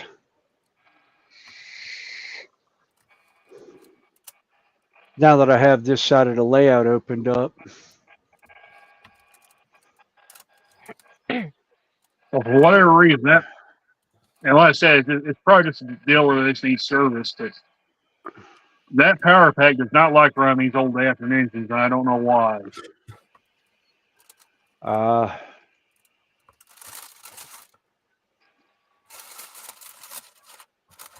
Well, forgive my ignorance, but the older running stock, surely that'll be brushed motors, and the modern ones are brushless, coreless. It depends. Sometimes you can get the brushless ones, but for the most part, they're all still brushless. It's just difference between DCC and DC models. It's about the only difference in the two now.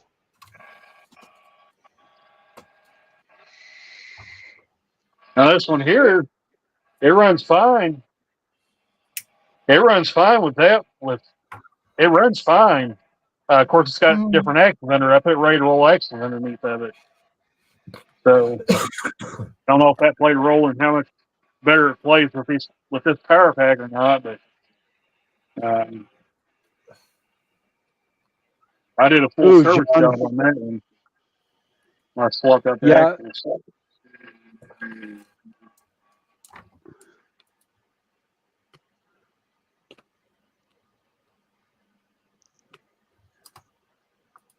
But Chan, this is another one that I have. Oh, that one's pretty. Now that's a 50 by 70. Blues. That's a 50 by 70. That one's gonna be gorgeous though. The detail's gonna pop. I think is love that that. one. And I think I'm not sure. I think that one's around. I don't know if I found Okay. a real soon.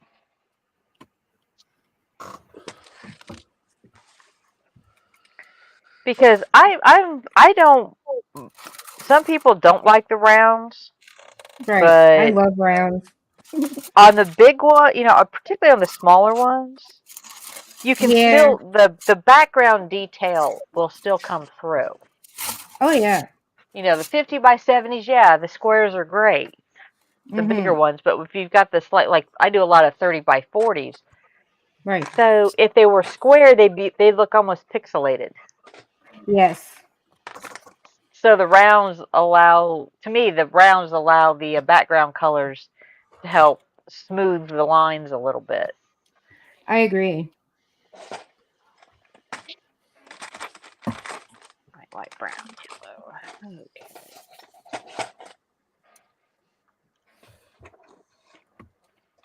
Oh, what you building now, Tasha? You want to see what I'm building? I can't remember who said they can't wait to see this one. Oh, it's Wally! Wally. We were just talking about that one earlier. Who was? Well, it was Dots. Wally and the Dots. I couldn't find either. Aw. But hopefully one day that one pops up.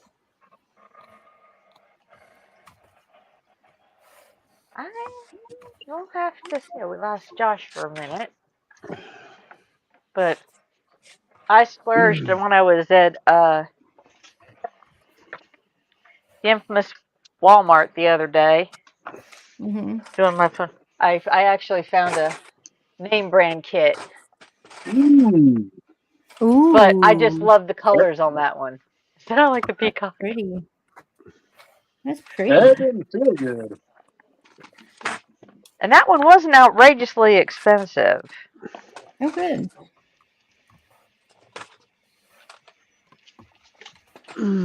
I mean, you can also build either the butterfly or the dragonfly. Right. But I just like the peacock. Yeah, it's pretty. I like it. And you can fold the tail down. Oh, cool. So.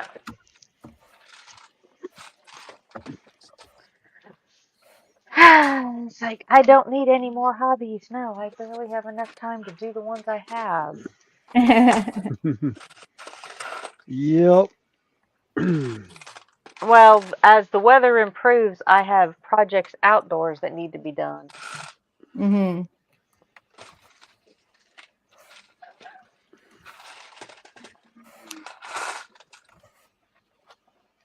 And done that square.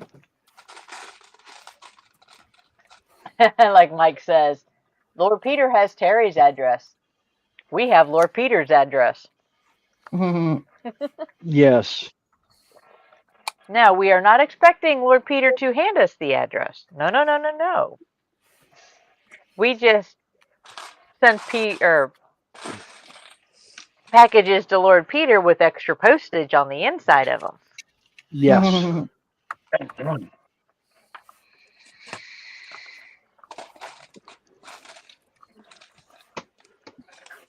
And then packages get sent out and about. Yep, yep.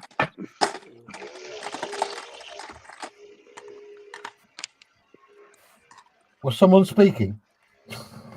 I'm just commenting in general because I have some packages I'll be sending in a couple of weeks. I'll have a big box going over, and it'll start at JC, and he'll forward a bunch of stuff from there.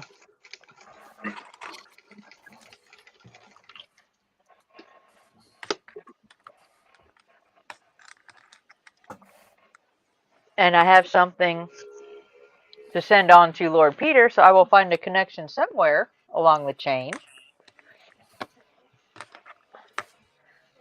And that would be funny if we all started sending Lord Peter stuff. Hey,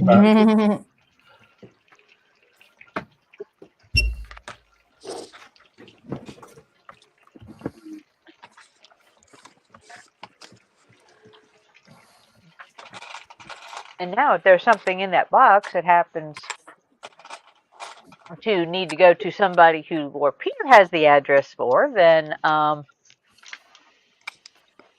good at box in a box in a box type of thing. Yes.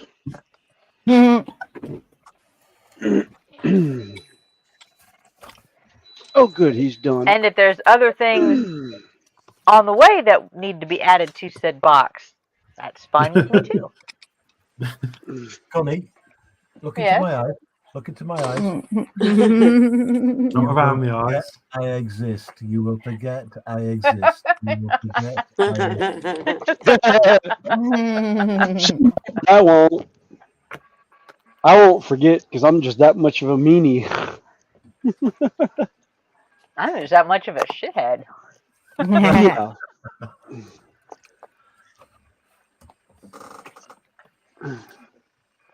And anybody who knows me well enough will agree with that one. Yes. Yep.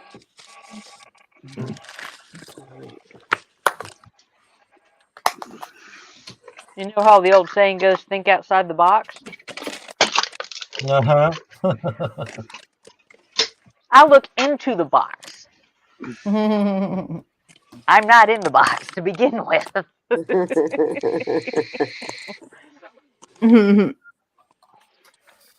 All right. Oh.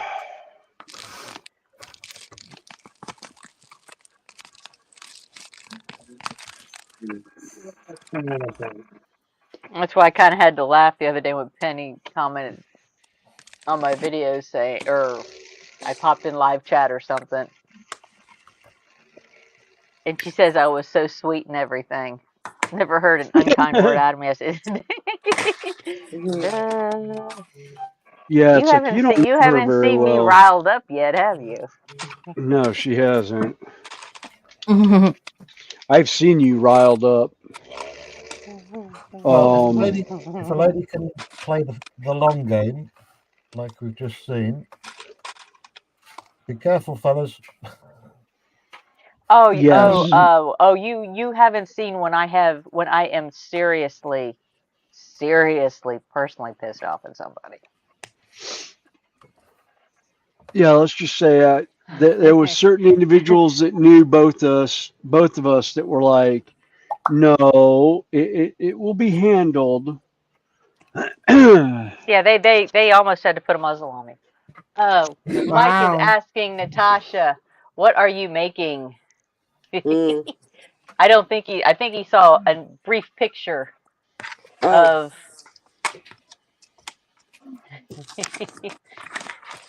Wally. Wally. Wally.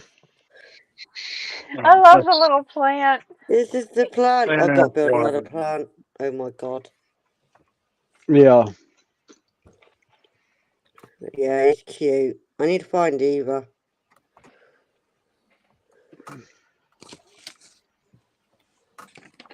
He's gonna be cute when he's built. Does that go through both? It looks like Terry.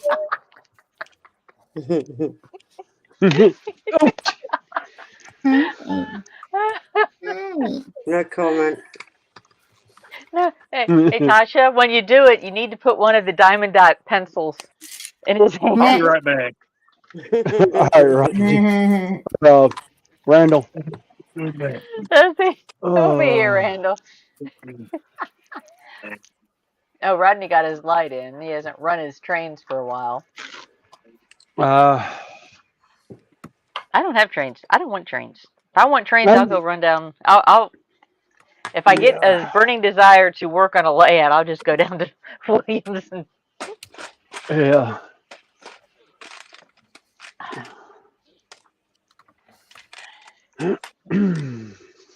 All right, where am I? All right.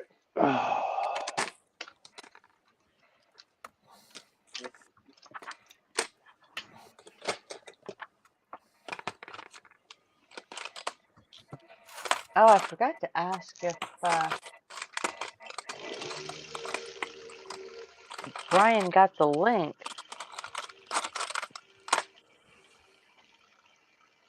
'Cause I don't know what they call these things. You know, I don't know how you look for them specifically on sites. I don't know what you're referring to, Connie.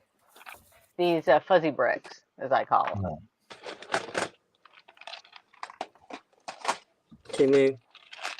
I know to find them, but you know, it's easy enough to find them once you get started. But how you find them originally, you know, if that's what you're specifically looking for, Yeah. if you haven't. Actually, Rodney, I believe there is a loco called the Connie. Believe it or not, Nah. somebody showed it to me earlier. That's actually. Oh, let me see if I can find it. I think it was a Hornby.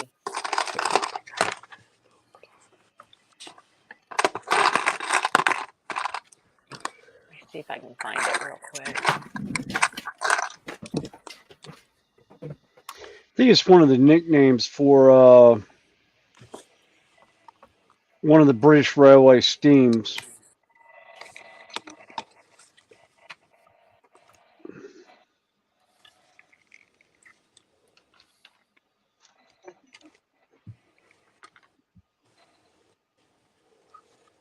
Why is that one so cold? Sorry. It's not your fault. Oh, it's so cute. And Jake is in. Hi, Jake. Hey, Jake. Let's see. Yeah, I can't remember who showed me this the first time. It's so cute. Yeah, do you like what I did? Would you change anything? But there's the Connie. It's so Oh, much better. Yeah. Oh. that looks a little bit like Smoky Joe, but a different colour. You're so cute. They Yeah, there are you go. cute. Can I have that one back? Because I want to just kind of reference. Yeah. I want to kind of make the colors similar. go together. I think Peter stepped out a while ago, Jake, but he was here earlier. So Yeah, it's getting kind of late over there.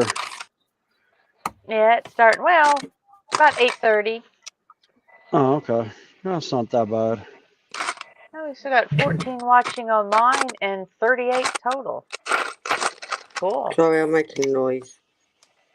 Oh, That's you're all fine. right.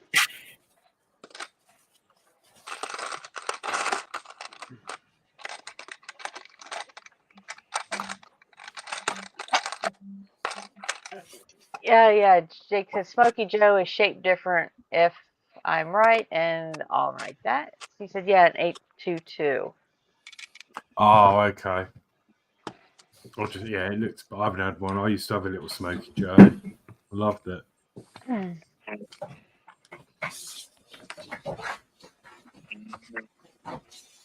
Well, like I said, I have no desire for a train layout.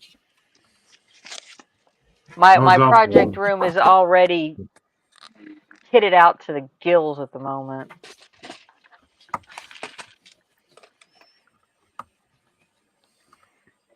Oh, I see. Yeah, it's slightly different. You see where I got it from, though? Like, I share this screen. This is, as soon as you showed the Connie, this is what I thought of. Oh, okay. Similar, but yeah, a bit different. Yeah. Yeah. And 040, yeah. Or yeah. Yeah. I used to have one of them. 020. Yeah.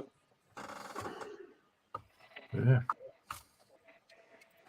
See, I love the European style steam locomotives, but they're so hard to find over here. And I've said it for a while. I would love to put my hands on a Flying Scotsman. Oh yeah, lovely. But finding one in N scale that's DCC is really, really hard. And I want to say Hornsby put one out not too long ago, but I haven't been able to find it stateside. because that's more or less my my nod to my European railroad friends would be putting that on the layout. Kind of like I've done with a bunch of the stuff that will be going on the layout in the next couple months, because I got everything where I can get to it again. I just got a little bit more stuff to take out, and then I'll be able to start working on the layout again. I would But like I've to. got, yeah, Nice. yeah. Well, that's why I run N scale. I run N scale because I can, you can almost do a 2 foot by 4 foot layout, and just have a simple figure 8 loop track going on something that small. Or you can do a double loop with connectors, with switch points and that, and actually have a modular piece that you can do switching on and everything with like industries on it and all. Really good channel to look at. Some builds that he did like that was DYI and Digital, which is not that far from where I am here in North Carolina. And his channel has some great stuff on it. I mean, he does all kinds of N scale micro layouts. And it's real fun. Some really fun builds to watch him do. I think I've always liked trains and stuff, and I've always wanted to have a model railway, and I think maybe it's just it's imprinted from growing up. As I say, my dad used to do it, and I've just never really had the space. And double O gauge, you need more of a permanent setting, and I wanted the whole, set it up, do all the scenery, and build stuff, and it's going to be cheaper. Not cheaper, but it's an expensive hobby. But you know what I mean? There's always something to do on it. So right, scratch building, and I just feel like it's just permanent. But it's just a space. And if I had an end gauge, I could probably knock something up on this desk. I mean, it's quite big. Just over. But you couldn't permanently put anything on it. It would just be, look, the train's going round. Right, let's put it away. Yeah, well, see, that's why a lot of people that I know have done what they call modular tracks in N scale, where it's a small section that they could put on a, basically shelf size, say 2 foot by 3 foot or whatever, or even 18 inches by, say, 24 inches. And it's something they can stick in the closet. When they're done, everything's permanent, but they can pull it out and link it all together and do a huge layout. Yeah. Which is actually something I had done. If you go way back, almost 4 years ago on my channel, there's my original layout that I was doing, and then a modular layout that went with it that I started. But unfortunately, when I was doing it in the house, some of the stuff that I was using, some of the glues in that set off the kids' asthma. So I ended up getting rid of all that stuff and repurposing some of it. But I had fun doing modular layouts. And then when I got the shed, I was like, oh, okay, I don't have to do a modular layout anymore because I don't have to take it down. But I had Kato Unitrack.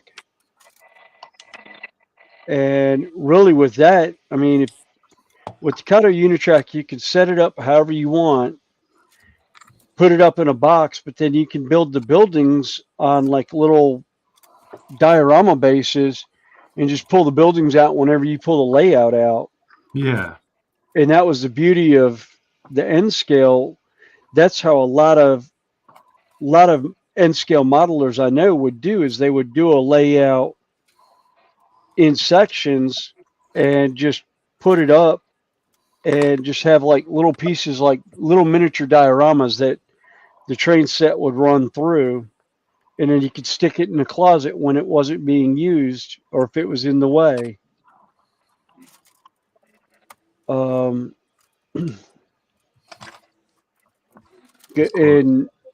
from my tabletop days, that's really how I got the idea to do some of the layout I did. Was I was doing it as tabletop boards, and I'm actually getting back into that. I've got a bunch of boards laid aside right now that I plan on. That's what the walls are being built for. Is I plan on doing a single level tabletop board that I can just pick up and throw in a closet when it's not being used, or on a shelving unit underneath my layout. And then when I want to go game someplace, I could just pick it up, throw it in the Jeep, and go. Mm.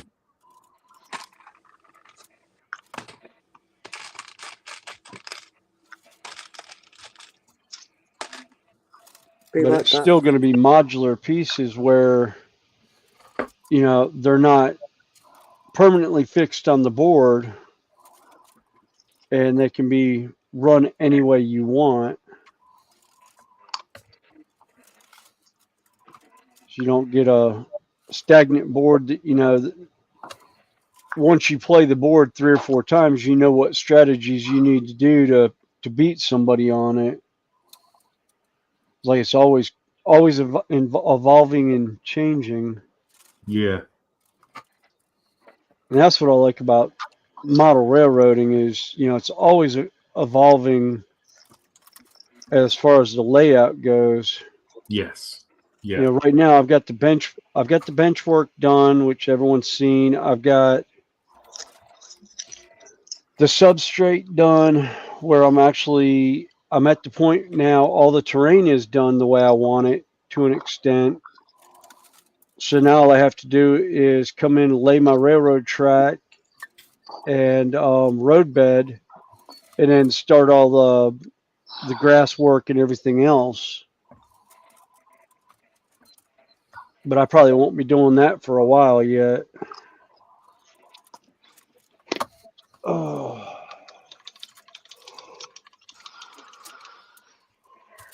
Well, I'm going to switch my headset over, so I may have to drop out. I don't know. I'm going to try it a different way.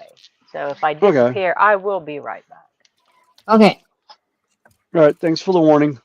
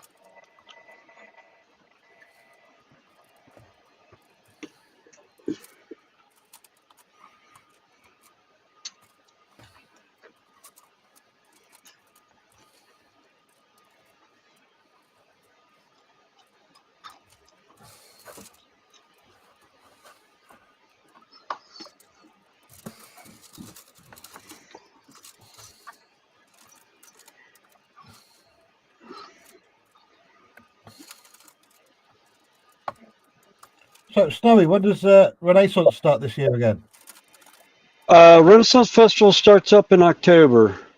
Oh, we've got a while to go. Yeah. Actually, Jake, I was the one asking about the N-scale Scotsman. I've looked around here and there for them. I just having to find it in DCC. Over here in the United States, we don't find many European railroad steam locomotives, especially in the N scale. So it's kind of one of those thinking about looking around, but I haven't had the time because I don't have the layout set up right now. Right. Yeah, for some reason my headset, my favorite one, it'll run about 10 hours, which will work on my stream, but I started at 6 a.m. or 7 a.m. this morning. So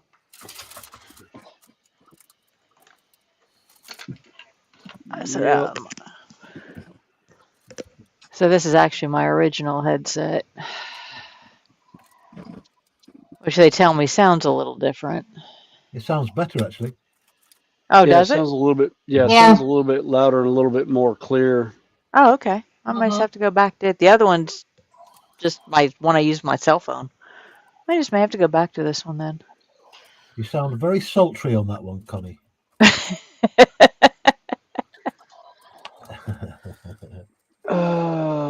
I have my green card yet then.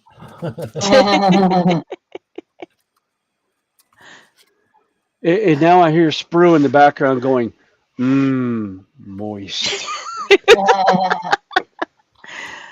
No, I just had to change my headset, and it won't change it midstream. I have to leave the studio and turn around and come back.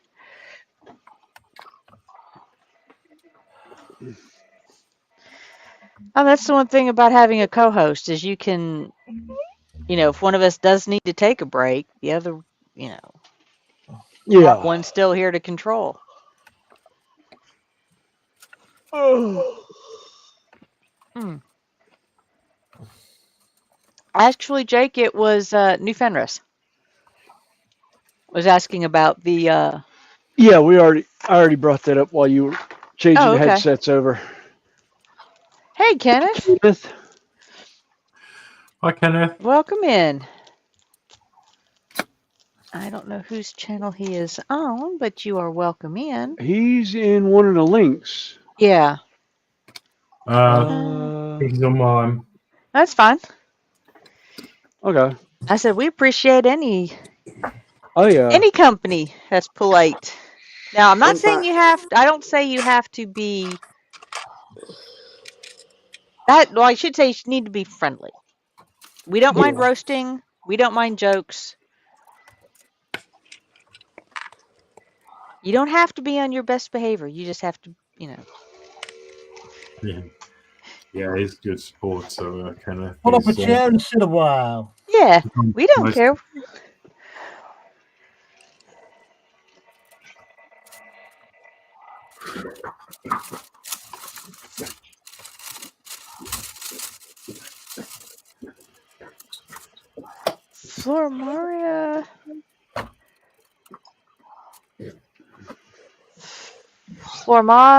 Flormaria Casa Diego.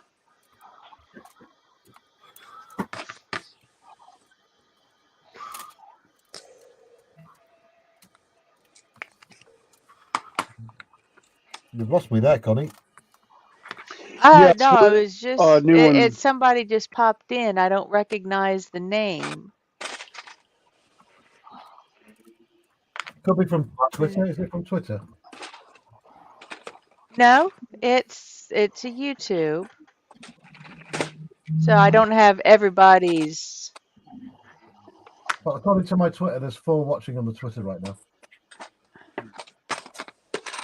Yeah, no, it's coming from one of the linked YouTubes. Actually, it's one of yours. It's coming off of yours. For mine? Maria Castle. Where the link is. Hang on. I need to put the link into Connie's. 1 second, Maria. I'll put a link in. I was just wanting to link over to Connie's chat. Yeah. Okay.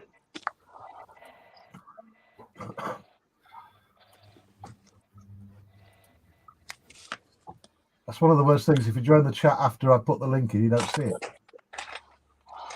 Yeah, it's like. You can you just put the chat link, what I call the chat link, and just pin it to the top of yours.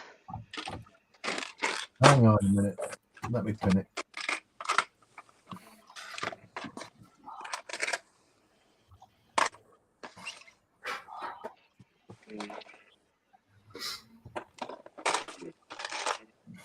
Where's the? Oh, I know why the light looks weird over here.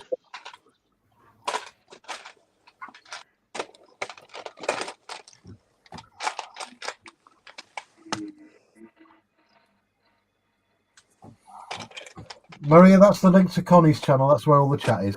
So everybody else watching on my channel, just head over there.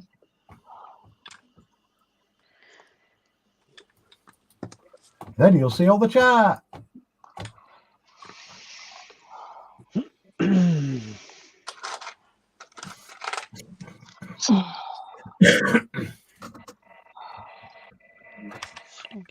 Side.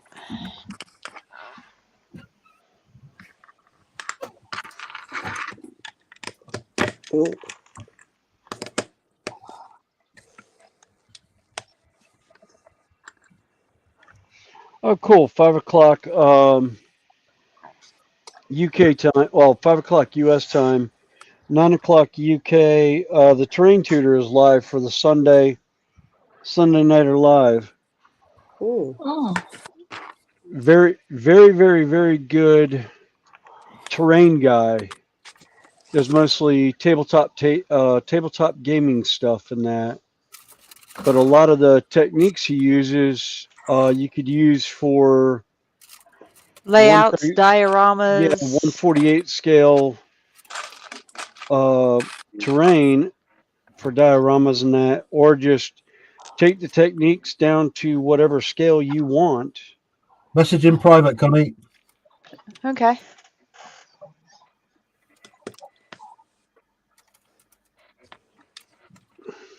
That's okay. I'll just keep an eye on it.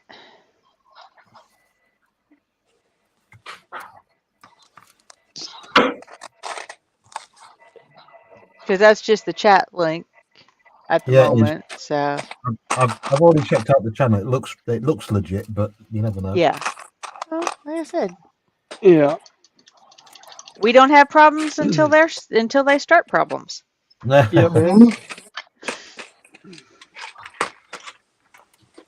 And that's why StreamYard has that ban thing.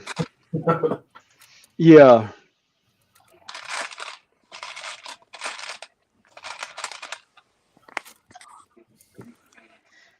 I forgot to put subscriber only chat on my channel. Yeah, it's all right. Like we said, we don't have any problems with it until they start causing problems. But if they don't cause problems, we don't mind. Like I said, we just hang out and. Yeah.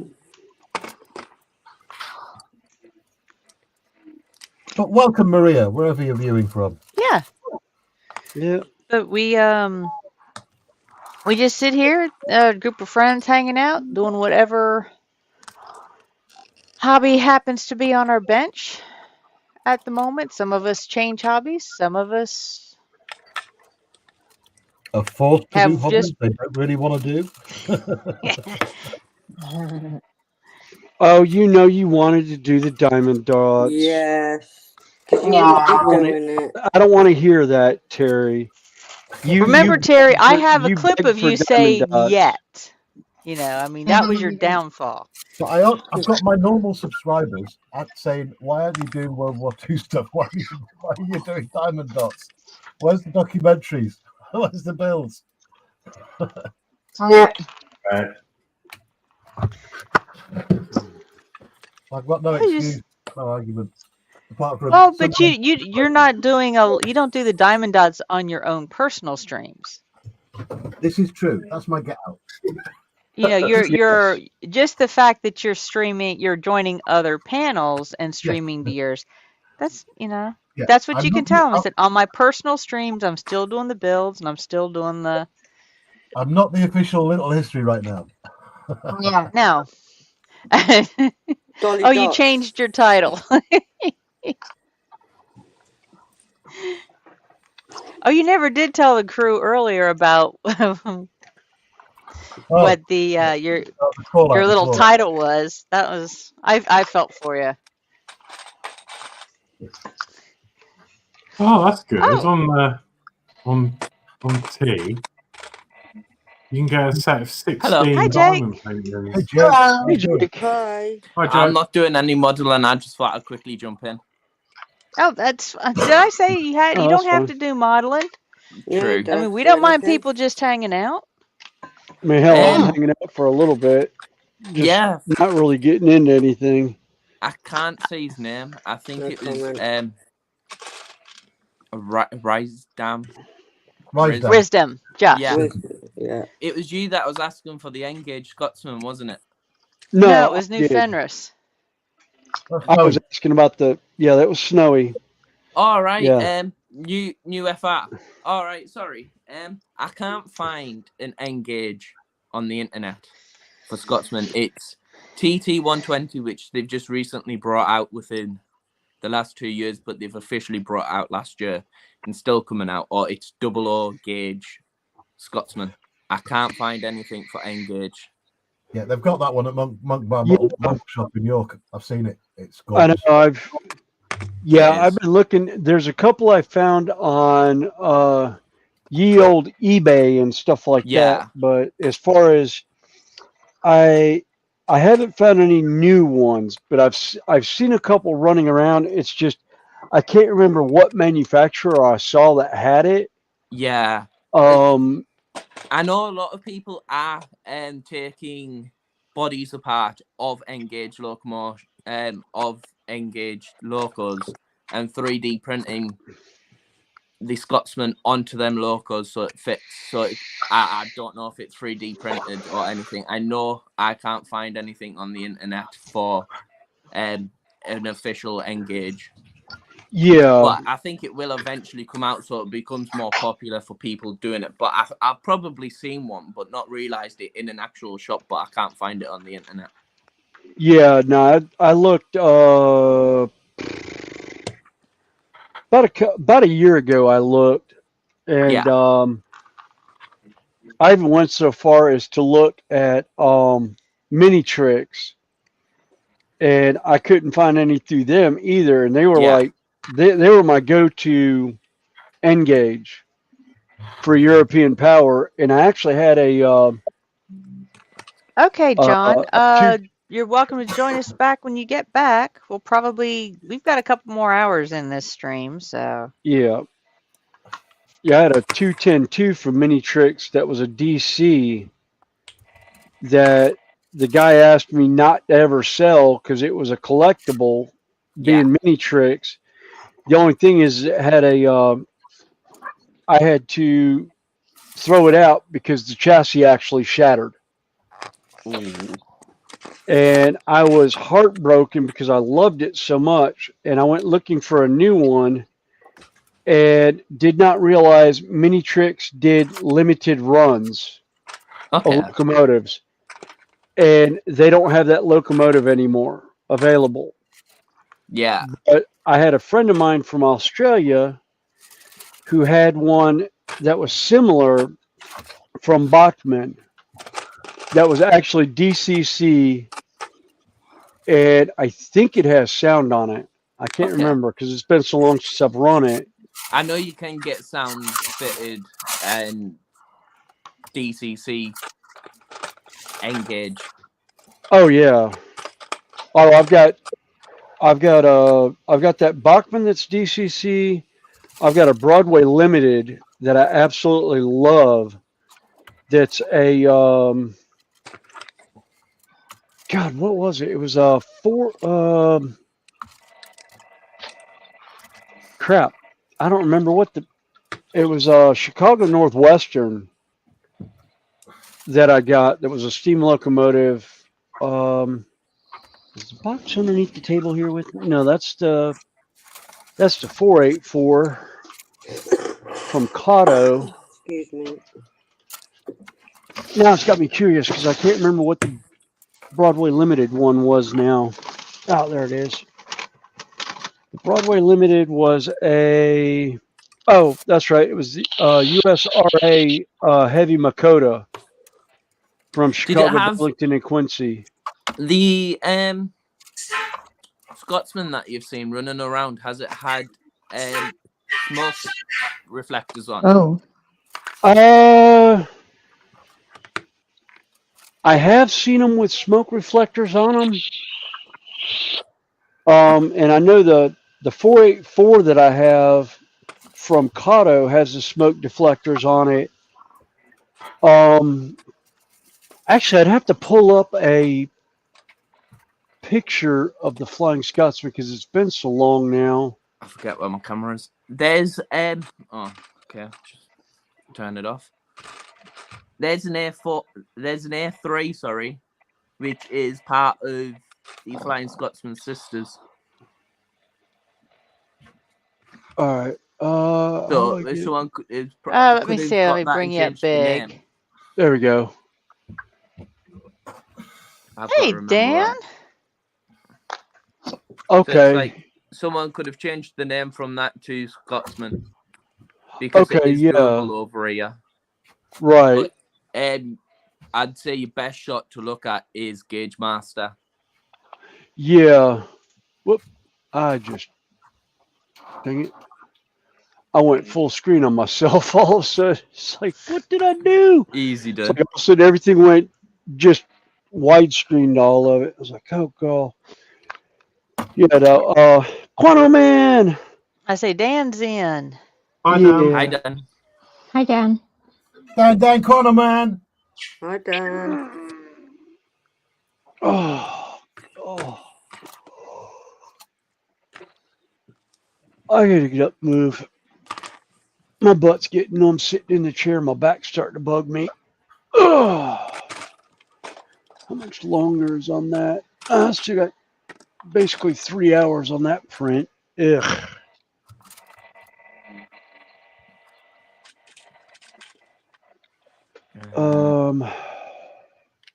Wrong page. Turn on. Oh well. Oh.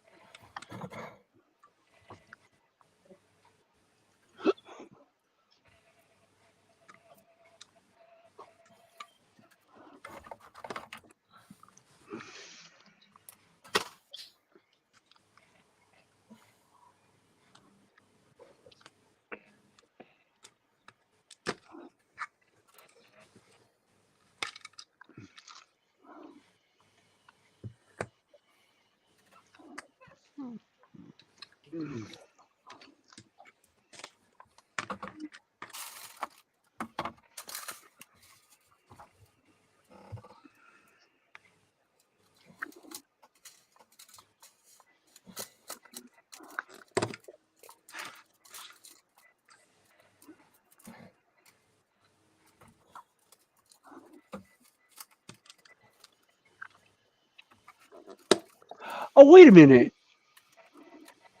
I know which one to use for a Flying Scotsman. Jesus. It's a 464 wheel pattern. 462. Or 462? Okay, yeah. I couldn't see the back. All right, so it's 462. Easy done. Okay.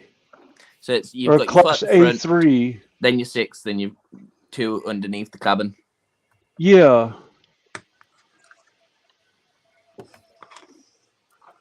You guys could be yeah, it looks like it's gonna be that one what I showed you. That's more closely enough to get that Scotsman. Yeah. And it looks like I don't know what it'll be for dollars, but for English pounds, it's about 200 and odd pound. Oh, that's not bad. We're just about. I think it's 2 to 1. No, it's like 1 to 0.8, I think, or something like that. Okay. So at about 20%. At about 20%. Yeah. Give or take, and that'll give you a rough idea. Yeah, because I was seeing it's about $300 US is about 200 pound. All right. But yeah, I've been looking even going on flying, as a Flying Scotsman, but even going as the class A3. Yeah. Any A3 or A1 body locomotive that you can get in N scale, you just get the nameplate changed into Flying Scotsman and the numbers, Yeah. Scotsman at the end of the day, because she was originally in A1 back in 1923. Yeah. Then around the 30s, she got upgraded into a A3, which got her up to that 100 mile an hour, and that got her all the way up to London to Edinburgh and back. Yeah. In the space of 8 hours, something like that. Yeah, it's almost like the big boy and the Challenger here in the States. Yeah. Or even the 484 from Union Pacific that does the excursion trains now. There's an what is it? F8 Our that I want to F9 get. would be compatible to the big boy that you have, because that's our biggest freight train we have. Yeah, because the F7 is a diesel locomotive, and there's one that actually ran the rail lines by where I grew up, and outside going out of Chicago, called the Chicago Northwestern 400, and it was basically it made the trip from Chicago's Grand Central Station to St. Louis in like 400 minutes. Wow. Yeah, she hauled butt, and Kato just put out a DCC version of that as a box set. Oh no, 172. Sorry. Yeah, and I'm just like, oh.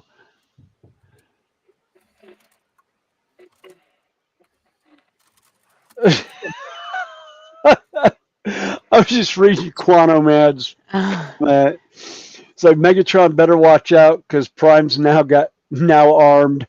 Oh, he said he's assembled enough of his right arm to attach his hand, and now he's doing a cleaning of the little sprue bits before he moves on to the left. Dan, we've got room. You want to come up and join us? Come on, Dan.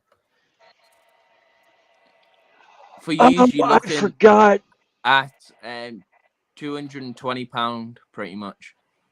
Yeah. Oh, I could. Oh, if I could find it in N scale, that'd be funnier than crap. But Thomas and Friends, the green locomotive that they had. If Connie makes me a mod for like 2 minutes, I can send you the link. You gotta put it in private chat. 2 seconds. I'll have to swap. From phone. Yeah. Yep. 2 seconds, and I'll be back.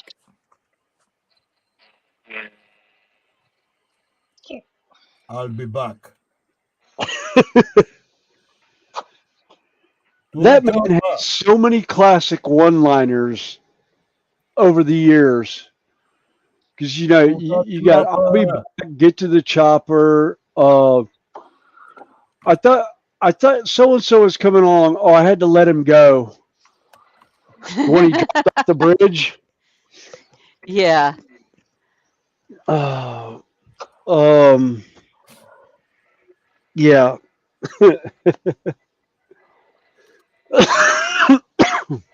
Oh, jeez.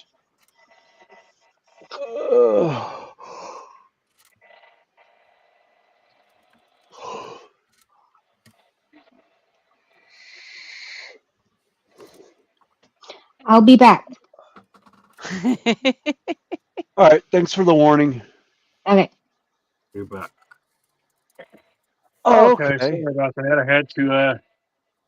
I had to leave in a hurry for just a few minutes. Oh, that's okay.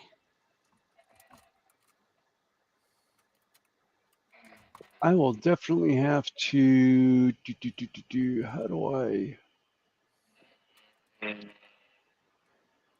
Oh, and he's back. Do. I'll be back in 2. Okay. There we go. The link's in, by the way.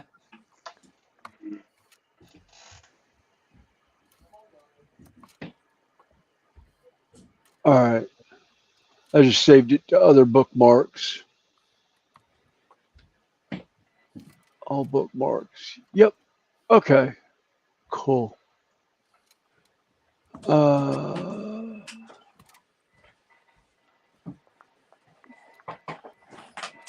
Yeah, the livery is what I really liked on it. Is the British Rail's early green. Yes, it is. And it's the White Knight. I might see if I could find a like I said, the 462 wheel configuration. DCC And Tammy and ready. Ray are back with 6 boxes of pancake mix. Oh, Jesus. Hi, Tammy Ray. I forgot Well, Ray have actually you likes pancakes, have you so seen the size of the pancakes she makes? yes, I've seen They're the size of the huge. pancakes she makes. Yes. They're huge. Right, there's the size of my Scotsman. Yeah. All right, let's That's see. double Do. Yeah, it's one eight. Excuse me. 184. Or actually, British is the OO was what was it? It was 176. yeah, 176.2. Yes, what I really didn't mind. Yeah, So that's I new really to don't me. mind the British N scale either at 148 Yeah. because it fits right along with what I plan on doing with the layout. I don't know if you saw Games Workshop put out the new Epic scale, which if you remember Forge World and the Thunderhawk Yeah. gunship. All right, that's a Thunderhawk gunship in 1/44th scale. It's the size of my hand. That is cool. That aircraft is in actual game size is about 14 to 18 inches long. Wow. That's like where is the little wolf? There he is. Actually, this is one that's more popular is the Warhound Titan. That actual model is about 10.5 inches tall. That is cool. That's the N scale version. That's Yeah. 1/144th scale. Now, and then because I'm a complete Masochist to myself. All right, there's a 35 millimeter model. Yeah. Here is its 1/44th scale counterpart. Oh my On a good gosh. 25 millimeter base with 5 guys on it. Those guys are 8 millimeters. Come on, focus, baby, focus. There we go. Those guys are 8 millimeters tall. Crazy. I want to see you detail paint them. Definitely. Oh, I am working. I started doing the banner. I've got the banner colors the way I want. I just got to find the water slide transfer to go on it now. But yeah, those guys will be getting they'll be getting added paint to them. Actually, I started one of the Contemptor dreadnoughts too. It doesn't even come up to the ankle of the actual one. Wow. I was gonna say, is that all those come in the board set? Yes. Yeah, they come in the new the Legion Imperialis box set. Right. Okay. You have a printer. Why don't you just print out a big Titan? I have not found the pattern that I like, but I've actually got one of the original Warhound Titans that they no longer make anymore from Forge World called the Lucius pattern, actually in a display case up in the house that I bought probably 15, 16 years ago. Oh yeah. How much knowledge do you know about the British Railway? Zero. Okay. So this here is my lad. Yes. Yeah, the Mallard. Upgraded version of Scotsman. Yeah. our fastest steam locomotive in the UK and the world, because there's no other steam locomotive that's beat 125 mile an hour. No, I think. 26 mile, 126 mile an hour. Yeah, I don't even think the 4. I don't think the 484 hit that either. Oh, Tammy's got another idea for another section of her train layout. Oh God, Rue's gonna love it. Breakfast World. That sounds awesome. Oh, Well, she's she in the just process of finishing up Candyland. Yeah, she's doing based on Willy Candyland Wonka. Yeah, and that's in. Oh, was it O scale or was it HO? She works I think she works HO and she works N scale. Yeah, it's HO she works. And she's put N scale around where I think it's the castle, isn't it? Yeah. Yeah, she. I know she's got small gauge somewhere near that castle. Yeah. Well, see, that was the other thing that I found about this one was these guys are actually 1/44th scale, which is perfect for my N scale layout. So the buildings she I does have O for scale them, also.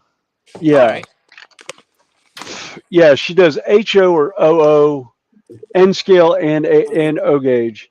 Yeah, that's one of the buildings for it, for the 40K stuff, that are actually the right size to use with N scale. So there's a whole bunch of those that'll be put up with in that layout. That is sick. Yeah. Cool. The camera's doing some strange stuff. And my camera's being stupid, to say the least. That baseboard behind me. That's my layout. I just need to get track and everything for it. Then the scenery will be getting put onto it. Oh yeah. Let's see. Where's that?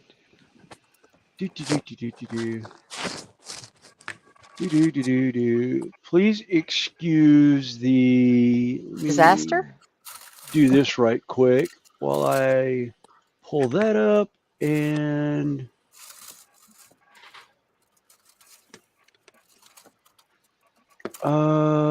Yeah. Oh, that's not going to work. Never mind. As I said, I'd put the camera up and let you see the layout, but yeah. Yeah, my layout's back behind me here on the other side of that table. Buried. Buried underneath a couple of boxes of stuff and whatnot over there. But it's 44 inches wide by 6 foot back, and then it's got a 2 foot changeover to another 8 foot by 44 inch on the other side of the shed. Because my back wall is 12 feet and it's 16 feet long is what my shed is. That's not bad. No. Decent size, like you can do a lot with that. Oh yeah. Hang on. Dinner call. Okie dokie.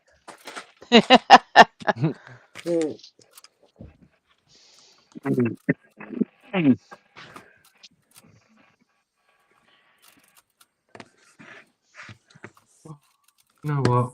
I don't even think I can face another dart.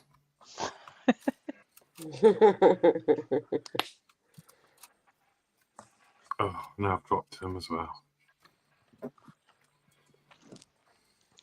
And Tammy's said she does N scale and HO around the Godzilla and Pirate layout. Willy Wonka, Candyland, or O scale. Ah. And the double mainline and castle are HO scale. I just love that castle. Yeah, that is fantastic castle. I actually need to take a day and drive down there sometime. She's not that far from me. All right, that's not bad. Yeah, no, that was actually Kyle wondering if I would run the fur missile again for him. And then I was asking about dinner, and Judy's like, yeah, we're just ordering in from Greek Grill and that. So I was like, yeah, Greek Grill sounds fine. But I'm going to run up to the house and go run the four-legged monster. And actually, while I'm there, I'll change my laundry around so I actually have clothes to wear to work tomorrow. Yeah, otherwise, I have to come up with a different shirt for work. All right. Yeah, the Millard's another one I want to put my hand. That's the two British Railway locomotives that I would love. Yeah. And actually, I found a Millard as Gordon from Yes. Thomas and Friends. Gordon It's the is gray. the best. How do I put this? The best way of having Scotsman, because he's an A3 locomotive anyway, so you can change it a little bit and just put nameplates of the Scotsman on it. Oh yeah. No, I was gonna do the Gordon one just because I have so many railroad friends, and if I could find it in N scale and it actually have, Thomas and Friends on the layout, they're just gonna be like, oh my God, that's you not can get that's Thomas not model railroading. Oh yeah, I can. Yeah. There's one when we went to the York Railway Museum. I got a share up. There you go. Oh wow. Yeah. Yeah, there's a locomotive that's back in Spencer. That's a steam locomotive that I actually got to see under steam power. It's Silverlink or Silver Fox, because we have two, which is pretty much the same locomotive. It's Spencer. Yeah. There was. Thing is, photos don't do justice to the Mallard's size. It is. No, it does not. Yeah, it's like I've got one of the. What was the 611, Connie? I can't even remember now. That we saw at Spencer that one time. Right before it went to Strasburg, Pennsylvania. Because I actually wanted to get it, and I actually found the N-scale version of it, but I don't remember. You literally, if you go onto Google or whatever you use, you just put in totallythomas.co.uk. Oh yeah. And you literally choose in between what Thomas you want. There's the horrible, ugly version of Thomas, or then you've got the original Thomas, and it's in 00 and it's in N-gauge. Yeah, now there's a company here stateside that did them. I want to say Bachman did them, yes, and I can get them actually in. I can get them in the United States. And I think they have the HO and the N scale. Because I've just recently found out over here, just by popping in and out of model railway shops, I've found N-gauge Thomas the Tank Engines. I find it really cute how adorable they are. The about ye big is. Oh yeah, well, yeah, like I was saying, the 484 steam locomotive. I've got the Kato version in N scale. Okay. The 838. That's that's that one, and I mean it's tiny. It's basically the length of it's about 6 inches in length, the locomotive. Yeah, and unfortunately, tiny. It doesn't get run much because I've had major issues with turns. I'm just laughing at Tammy. You have my mind going crazy about doing an HO breakfast around the world and do Blueberry Pancake Mountain with syrup river. That sounds beautiful. That literally Sprue, sounds beautiful. Sprue would just be dying. Yeah, and it was the 611. Pancakes Big for boy is out west out west. It actually tours Denver. Saying Ray's favorite locomotives were the 611 and the Big Boy. Yeah, the 611's up in Spencer again, and actually doing excursion runs up there now after her Just put it in there retrofit. then, should you? All right, I'm gonna run. I will catch you Okay. all in a little bit. All right. Catch you in a bit. Yeah, it needs that time is you need to Food, have like don't little you even buffet think cars. about it. You need little buffet cars, so as you watch the layout go around, you can just like pick a bit of pancake off the top. The blueberry. Right, I'll be back in a second.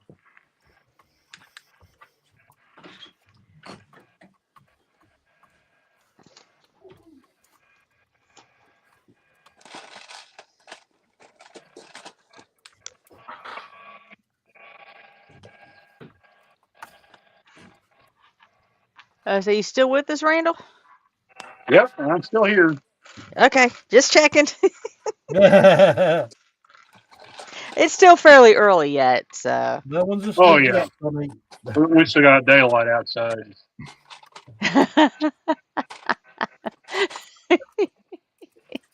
Tammy says, "Don't tempt me. I could pull it off." My husband just said, "Oh Lord." I could just see her drawing the plans up and then showing Sprue or telling Sprue about it this week. Yeah.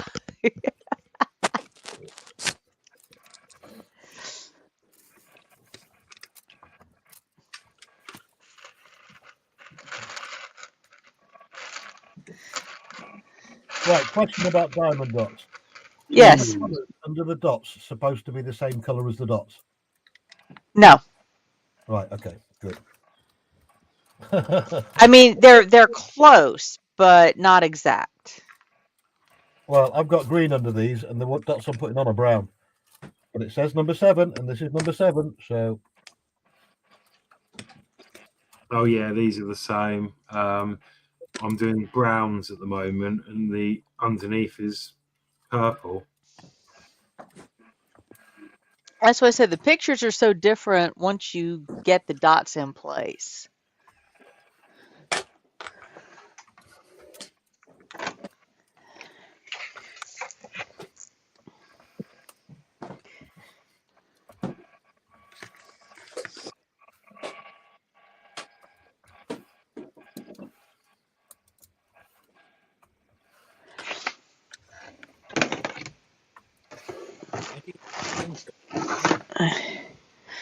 Oh, come here, you little goat.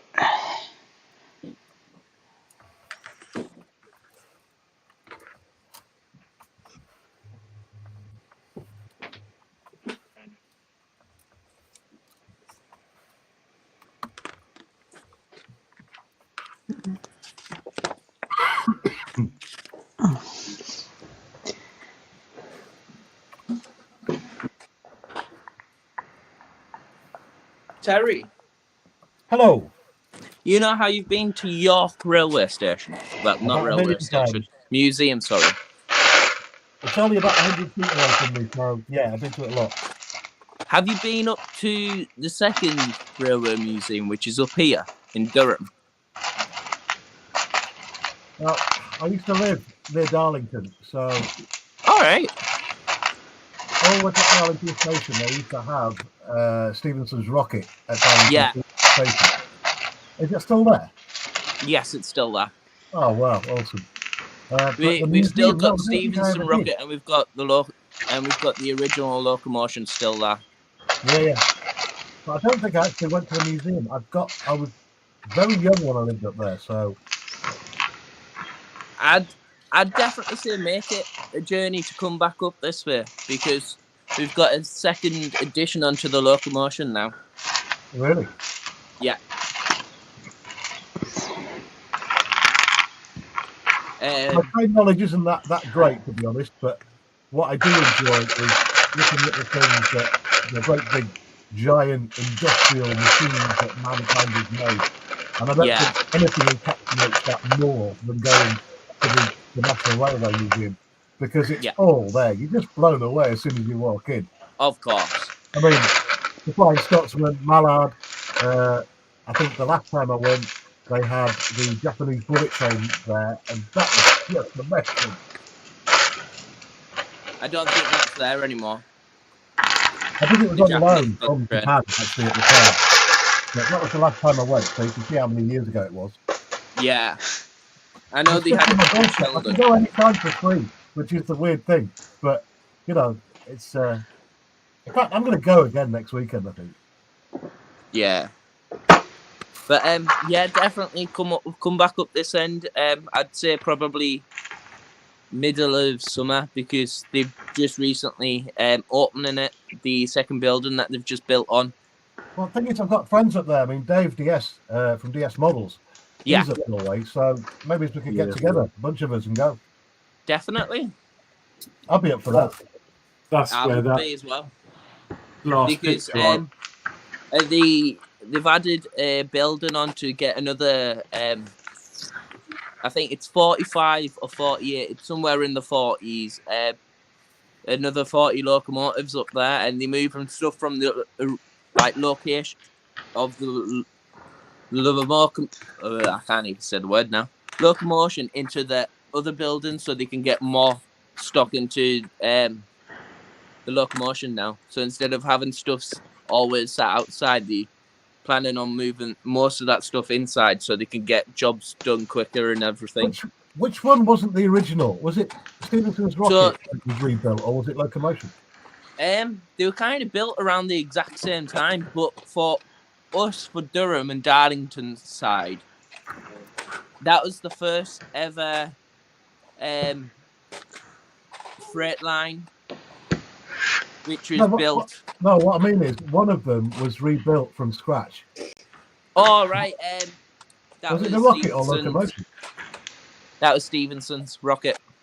Yeah, I thought so. Because yeah, the locomotion is still sat in there, falling apart slowly. Right. Okay. Very sad. It is. And we got Dan in the house just as he stepped away. Hi, Dan. Hello.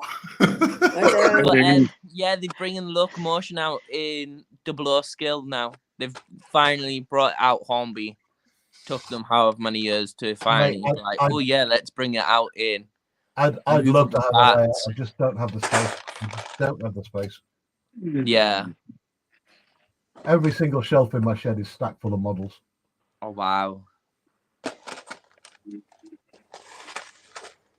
don't even know if I can point the camera over there.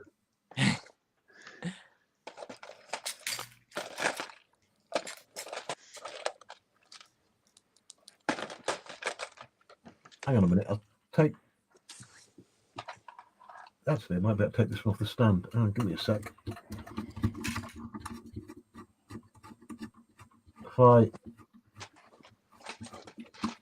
take that out of there, point it over there. Oh, there you go. Like this. Okay, Tammy. Have a good evening.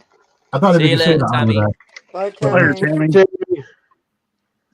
the shelves just rammed full of 1 to 16 tanks, 1 to Definitely. 24 aircraft, and then the stash carries on over there with a load of tools, and then even more modelling tools on the shelves below, together with my bandsaw and my pillar drill and everything else. Definitely full. Just no space at all. Why are you planning on putting the aeroplane then? What, the Stuka? Yeah. Oh, that's on the stand. So I'm gonna have a turf out and get rid of some stuff I don't need. There's gonna be a massive eBay sale. Wow. Well, I've had them long enough. It's time for somebody else to enjoy them, I think. Yeah, that's understandable. Yeah. Just remember, get rid of the ones that you're not gonna be like, oh, I should have kept that one. There's always that. Always. Whenever Yeah. I had a turf out about 10 years ago, and I sold 5 or 6 tanks, and I still regret that now because Of course you will. The price on them have gone through the roof.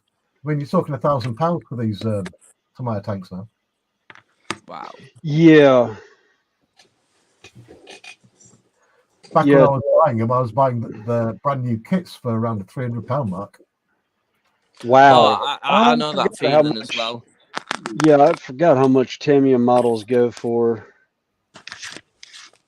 I forgot they were ridiculously priced. But then again, I can't say much. I've got some I've got some locomotives that were, you know, $300-400, and there's one that, like I said, there's that 611 I want. I've actually seen the actual model version of it in N scale and so wanted it, but didn't have the money at the time for it or the room on the layout to put it on there.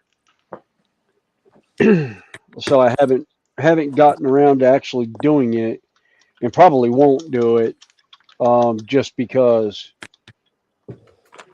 it's I don't have enough room for the train layout to run tracks for it, because I would rather do it where I have individual trains on a track and I can run, 2-3 trains at a time. Yeah. Somebody's got a And stash he's holding on to. not having to speed match. Talking about prices, this brand new £320. I don't know. That would probably be about £400 over by you, but £300 for that brand new. Hey, you're just getting 2 ends and 2 coaches.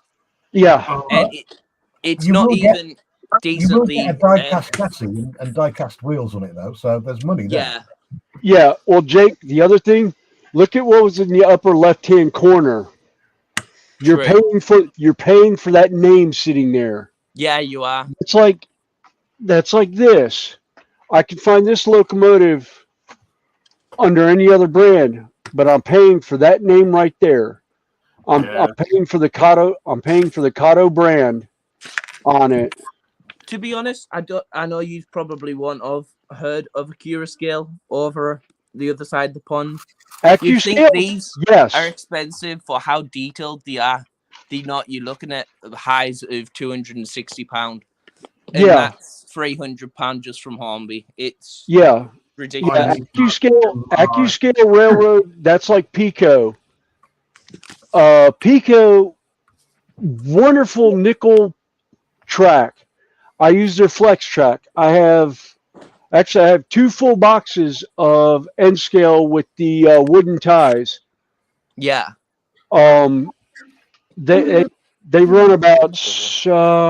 I'd have to look it up again. I can't even remember what it goes for now. For a box of like 25 is like outrageous sometimes. Let's see, Midwest. Oh, it sounds like the chickens are fighting the cats again. I'm gonna have to go chase them off the porch. It's just weird because it's like newer locomotives that are just plastic and that haven't had the moldings changed since the day they made. It's ridiculous. Like £300 for that. They're bringing out a brand new locomotive that just recently got put onto the tracks over here back in 2018. You're looking at £500 brand new, and it's like, who's going to pay £500 for that brand new? You'd be surprised. Oh, of course, a lot of people would. I need that in my life, though. I like that. For the start-off price, it's like £500. It's like Roy Garcia is in. Pardon, Hello, Roy. Connie? Hey, Roy. I thought you said something. Oh no, I just said Roy Garcia is in. Have I got a delay? Don't know, because I seem to have, well. No, you don't have a I delay. want to say Roy's been in before. Get out my shoes. An observer. You're not small enough to fit in there. So now I like that pride train is amazing. Being that way myself, like that's perfect. I want to do one of them. Yeah. Well, and two, it really comes down to how detailed you want your models. Yeah. The more detailed stuff is going to cost far more than the lesser detailed. See, like I'll show you here. These 2 engines right here, these 2 F3s, the A and the B set. Let's put you on big. Okay, yeah. But these two F3s right here, this AB set right here, I give, if I remember right, a little under $100 for the pair at a hobby shop. Yeah. Now these were obviously secondhand engines, but you can see the level of details not anywhere near what this engine's sitting down here, and I'll run it up here where you guys can see it a little better. So, now, obviously, this one here is sound equipped, but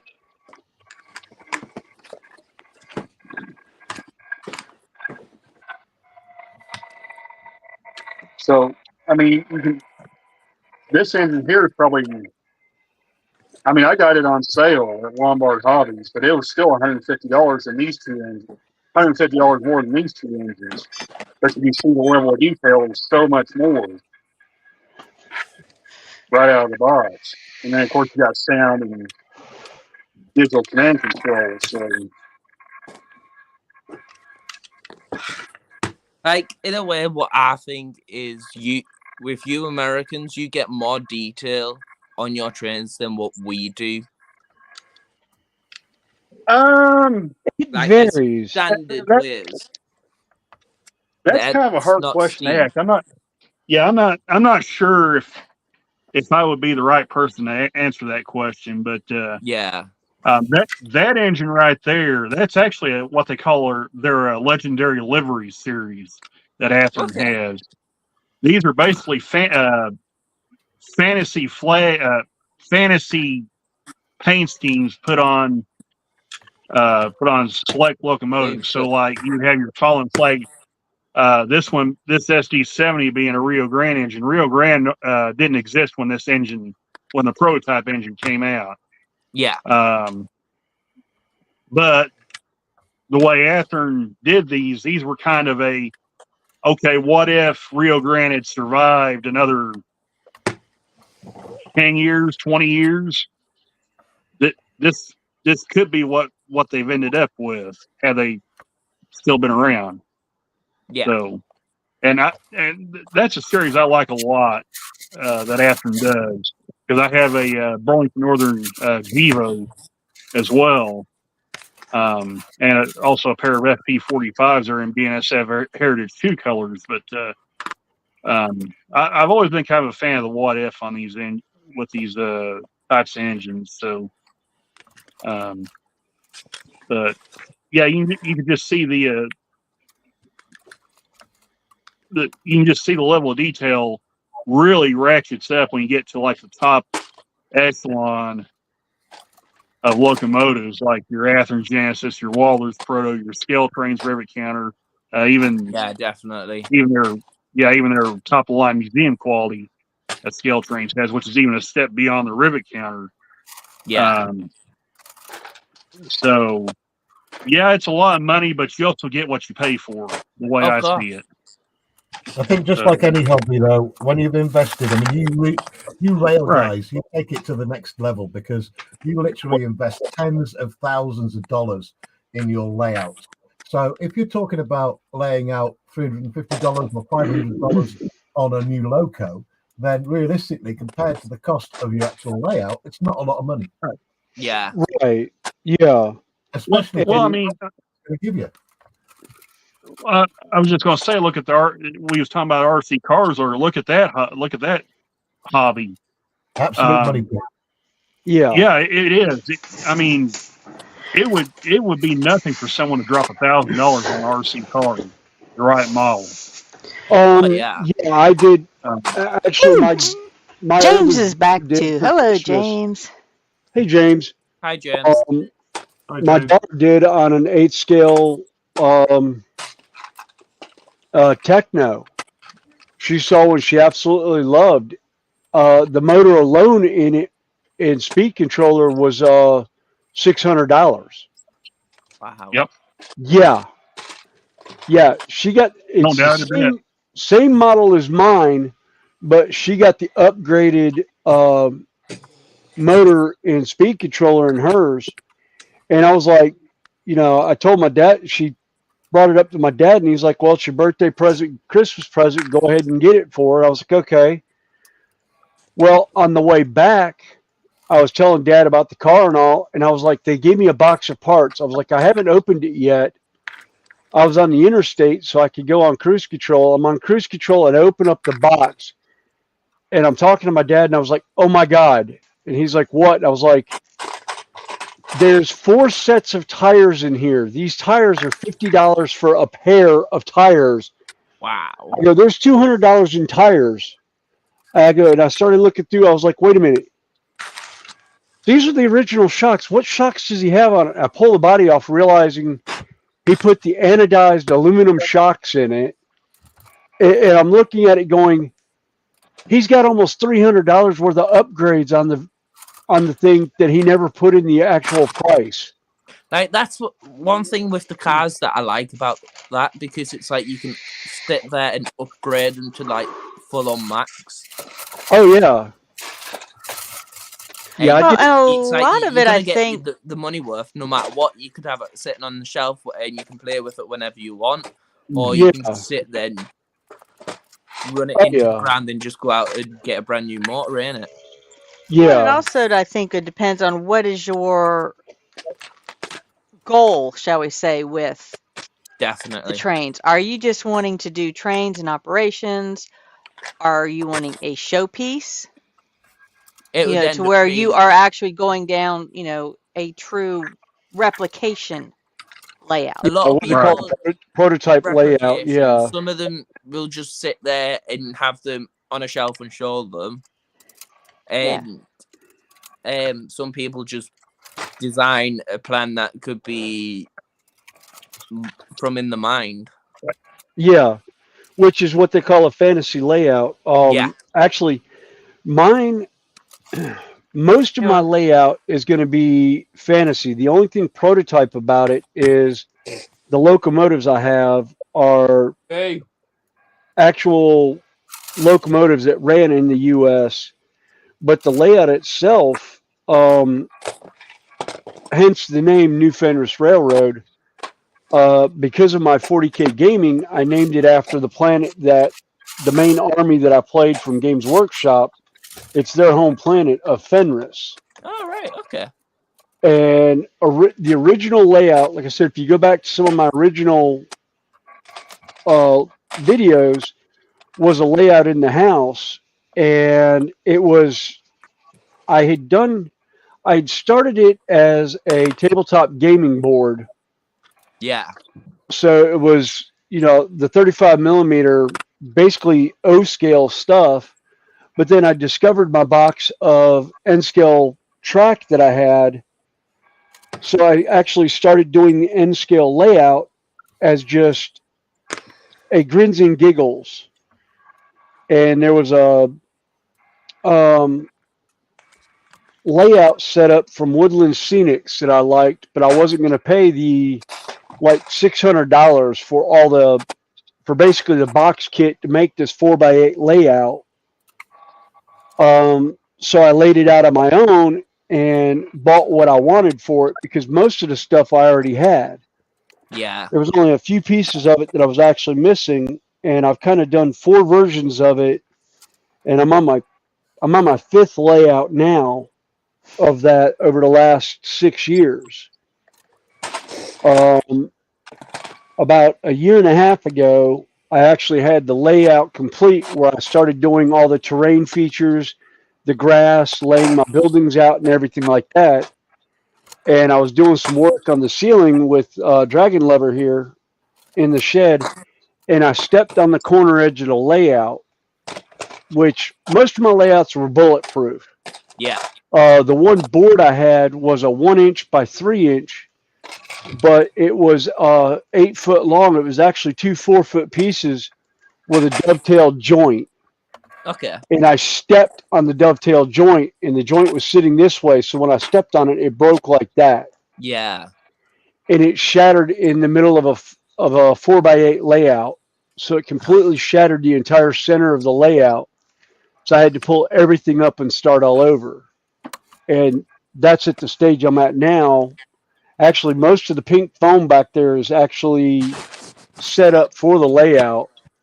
I think this week I'm going to end up spending some time in here actually organizing everything out so I can get back on that layout and start pulling it up Yeah. and finishing up everything because I've got to put plaster cloth down now for the rail lines, but I've got all the track and most of the roadbed to do it. But I may put I've got a bunch of Kato stuff that I'm probably going to put down for the time being, to Yeah, actually Jeff. run the stuff on. Anybody, whatever your hobby is, there are people out there willing to drop hundreds or thousands of dollars on Oh God, we won't even. their Yeah, hobby. Jeff, we won't even get started on photography lenses. Yeah. Well, it's or like like well, I've got a lens. I've got a lens that I bought after my father passed away. It's almost $3,000 just for Wow. the lens, but I can take a picture. It's a 400, 600 millimeter. Ouch. So I bought it for when I was doing a lot of photography at the NASCAR races and NHRA races. It was something I could sit up in the grandstand and take pictures like I was down standing on the track next to the car. Yeah. Being on a 1.5-mile track, I've got one photo that I was literally halfway across the track from the car during the wreck, but it looks like I was standing about 40 feet from the wreck. Wow. So I think yeah, that's only one thing that's rubbish about phones compared to cameras. It's like you can get so much better clear pictures from DLS, DRL, whatever you call yes, them cameras compared SLR, to phones. SLR. yeah. Well, or It's the graphics are just so much better on it. Yeah. Or like James says, some people have their layout designed and built for them. Or True. like Yeah. my original hobby, long term is sewing. Renaissance Festival. Yeah. You can, I know people who can spend $10,000 to $15,000 on an outfit. Of course. Now that's an outfit they will wear multiple times. I mean, particularly if they're working, they will wear it's their working garb. They're on cast, their court. Yeah. So and they're built to last. And most of those are historically accurate and detailed down to the nth degree plus custom fit. Yeah. Or part of my enjoyment of the Renaissance hobby is I enjoy making it.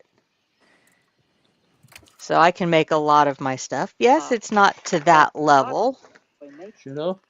But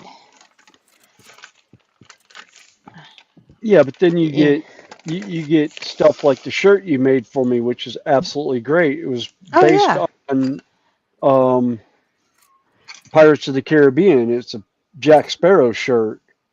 Well, or I get, how many times do I get mistaken for being part of the festival? Oh my God. We won't even discuss how many times you've been asked if you're actually on cast. No, it's not even cast. It's like, which booth do you work in? It's not, do you work here? It's like, which booth do you work in? I said, I don't. Yeah. Even people who've known me for years. Wait a minute. I thought you worked here. No, I buy a season pass. I come in and play. Yeah. But which is what I do now after 30 years outfit, of playing with them. Yeah, I did cast for about 15 years, took a little bit of time off, came back about 8 years. Well, it'd be 7 years ago now.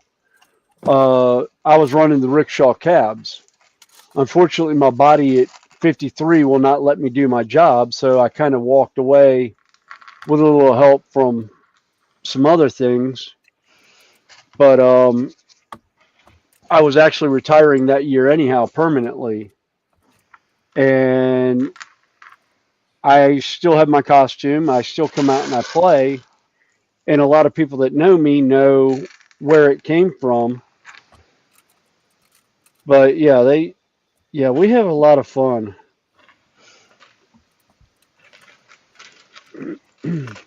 But no, I can go to any festival, and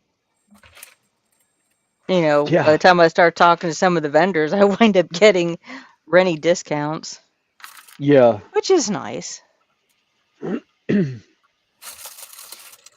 Yes, I've done all the 7s. Yes. Yeah, like Wayne says, 10 to 15K on a costume. I would spend it on getting a newer car for my missus. But like I said, for some people who spend that kind of money, this is their job.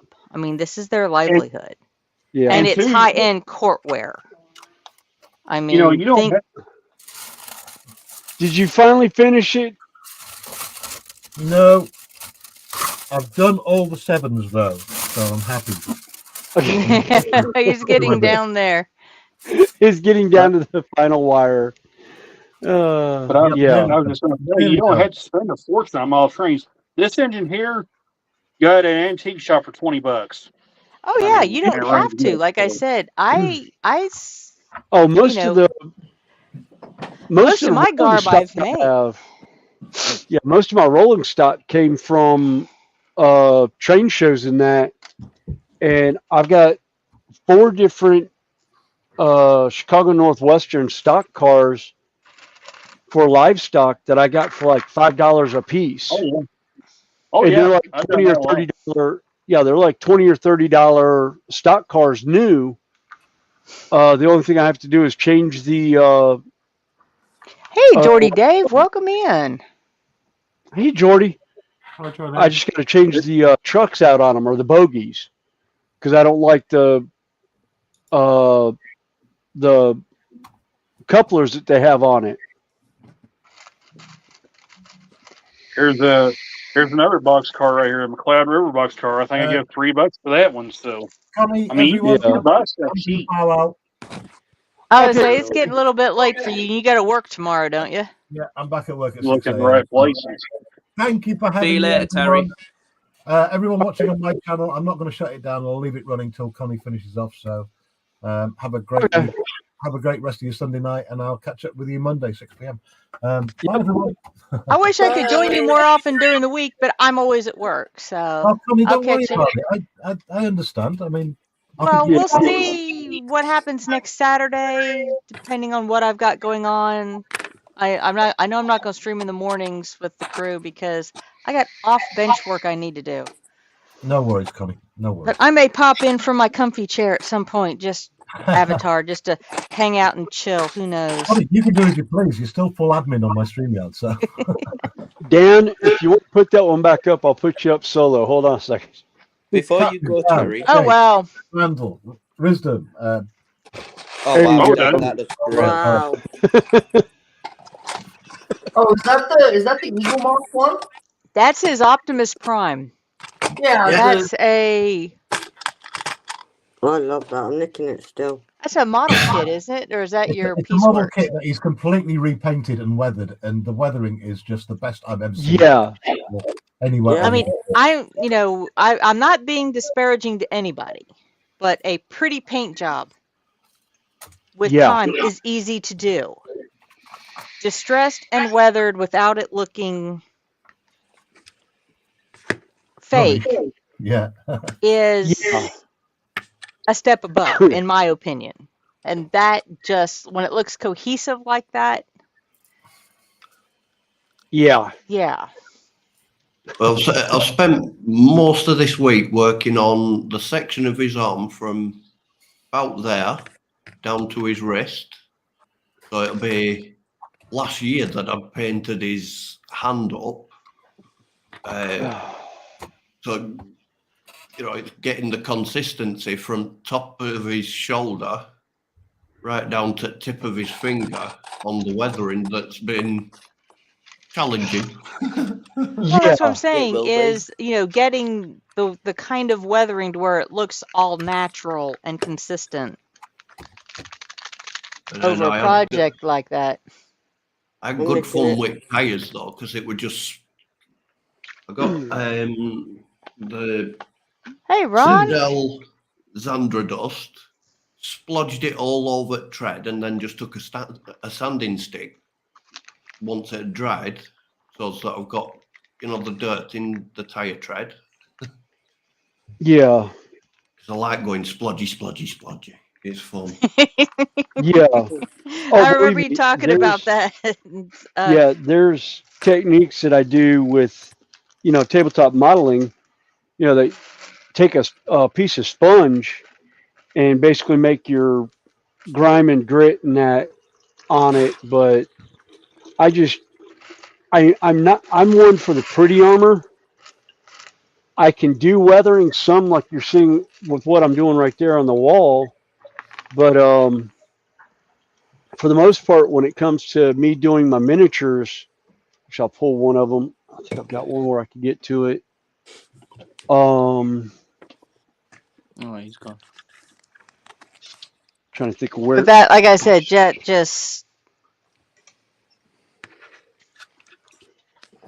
that's just phenomenal. Yeah. The next week or so is going to be get the other arm to this stage. Yeah. And that's where, then, to me, that's where the true talent comes in, is taking, even though you've done them however many, weeks apart. Like, this is my layout. Oh, okay. Nice. And like this bit of track from here to that corner there, and this bit is based on real life, but the outer bit is just made up, so it's a continuous loop that I can get trains running around.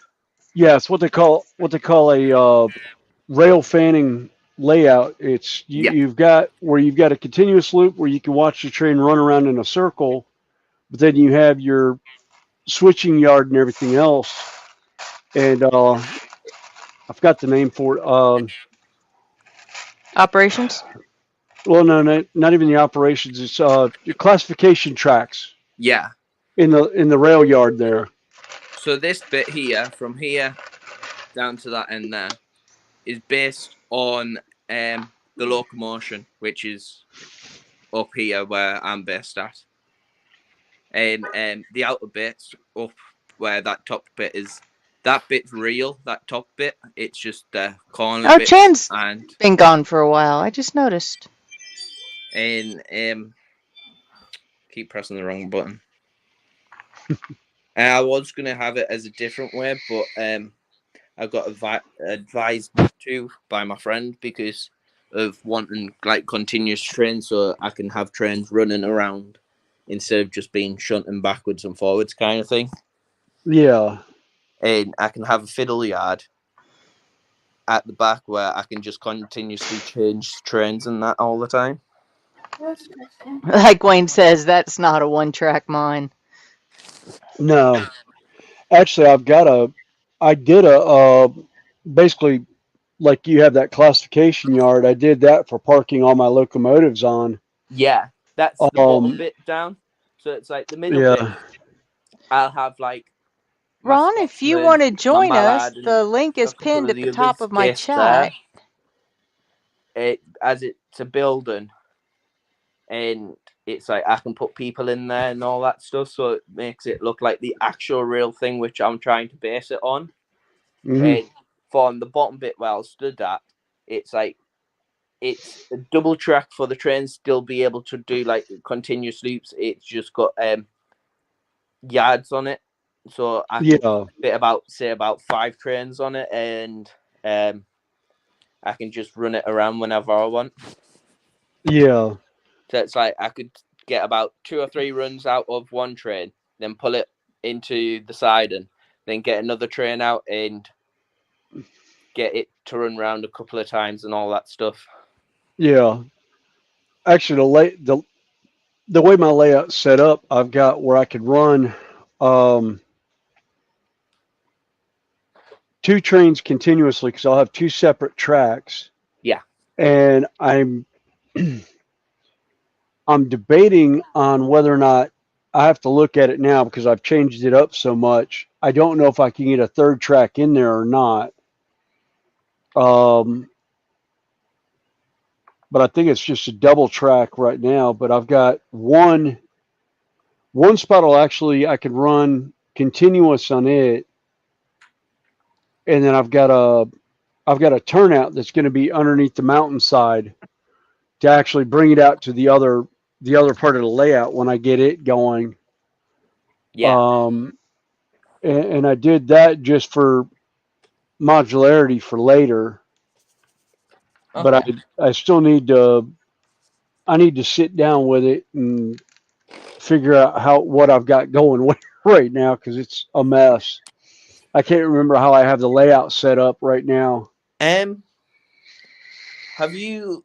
I don't know if it's a thing over there. It's a thing over here. It might be called something different. But do you have like a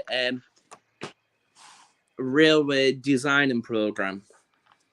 Yeah, actually, I can use. Oh, what was it? It was oh, there was a couple of different ones, and I can't think of the one that I used at one time. We have one called Dinner AnyRail over bell. here. That's it. AnyRail. Yeah. Hold on. I'll be right back. Yeah.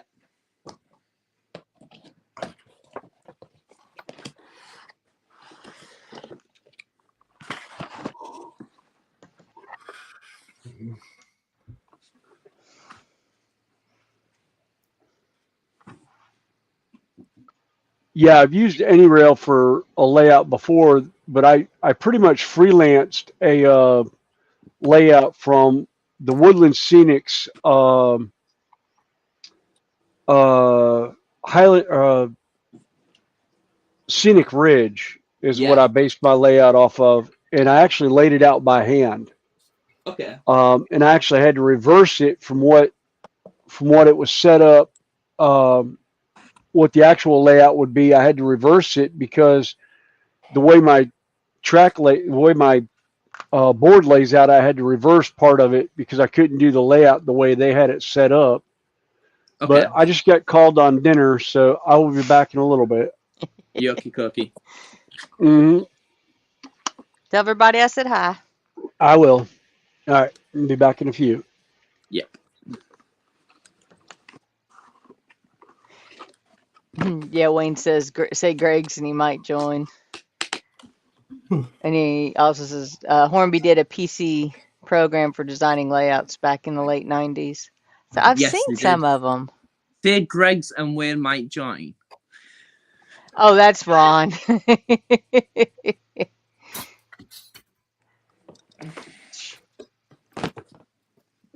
Wayne, you have to join now. I said Greg's. No, it was funny. No, that goes back to Ron. He's known for eating Greg's sausage rolls. All right. Okay. While he's on panel, he'll have a stack of them sitting on a tray next to him, and you look back, and it's like, where'd they all go? He's done eat them all. And that's in like a 2-hour stream, and he had like 8 of them. Lol.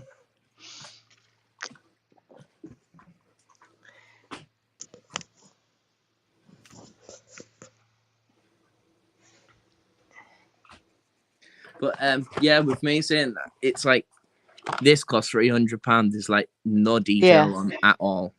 It's all solid detailing, like full on molded plastic. Compared to like Scotsman or Boo Get Down. This stub art where it's literally every single part, like roof fern, buffer beams, literally like single. And some people like getting a basic kit and adding to it. Yeah, you can get bits like that with a lot of the locos.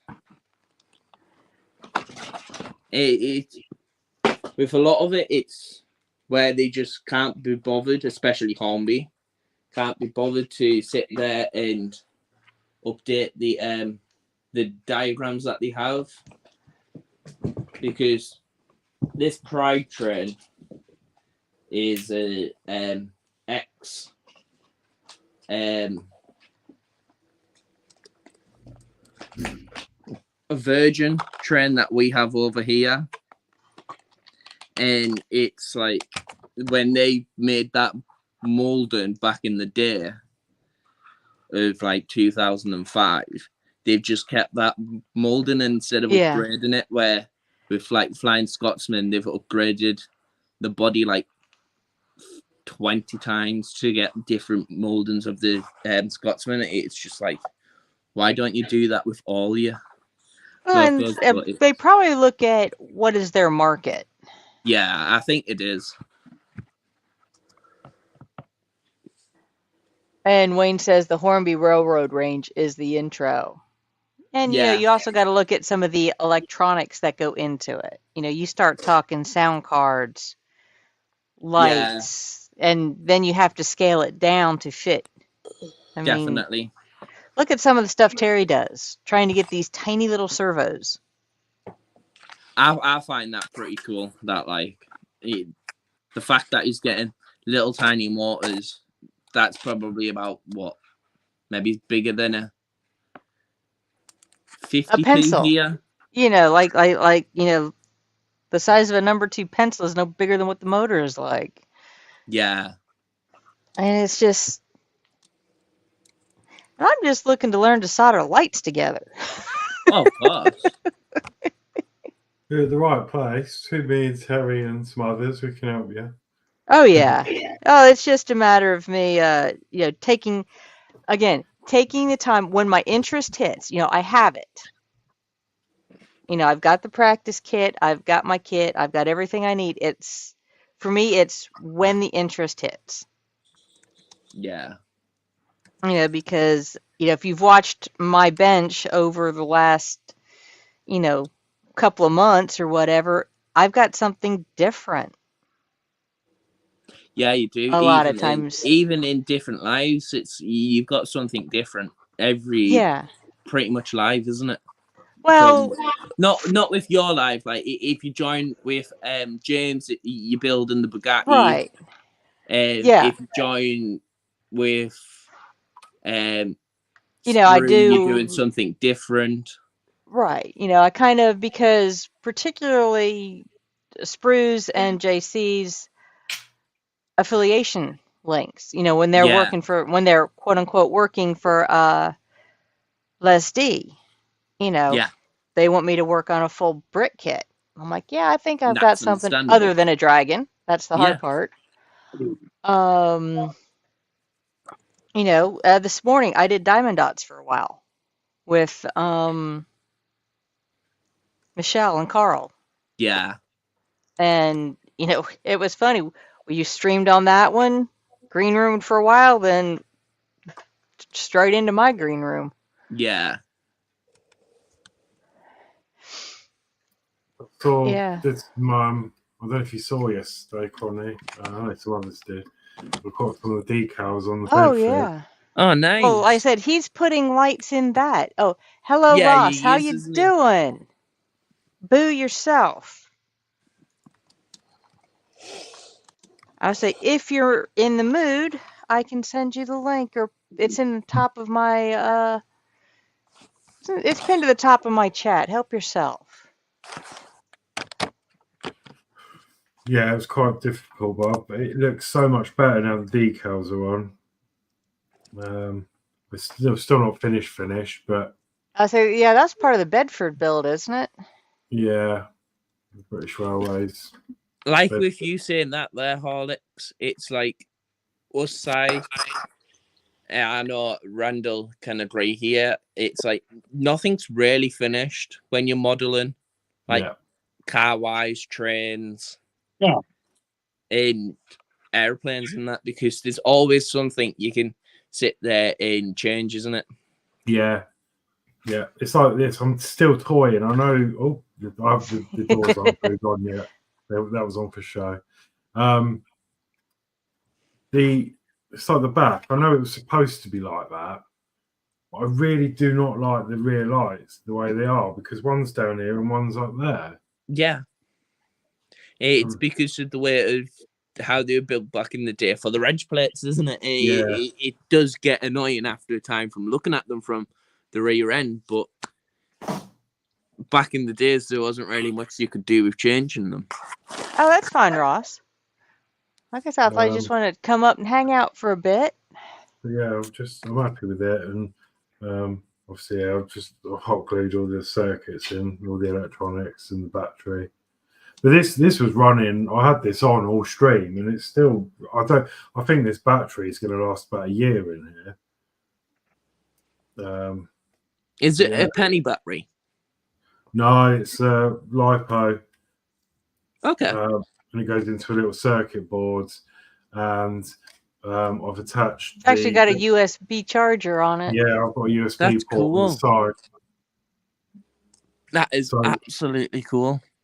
I could just plug this in and charge this up. I mean, it'll run on the power anyway. Yeah.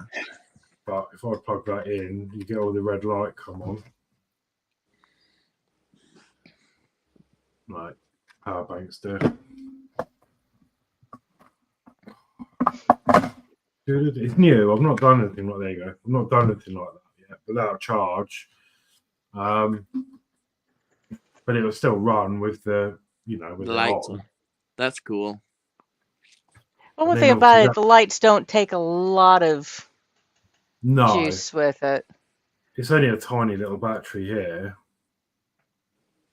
And then, once that's all buried under there, you can still get to this. And, not that, just novelty. I'm not really going to need to take it anywhere as such. But, it's just But cool. you had fun doing it. I had fun doing it. And, like, oh, my God, I've got a rechargeable plastic model kit. What's going on, And that's the main thing. Right, move your butt. Yeah. Move your butt. But yeah, no, I've enjoyed it. Good girl. And obviously, I've been spurred on by people because, like, the back, like, Lindsay kindly sent me some of the wood. To do the back out with, and that's made a massive difference as well. Yes, John, we're still here.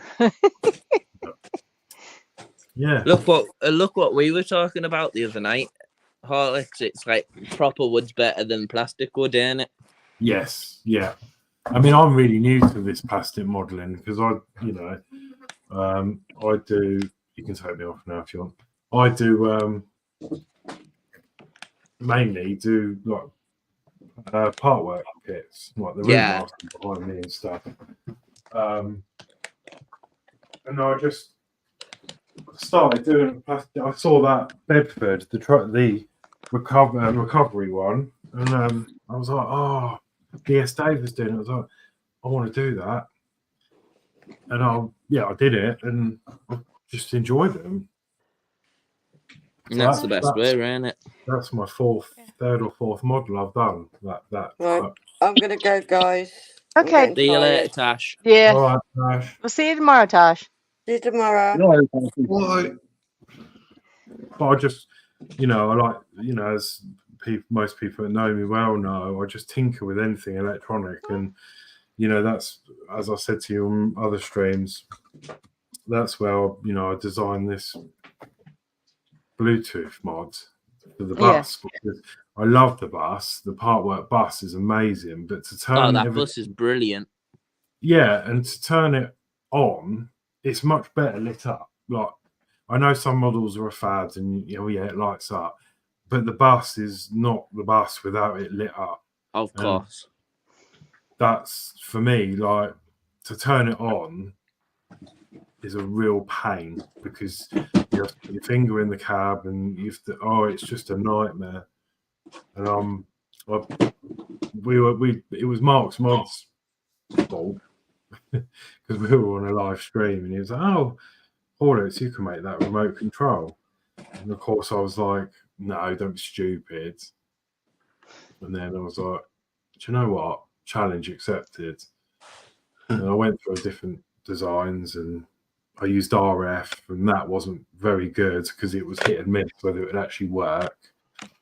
And did a bit of research, talking to Marvel Phoenix, Todd, and I ended up downloading a program, made my own circuit board, which obviously got my name on it. It's got Horlicks stamped on it.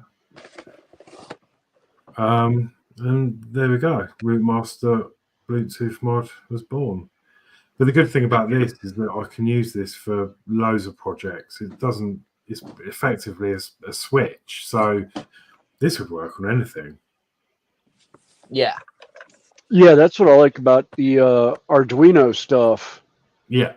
My son was actually looking into Arduino, and he was like, "So, Dad, could you use Arduino on your layout?" And I was like, "Yeah, I just don't feel like hooking the computer up to it to do the Arduino stuff, or doing the switching and everything like that. But yeah, you could do that."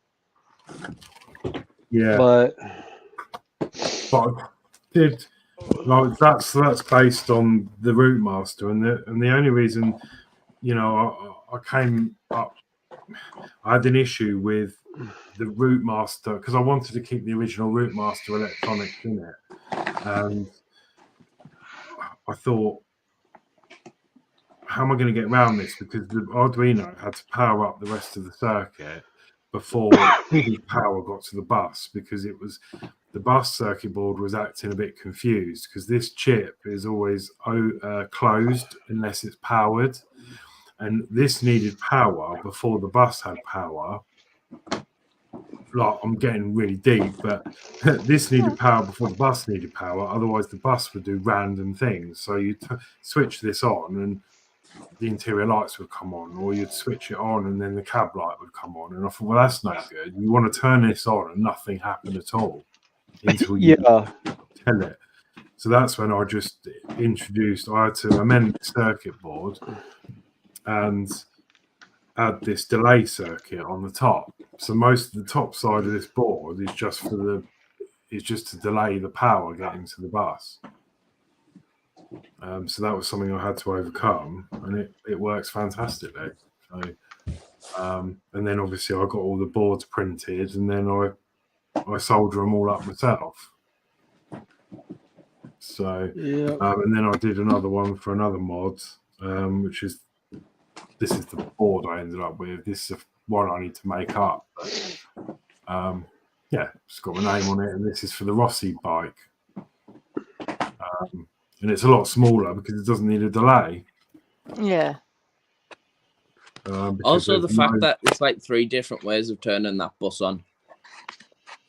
Yeah, mine is. I mean, most people haven't got the base. It's like what you were saying earlier about something's never finished. Like, it started off with the problem with turning the bus on. I thought, right, let me extend wires and put switches on the base. So that was my thing. And I was so over the moon. I was like, look, I've got buttons on my base. And everyone's like, wow. And then it developed even more to, I'll tell you what, I mean, if I told you 2 years ago, would I ever make a Bluetooth, an app on a mobile phone to turn my bus on and off, I would just laugh.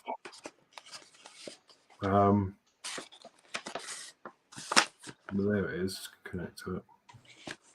But yeah, now I've got an app that works.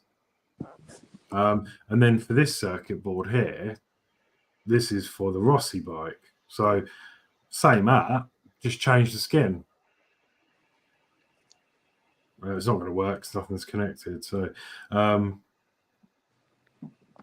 yeah, and then that's where that started, and I'm super proud of that. Like, it's amazing for someone just to sit in a room bored and create something like this. It's mental.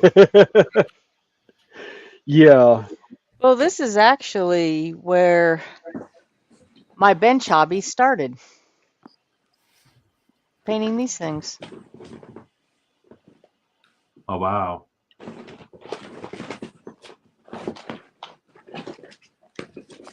Yeah. That's actually the first resin pour I ever did.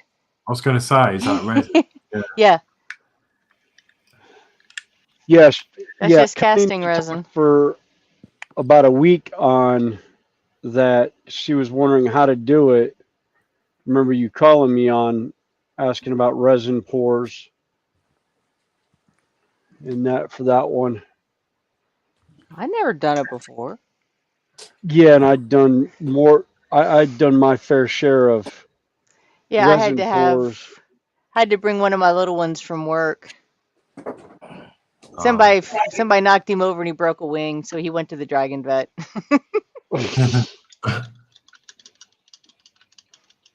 These are I my guess favorite ones. like resin's one of them. I've never used resin, but I think the main thing with that is the air bubbles, isn't it? Well, yeah, the air bubbles, you can get air bubbles sometimes. Usually you get them on the surface. And really with that, all you have to do is blow on them with a straw or even a airbrush. Right. Or And even it'll a break little torch thing, like a yeah. a hot torch. Yeah. Yeah. Little creme brulee torch. Yeah. Yeah. Oh god, With these you have to be really, really careful because some of the resin is flammable. Yeah. So you don't want to heat it Some too of them much. have used like a hair dryer. Yes. Yeah. I was going to say Anything with a hot, it's basically warm CO2 is what's popping those bubbles. And I've, knock on wood, every pour I've had, I've always done really high, really thin beads dropping down, so I didn't get a whole lot of bubbles.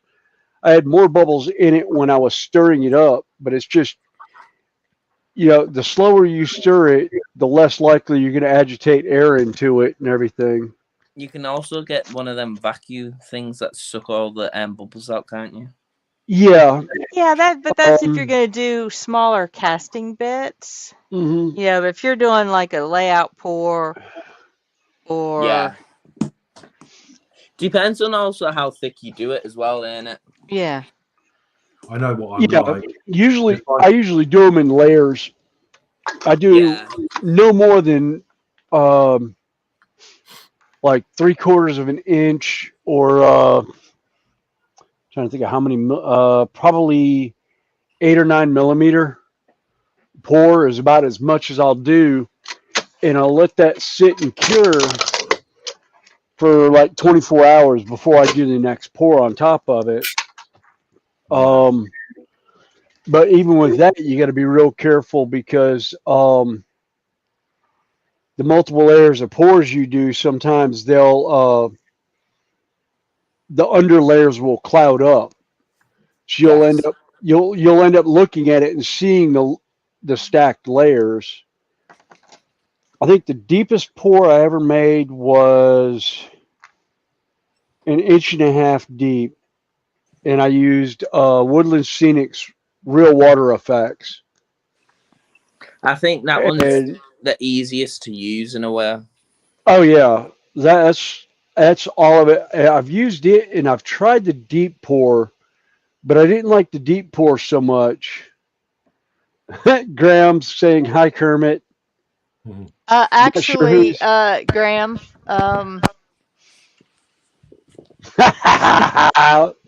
we have grapes.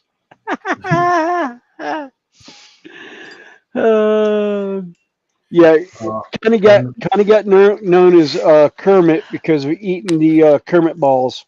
No, aka grapes. The story goes, I was wearing my current headset, the one I've got on, which is a 1 year with a microphone bar. All of a sudden one day, my mic got really muffled and we could not figure out what. I'm checking all my settings and everything. And then I took it up and looked at it, and sitting on the end of the microphone were basically grape guts. So that started the long several months of, I'm sitting here eating green balls, juicy green balls. So the crew we are with, they take it sideways and downwards, and hence Kermit balls and the entire joke of. Hence Graham now saying minus Miss Piggy, LOL. Yeah. And then TBG comes back with she's farming Kermit balls. Hence why I was so excited at festival to find, and I was gifted a little green dude. Yes, yes. There's been a drought, yes, because the nice big ones have not been in season. This is a matter of fact the last of the bag I have for this weekend, so it could be worse. It could be white sticky stuff. Yeah. Yeah, that was a joke on me. We were.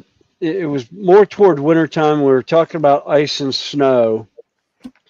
And now they were talking ice and snow, and you popped up with white sticky stuff. Well, what happened was I was talking about ice and snow. It's 7 o'clock in the morning. I'm not awake yet. I've only been up for maybe an hour and a half. And I made a comment of you can keep that. And I meant to say cold white sticky stuff to yourself, and it came out. You can keep that white sticky stuff to yourself. And it was on Sprue's channel in the morning. Yeah, it was on Sprue's channel in the morning. And hence I got stuck with the nickname Snowy. And it stayed ever since. Right, okay. Oh, well, it's white sticky stuff, so yeah. Yeah.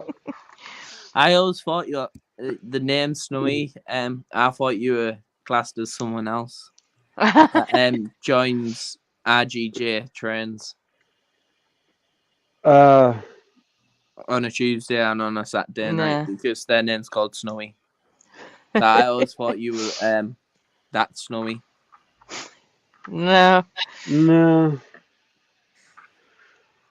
Yeah, it could be worse. Yeah, white sticky stuff. Yeah, there's. Yeah. Actually, Fenris Models and I always joke about being Fenris 1 and Fenris 2.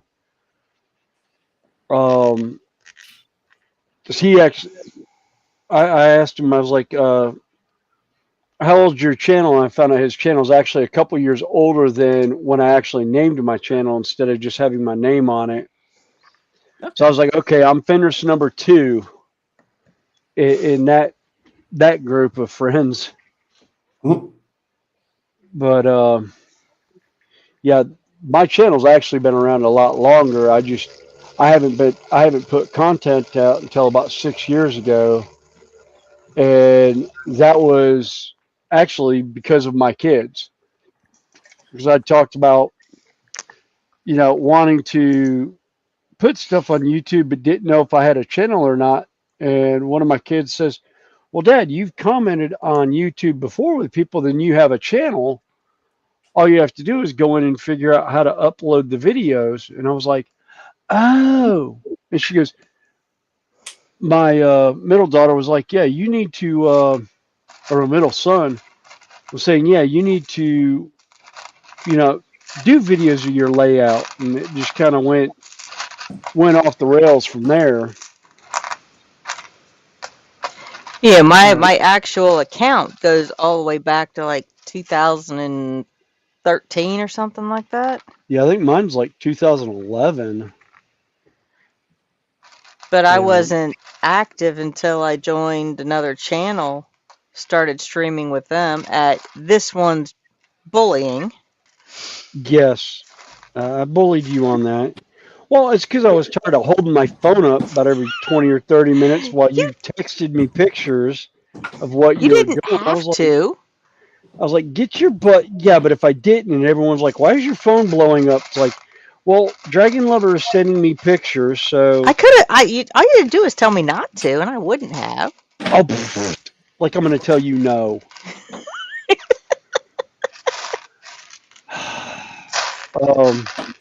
So I was just like, get your butt a camera here. Here's a good camera to use, and get your butt in here. And you did. Well, yeah, I first tried it with the cell phone. It didn't work.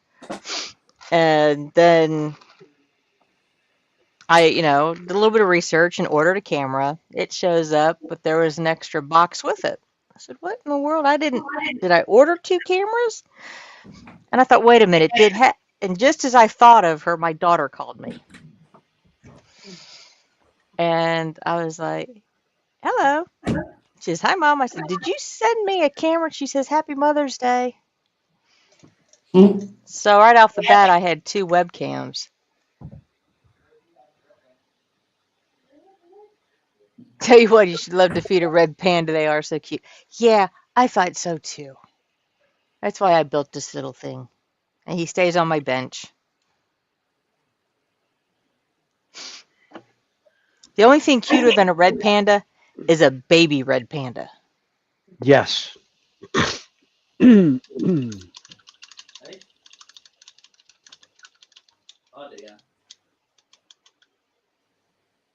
he's fine with us calling him Snowy.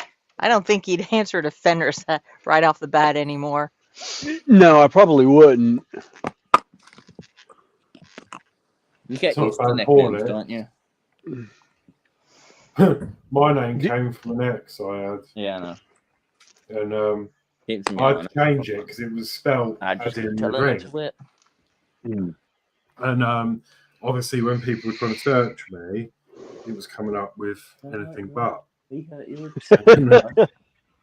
It was just like, but my ex boyfriend before my last,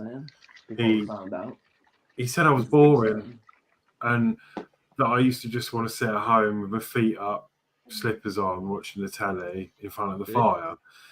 And then they started calling me Horlicks. And that's sort of where that name come from, and it's stuck ever since. So yeah. And I'm not boring. No. I do things, and I do go out, and I don't just sit in front of the telly. But it's sort of stuff. Sometimes significant others can be extremely cruel in their comments sometimes when things are just not what they expected the relationship to go. Yeah. And I had that with one that actually we dated for a year, and she made a comment to me one night, and I just looked at her. I was like, if that's the way you feel, get out. And I got absolutely obliterated that night because I couldn't believe I actually said that to her. So I decided to drown myself in a bottle of Captain Morgan's private stock and a 12-pack of Coke. When I came to the next morning, I had to work Carolina Renaissance Festival, and I met my wife, who I've been with for 23 years now. I actually should not have been working that day. I should have stayed in my tent and recuperated because you could still smell the alcohol. You weren't hung over. You were still drunk. Yeah, I was still drunk the next morning. But I am an extreme flirt, and Connie will attest to that, and so will my wife. And I flirted with her, and no, it's not me. No, it's not. Contrary to what everyone half the fair thinks. population thinks. Yeah, I know. But yeah, it was so funny because I was flirting with her, and bless her heart, my wife then was clueless. She's like, no, he doesn't like me. He flirts like that with everyone. And one of the guys with him knew me real well. We were actually really close friends. He looked at her and said, no, William has not made comments to anyone today since you were in his cab this morning.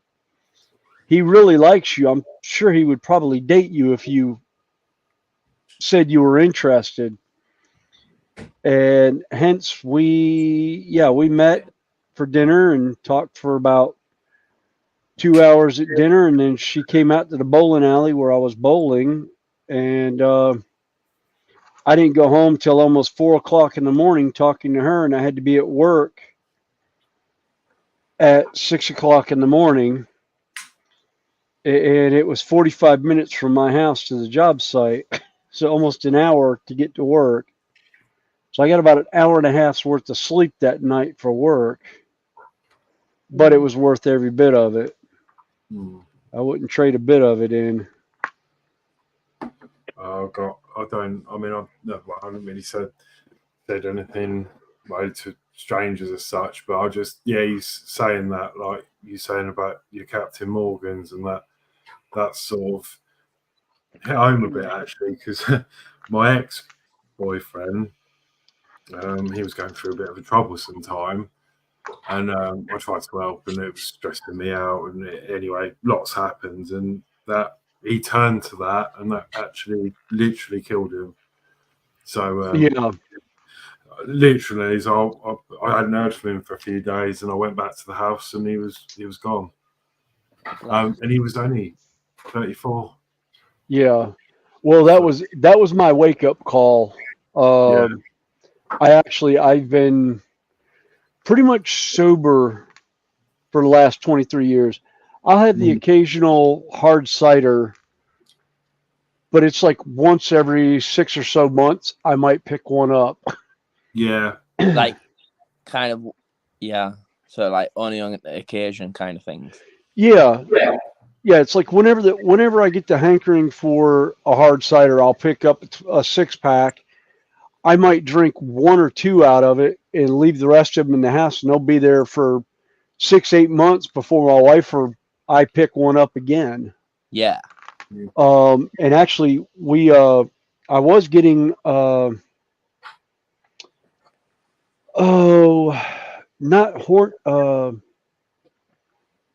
Hornsby hard cider, but it's hard to find now. It's a brand that one of my cousins found in Ireland. Okay. That they had recommended, that we find imported here every once in a while, and I couldn't find it anymore, and I found Angry Orchard is very similar. And I usually get the crisp apple. Yeah. And it's just, stuff's great. How in the fuck? Nice to have a drink now and again, of course. So I don't think that much, but... I just looked up and realized one of my lights came on, and it shouldn't be on. Okay, no rumors in Maryland. Let me and William run Maryland Renaissance Festival together, and they would start because a lot of people up there know me. And well, if you come down to our Renaissance Festival, friends, because I call us running partners. Yeah. You know, his wife worked behind stage. He worked the cabs until about last year. 2 years ago. Yeah. And I've just been what I call a runner. You know, I make friends with the vendors who sometimes they're solo, they're by themselves. So they can employ somebody to come in and give them a break so they can go get some food. But, you know, that's a half an hour to an hour out of an 8 to 10 hour day. Normally, at some time other than that particular hour, you do have, take certain necessity breaks. And I'm one that I got a reputation. They will let me stand there in their shops, make sure nothing wanders off.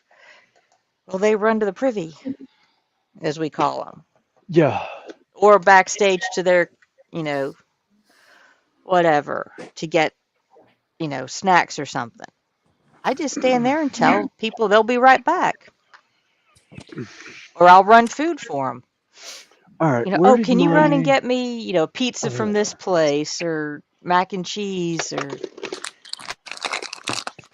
Yeah.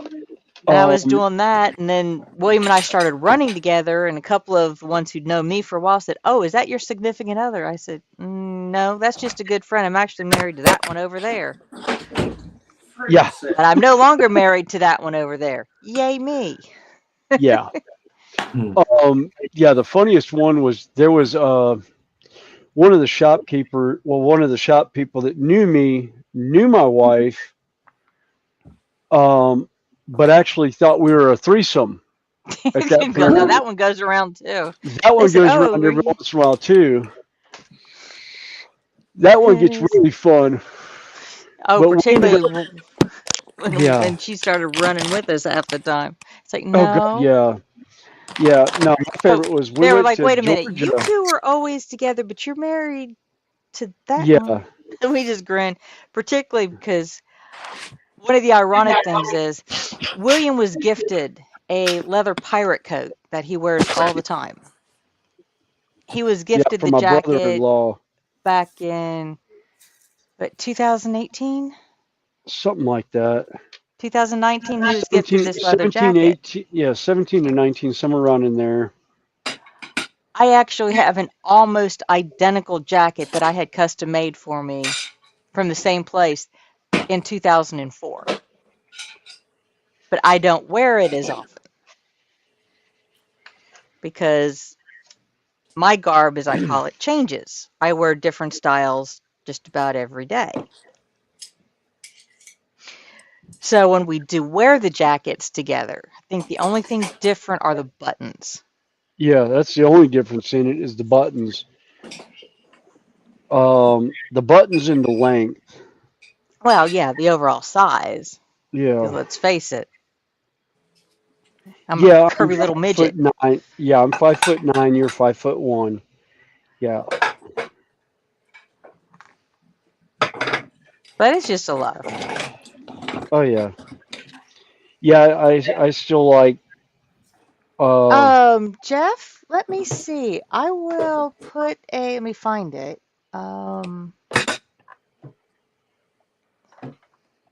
There is a website in Facebook. There's a Facebook group that's an open group where you can look and see all. Yeah. Yes, Friends of the Carolinas. Yeah.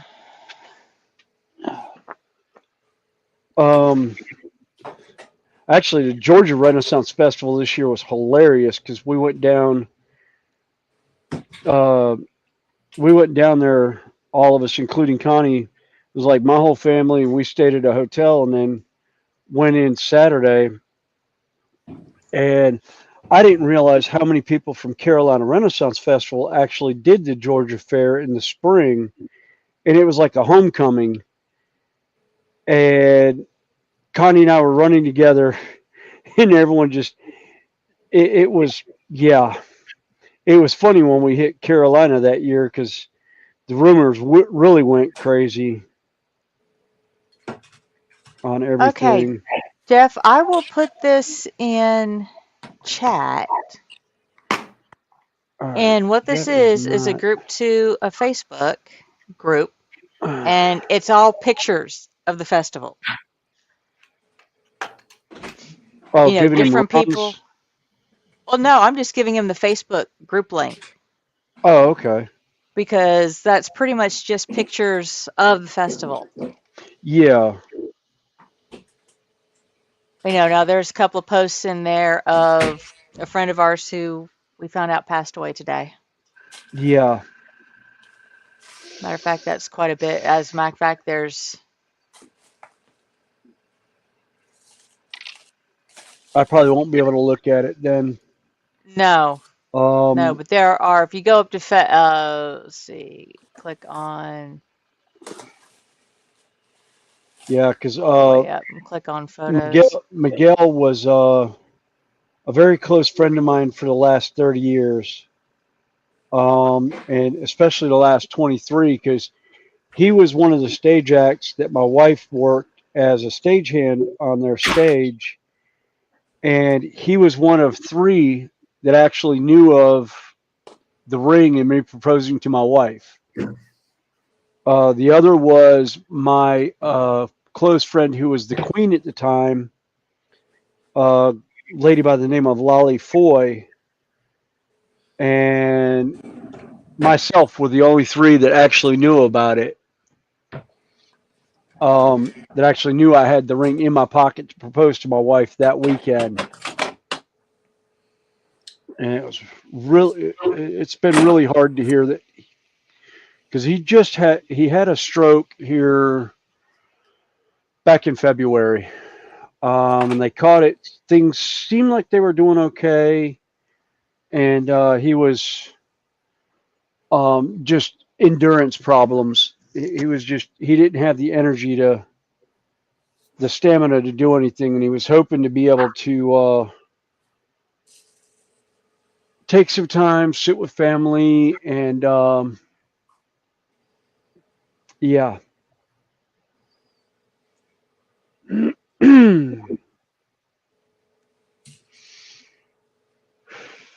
Too soon to lose somebody after losing Terry Sr.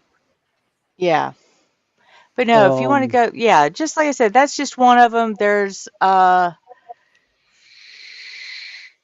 I said, the first part of it will be a lot of memories of Miguel was his character name. I mean, he worked that festival for almost 30 years. Yeah, he worked it for 30 years. He was one of the original stage acts along with the Tortuga twins. Let's see. Who? There's Somebody actually else just dropped. Somebody else just dropped. We're down to 6. I don't know. Oh, Wisdom. Okay. Yeah, we because Tasha and then Josh. Okay. Yeah. I have learned how to check. I can just scroll back through the feed and Yeah. see who's dropped. Yeah. Actually, there's a picture that I saw of Miguel, or Doug was his actual name, in Central Park in New York doing pantomime, and behind him is a very, very, very young Robin Williams. And I'll be right back. That's Kyle calling.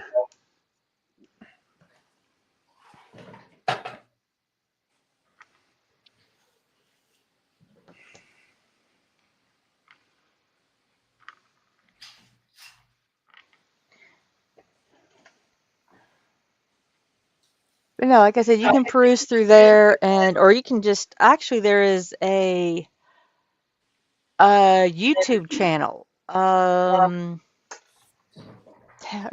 YouTuber Todd Ventures. Let me see.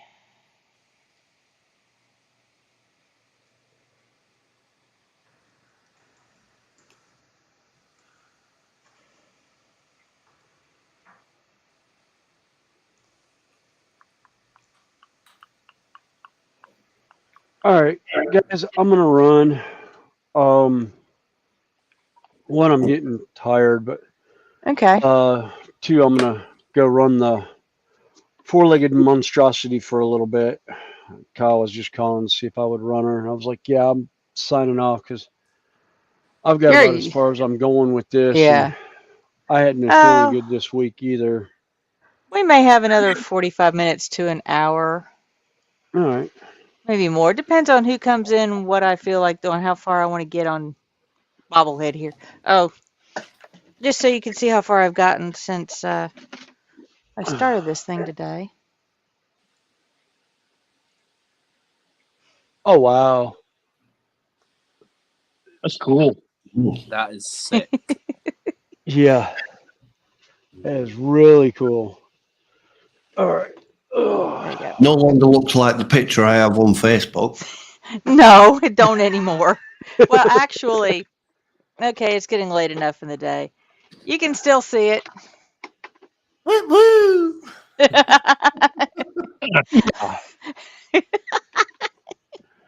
Oh God! I just looked at the white. We're getting a ball of this one tonight. No. Oh Jesus! All right. Okay. Jeff, this is a link for a YouTuber that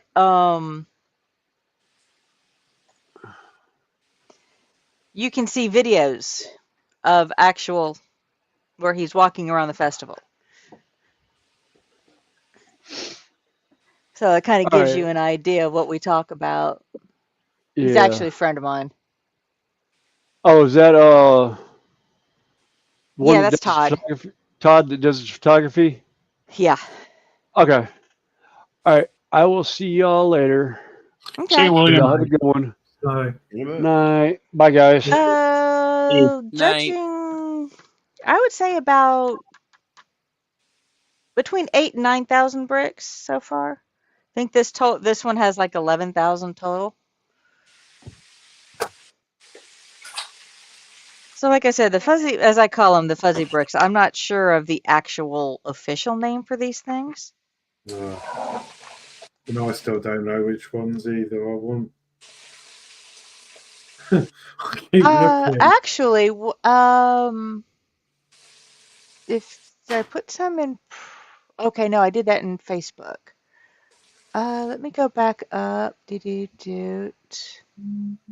Brian.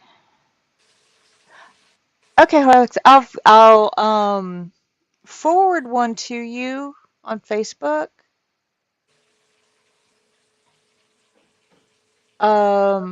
Of just one, and you know how it is on Emu. You know, you type in one thing, you start seeing other link. You know. Yeah.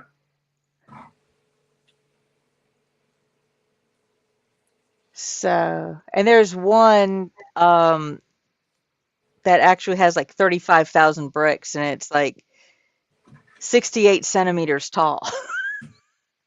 Wow.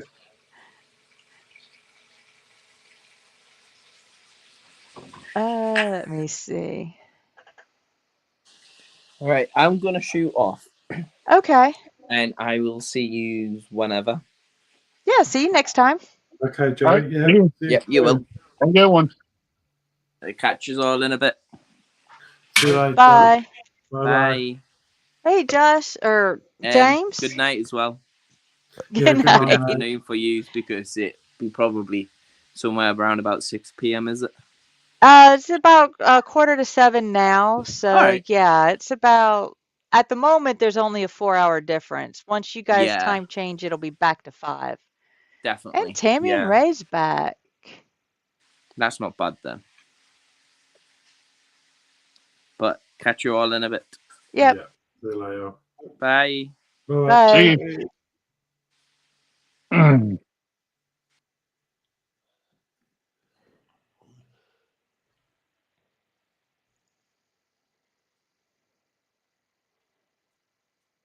think first time in ever, I've actually got a semi-tidy desk. Oh, wow. I was kind of surprised that there was still a desk under there. I thought the crap had consumed it. I'm like that. My desk is absolutely filthy with bits everywhere.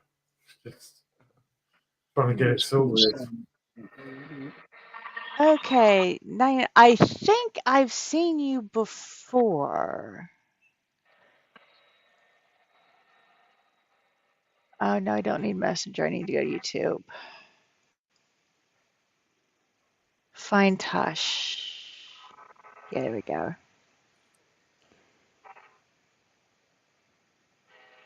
Nope, you're not there. I'm trying to figure out whose channel you've come in on.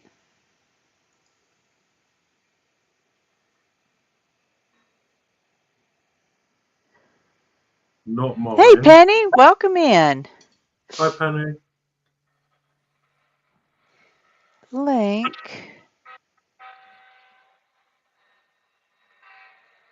Trying to figure out Horlicks works, a little history.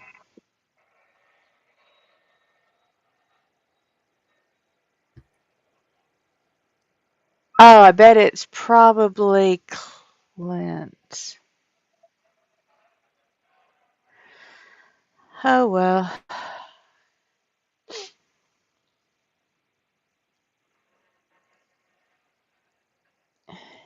But JC, if you're at the bench and or just want to hang out for a bit, I can I have the links pinned. You're on my side. Same with anybody who'd like to join us up here, even if you just want to sit and chat. Oh yeah, rascals. We're still on. Told everybody we run late. Hi, Eric. How are you doing, buddy? Holy Stream Addicts. Yeah, this is I stream. I host a stream once a week. It's a long one because right now, you know, I'm in the Eastern U.S., so it is just now 10 minutes to 7 in the evening, and I don't have to go to work until 3 o'clock in the afternoon. I keep looking at this one. I have that one. I have several of them, but that one looks fun. How big is it? Oh, it says actually 48 centimeters. Oh, that's quite high, isn't it? Yeah. Well, as this one stands right now,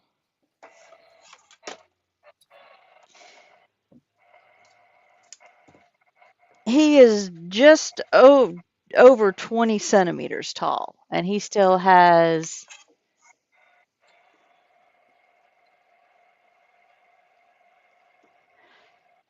I've got another like 10 centimeters at least on him, if not more. Oh, you just gone in the in the hangout? That's like I said, I'm here until my tail end wears out or I run out of people to talk to. Because at the moment I'm trying to get this done so I can start painting again. Oh, thanks, is it Roy?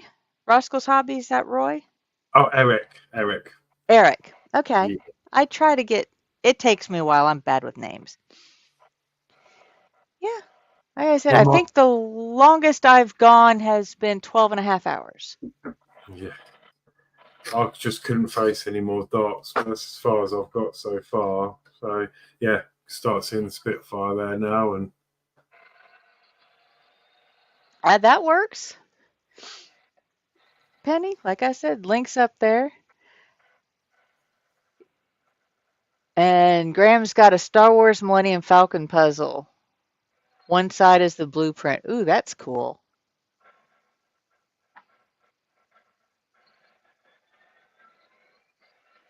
I've done a 3D puzzle of the Millennium Falcon. And a model kit and a Lego kit. I've got the Bandai Perfect Grade kit. I got a couple of the Bandai kits. Then I've got, let's see, a wooden kit. I've done the Metal Earth kit. And I've got a cardstock kit. I quite like the look of this one as well, but it's like, just find somewhere to put it. A book with a train coming out. Yeah. Oh, that's like Lego, I think. That's more like the traditional Lego brick. They've got some cool stuff on that site. But unfortunately, a lot of the larger stuff, they won't ship to me here. I guess because of the weight. Or other restrictions. Oh, Eric's working on a 135 scale Vietnam diorama. It's a 4x2. 2 Hueys, lots of figures, lights, sound. Started it 1st of January. Well, if you've got a camera set up and feel like joining us.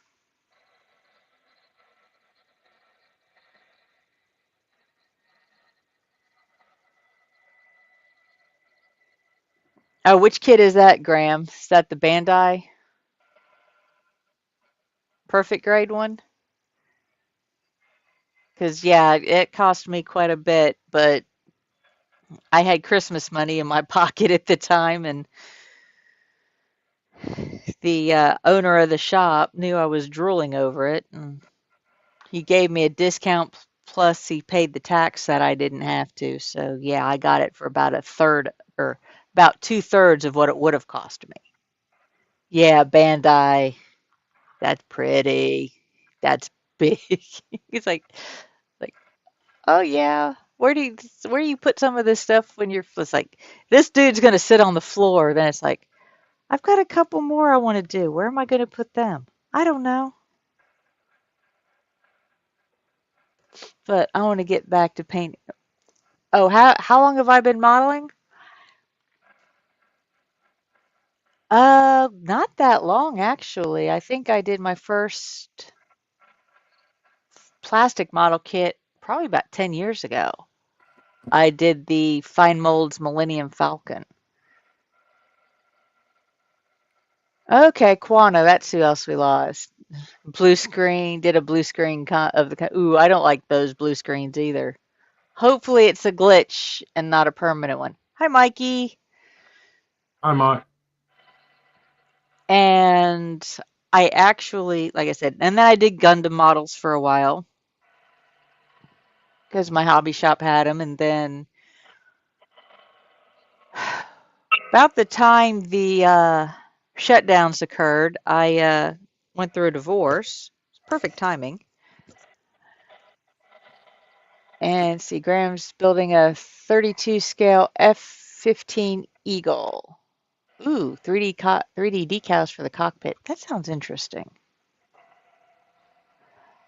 And I still worked through lockdown because I'm a nurse, but my home time I spent remodeling the house. And just about the time things started opening up, I got the house finished and I was sitting around kind of, what do I want to do? What do I want to do for a hobby?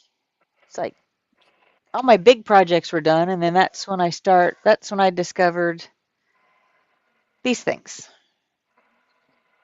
Just your plastic gaming dragons. This one's actually I think this is the young bronze dragon from WizKids for Dungeons and Dragons. But I paint them to look like this. Yeah, that's amazing, that is. And that's actually how I got started on YouTube, because I was sitting here painting these things. William was streaming with another channel at the time. And I was just sitting at my bench listening to them, and I text him pictures. And like he said, he got tired of stopping to show off. Hey, Gocto. Is that so? That dragon, the wings on that, was that that color shift paint on there? Yeah, that's one of the color shifts. Yeah. It's actually, I couldn't tell you exactly which one, but it's from a company called Turbo Dork. And they have there's some of the first color shift paints I use. I call all my color shifts and metallics my dragon colors. But this is one of the few that actually shows how, the difference between where I've got the metallic paint and where I've just got your regular. Yeah. No, it's amazing. Thanks, Eric. Actually, the divorce was my idea. Nothing drastic other than the fact that he was an alcoholic and was spending more, and I was more embarrassed to be out and about with him.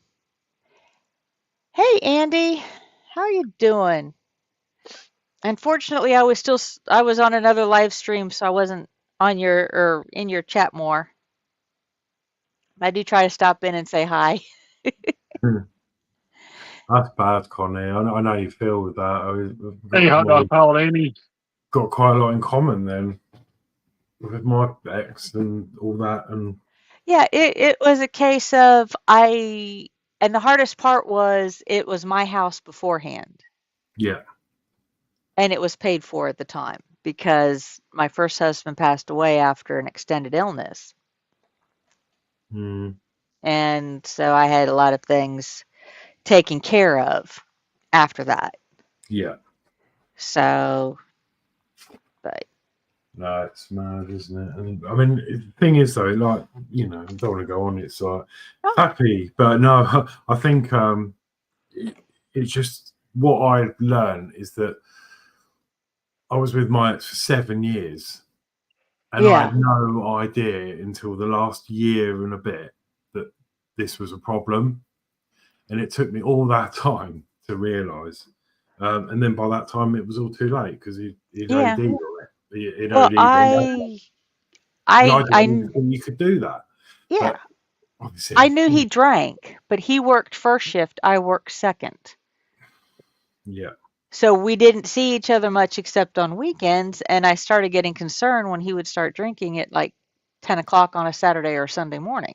Yeah, I had the same. Yeah, we had different work patterns, and then yeah, exactly the same. Okay, Wayne. Actually, Eric, I have several of the dragons from Reaper. I always go get them, but it'll be easier for me just to pull up pictures real quick because I have some of them in my gallery.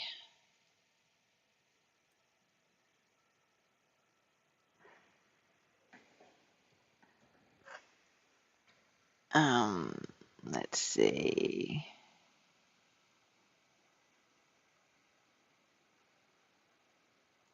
This is actually one of my first ones that I painted.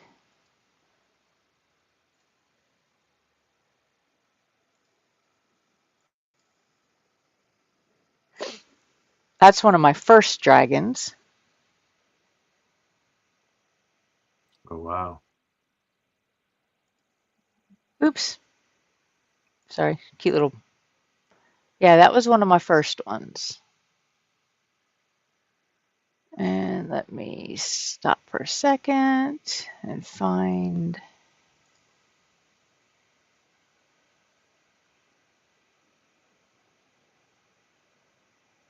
Okay. This one is.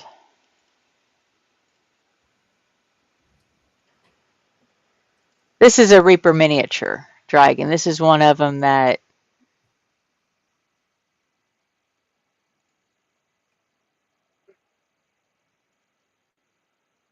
Oops. And unfortunately, the pictures don't show the metallics.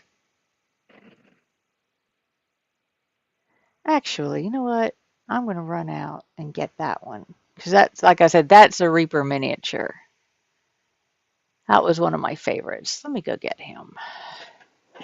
He's just in the other room.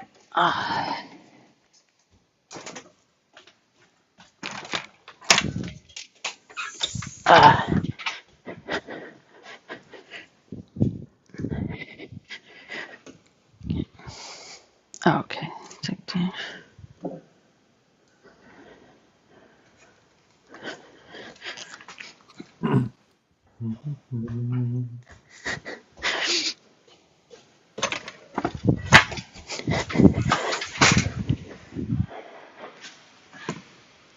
Let me switch. Oh, hey, Penny. Hey, Penny. Hello. All right. Can you tell I'm away from home? Okay. Oh, I don't know how well you can see that one.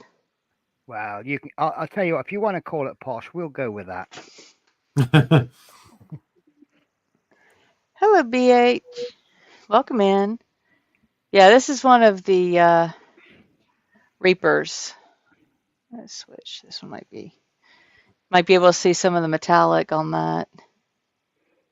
But that's one of my favorites. Oh, wow.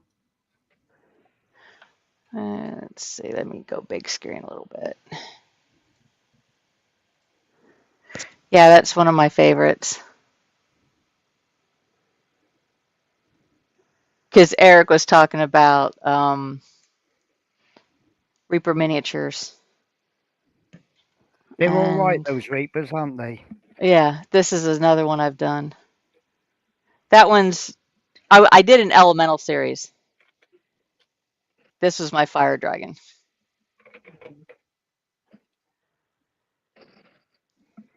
And I think that one was a Reaper as well. But I had fun doing the base on that one. Oh, nice. And I was showing, this was my water dragon, Oh,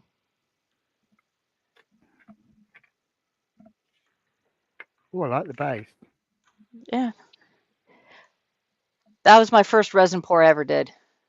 Is that resin on cork? Yes. That's really nice. And then this is also cork, the rocks. Yeah. but I just cut the cork out to set, you know, the base into. And then just did I was playing around with it.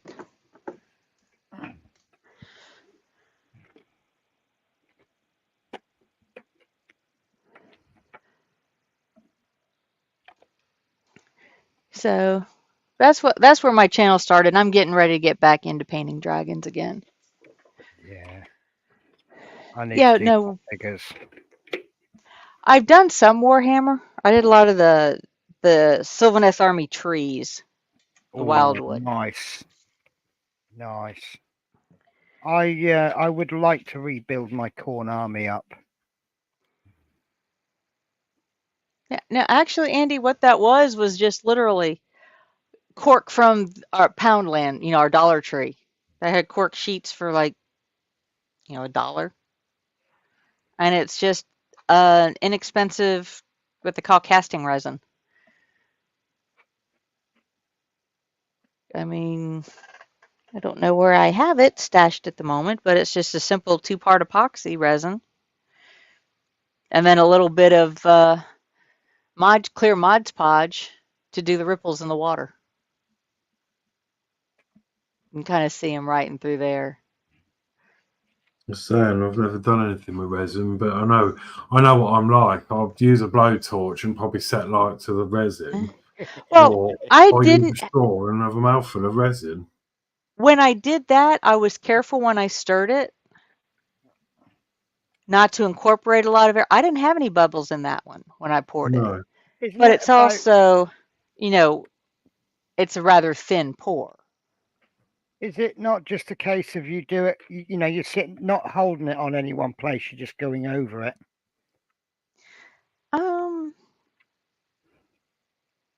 No, I think I had it, I can't remember how I poured it, but I had tape. Right. And it leaked a little bit.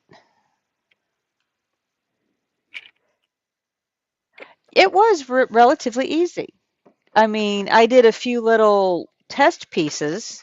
I don't know what I did with them. Where I had taken just little like 2x2 squares and taped it up. Yeah. Well, let's see, where did my...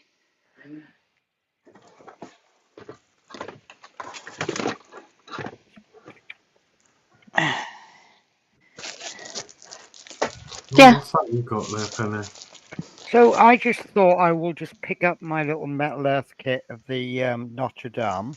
It's nothing too messy. Don't need a lot of prep for it. It's just something I can pick up. Yeah. Because the thing is, I kind of, I just need to sort of de-stress. Which company name are you wanting, Jeff? For the dragons, the paints, or I couldn't tell you which resin I used. I can dig it out and have it for next time.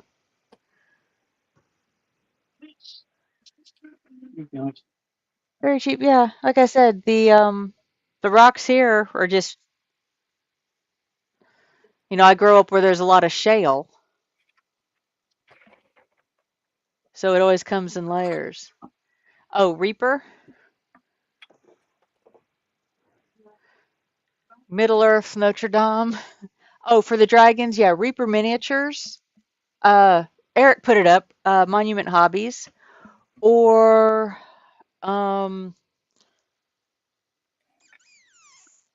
Whiz Kids by let me see if I can get to it without breaking my neck. So I'm going to stand on my chair, which has wheels and spins. Oh, God. Oh, you want to do that? I think I've done that before. Well. Oh. And this is the other company. Nolzur's Marvelous Miniatures. They're done by Whiz Kids.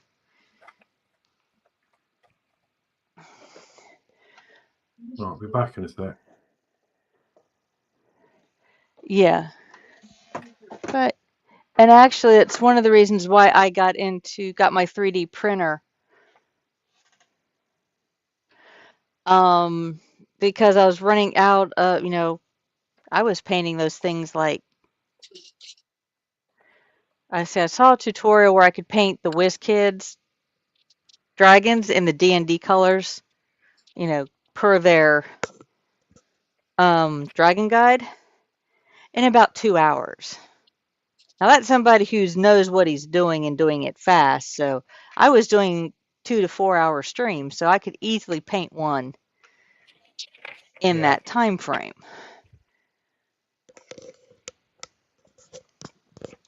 So, and then these are some others that I like to do. These are some that I've printed out. My little baby dragons. Bless. Those, Aren't they cute? They're cute until they grow up. Yeah. But at this stage, they're so cute.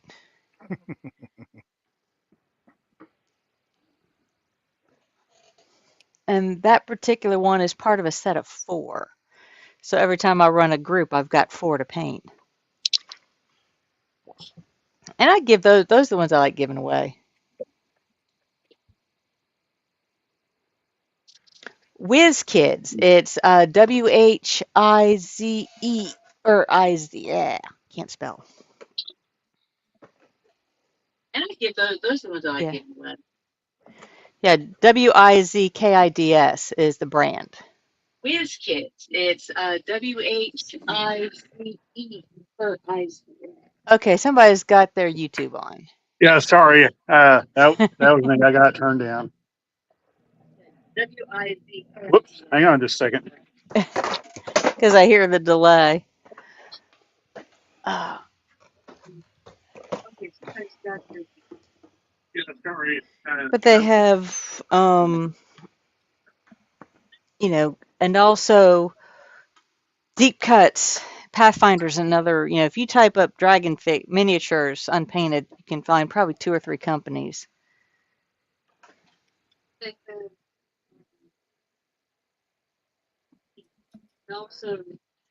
So, but like I said, it's something to do. Yeah. Oops. Now, why is... Boy, I lucked out on that one. Oh, okay. I didn't. I thought I had closed everything out. Cool, I didn't.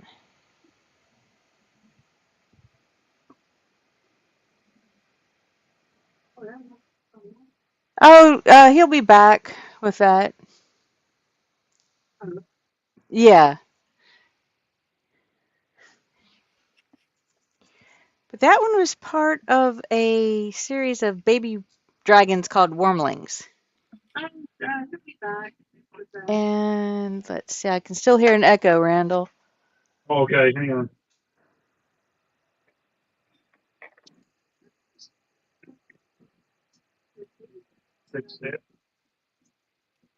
Oh, okay.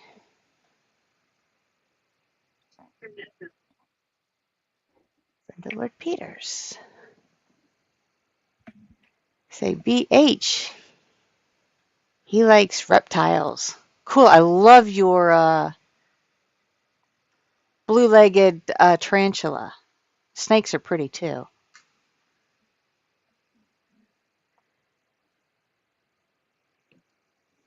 Yeah, I'll let you have that opinion, but I won't agree with you.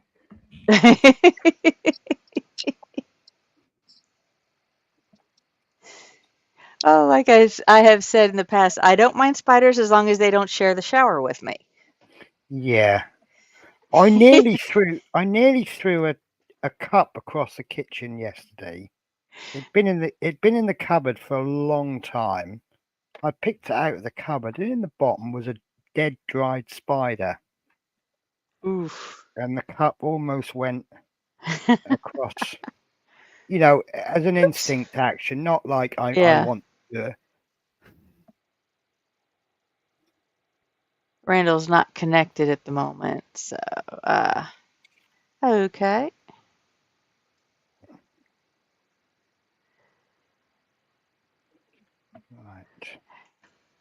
Your train's still running? No, I shut them off. It's starting to get pretty cool outside. So Okay. So did you wind up having to work this weekend? I did a trip Friday night and a Saturday morning, and then it's been pretty quiet. So probably Friday night or early tomorrow morning, I'll probably be going back to work. So.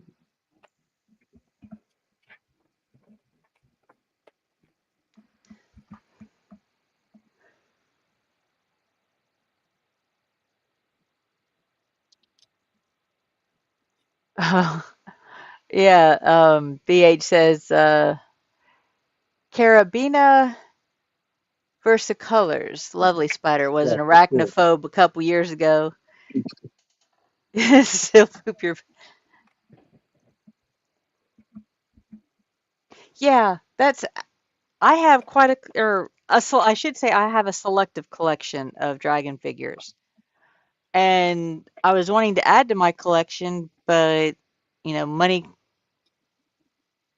not being tight, but just not a lot of extra, and I needed a hobby, keep my hands busy. I said, when I painted my house, I found out I liked picking colors and stuff like that. So I used to cross stitch and was doing diamond dots even back then. It's like those are all somebody else's colors.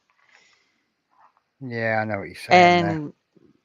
And then I started watching William, and he was, doing his train, but he also painted miniatures. And we started, like I said, we've been friends forever, but we really started talking a couple years ago. And I said, well, my hobby store actually had some of the WizKid miniatures. I said, oh, these are cool. And I had, game color paint, so I started doing, with the Vallejos. And then I found the Turbo Dork paints. Oh yeah. Oh boy.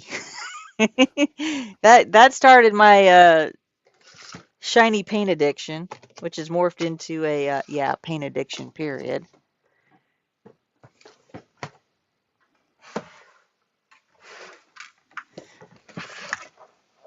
Yeah. I show my paint collection off at times, and this is part of it. Okay, Athel. Have a good one. We'll see you later in the week. Oh, that looks a nice collection. Yeah, these are my Turbo Dorks and Vallejo Color Shift and some of the Army Painter Metallics. And How do Game you Color get on Metallics. with those Army painted metallics? For what I do, I haven't had a problem with them. Right. I'm using them as basically overcolors. So I like the fact that they're semi-translucent on the first coat. Yeah.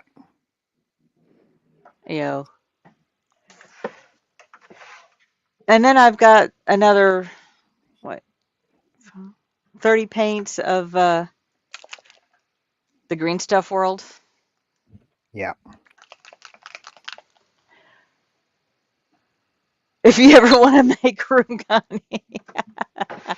What, with my paints? Or my dragons? Hey, Scott, if you want to join us back up here, you've had some sleep.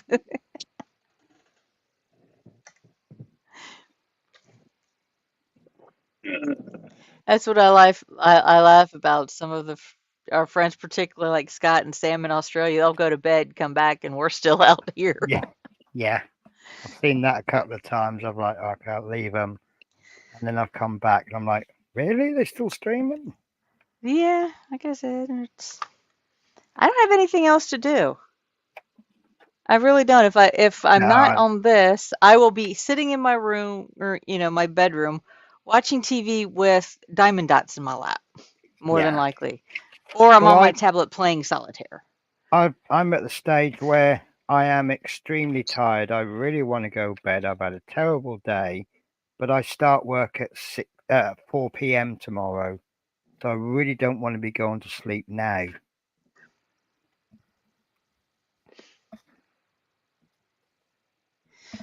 Yeah. Like I said, I don't go. My body is geared that I can't go to bed much before 11:30 because that's what time I normally go to bed during the week. Yeah. Yeah, I'm always chopping and changing because my shifts, which can be annoying. Well, my standard is 3 to 11 Monday through Friday, and I work 3 to 11 every other Saturday by choice. But, if they don't have a day nurse, like yesterday, I was in at 9. Yeah.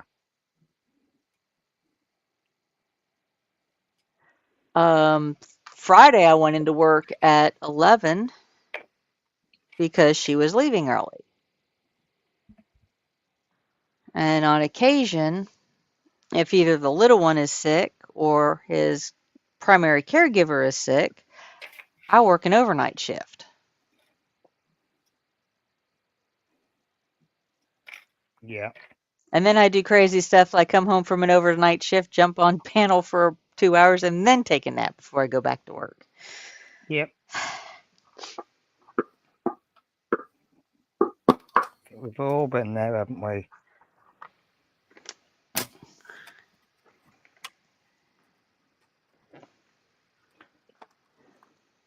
Even to the degree I've come home and I'm like, right, I need to be in bed in an hour so I can get up for tomorrow's shift. And then I get home and I'll just do that. The next thing you know, I've had about a 5-6 hour session on the model table. Well, the way I've worked, second shift for most of my life. I mean, particularly for the last 15 years straight. I've geared it to where I come home and I go straight to bed.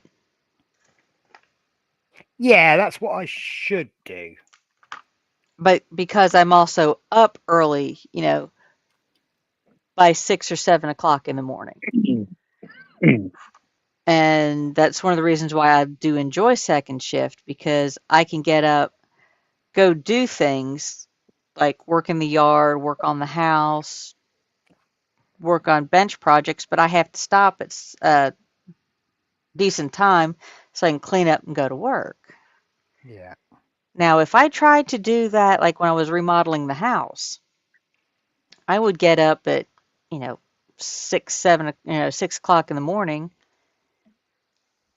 If my power tool, if I was doing strictly inside, I'd start before 8 o'clock in the morning. If I had to run my saw on the outside, like cutting flooring or stuff, I'd wait till about 8:30 or so. Yeah. But if I would come home from work and do that, I would do it until I was getting 2 or 3 hours worth of sleep instead of having to stop, clean up, and go to work. And by the time I came home from work, I was exhausted. So yeah, I'd go to bed.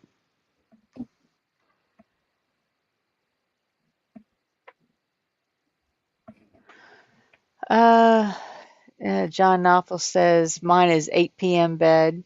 Well, for some people it's different. I can do good on, between 5 and 6 hours sleep works well for me. Much more than that, I get lazy. Yeah, I'm the same actually. If I go to bed really early, I end up oversleeping. Usually when I get done with the trip, I just come home, go to bed, and get my sleep in case they call me out on another trip. So, and the weather where it is now, you never know when they're calling. So, like yesterday, they called me twice in one day. So,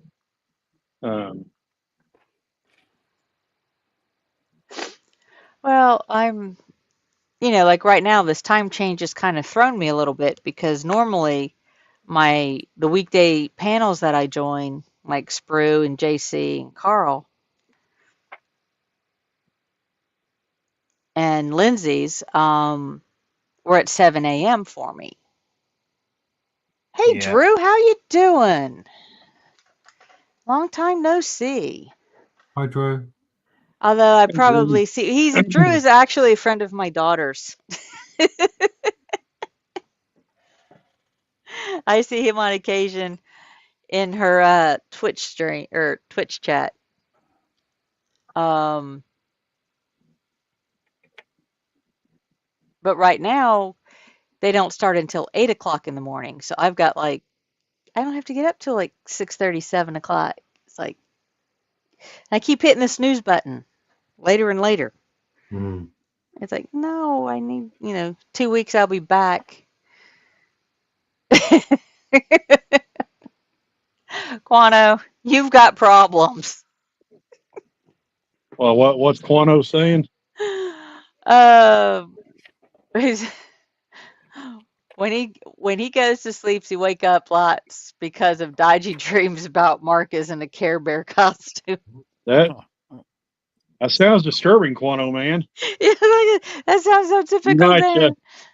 You might need to seek a psychiatrist or something for that.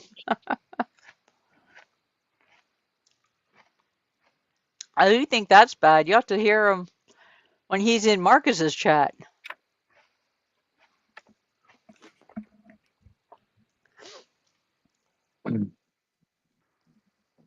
Oh no.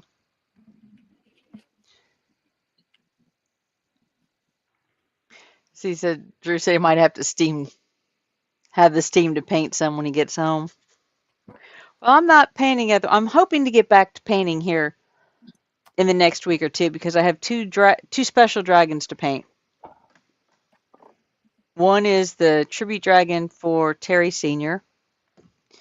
And the other, I'm supposed to be doing a video on a giveaway since I have been solidly over 200 subscribers now for a week.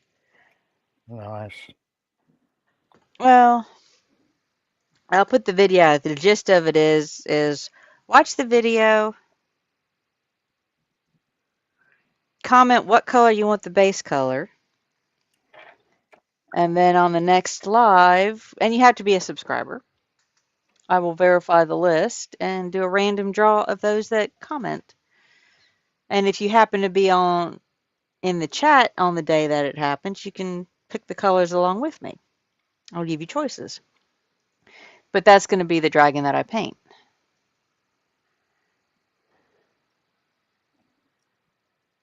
So that'll be fun. Need to flare the arms out.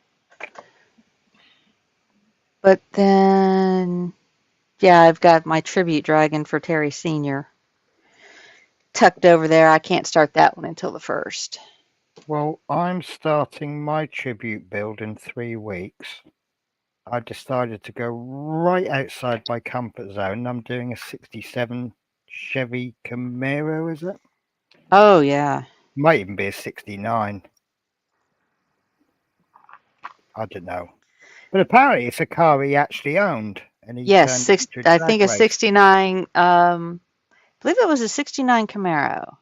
Well, basically, it's the Fast and Furious one from Revel, maybe, but I'm not doing it as a Fast and Furious. I'm just going to tastefully put some of the decals on, and it's going to be, it might be awful.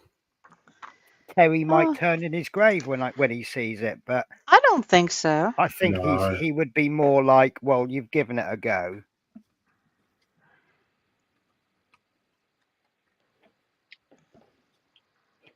Because the thing is, I've spent many years going, I don't like that, I'm not going to do that. And as you know, I've been starting on that tank, and I am so far outside my comfort zone on that, but I'm actually quite enjoying it. So I thought I'd apply the same logic with a car. Well, look at Scott. He's never done a tank build before, and he's ordered 5 of them. Well, my next tank builds, I've done a bit of research. I found a YouTube channel that says good kits to build as a beginner. So they're the next tank builds I'm doing. And all I can really honestly tell you is one's American and one is German. No, one might even be British. Well, I have, for me, it's always been the subject matter as opposed to the hobby medium. Yeah. As far as, and I don't look at you know, I don't look at the difficulty of the kit itself. It's like, do I like what the subject, most of the time it's dragon. Yeah.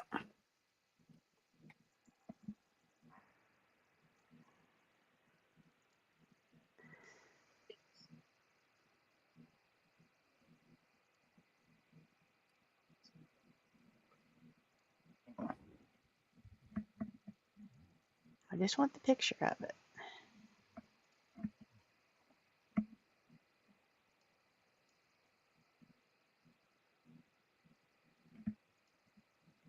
There we go.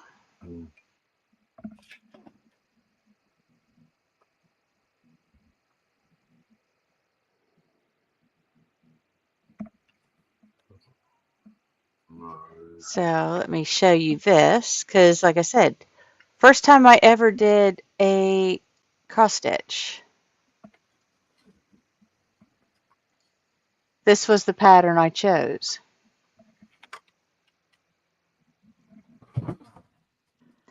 Now, cool.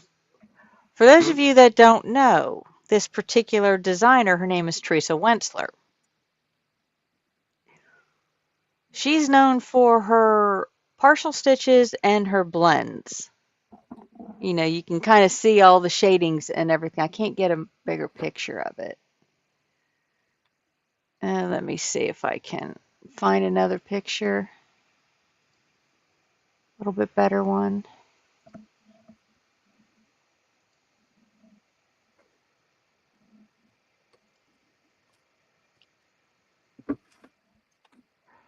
But it was one that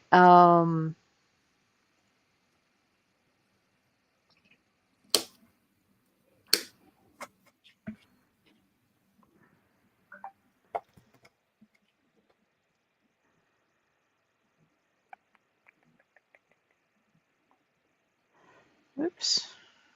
Come on now, stay right there. Let me swing my mouse back over here.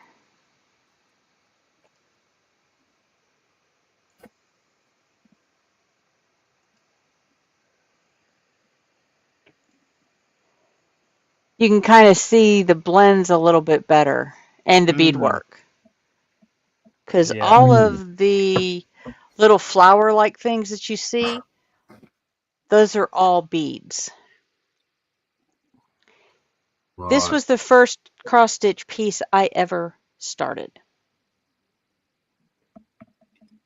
I jump into the deep end because, in my opinion, it's all hard to begin.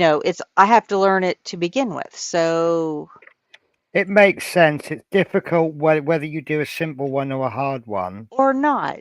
But, if it's a subject that I like the dragon, or, like I said, first model kit I ever put together in my life was a Fine Molds Millennium Falcon. I don't know if you've ever seen that kit. It's 700 and some pieces. I'm not going to attempt to bring it in here because I might drop it. I don't want to do that today. No, you don't want to do that. You don't want to do that. I can't blame you.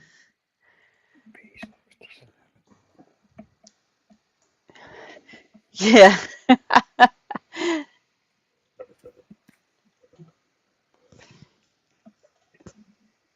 Oh, Drew's working on a 75 scale model of a cyberpunk girl. That sounds cool.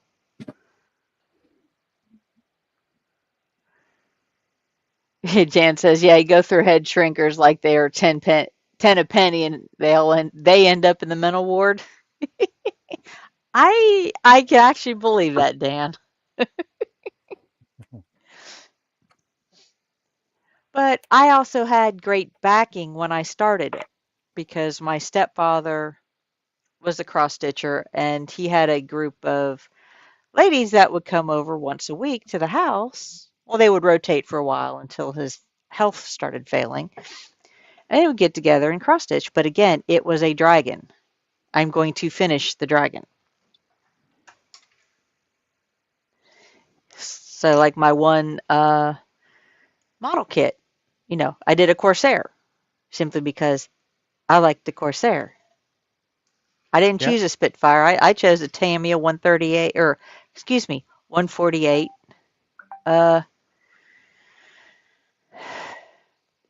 Corsair, and painted Well, it's it. interesting you say that, because would you like to know what I brought with me to work on?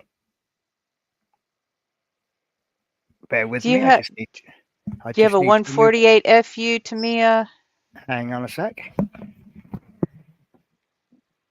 And Bildrat, welcome in. He's on one of the linked channels. Yeah, Nightmares of Cross Stitches. No, it did take me the better part of a year to do that dragon. Oh, trust me to put it just out of reach.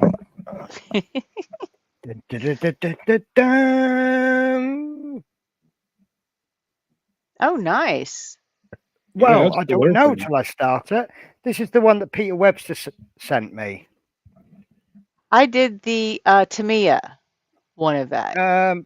I have looked at the Tamiya because is it a Tamiya? One of the Tamiyas that comes with a little moto tug.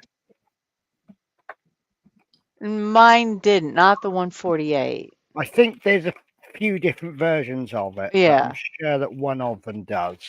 And I'm like, I want to do that but I've now got an F4U1, an F4U1 or 2, because I've got the new one that's just come out, and this is the F4U4. So at least I can do 3 different versions. I couldn't tell you which one. I know it's the FU.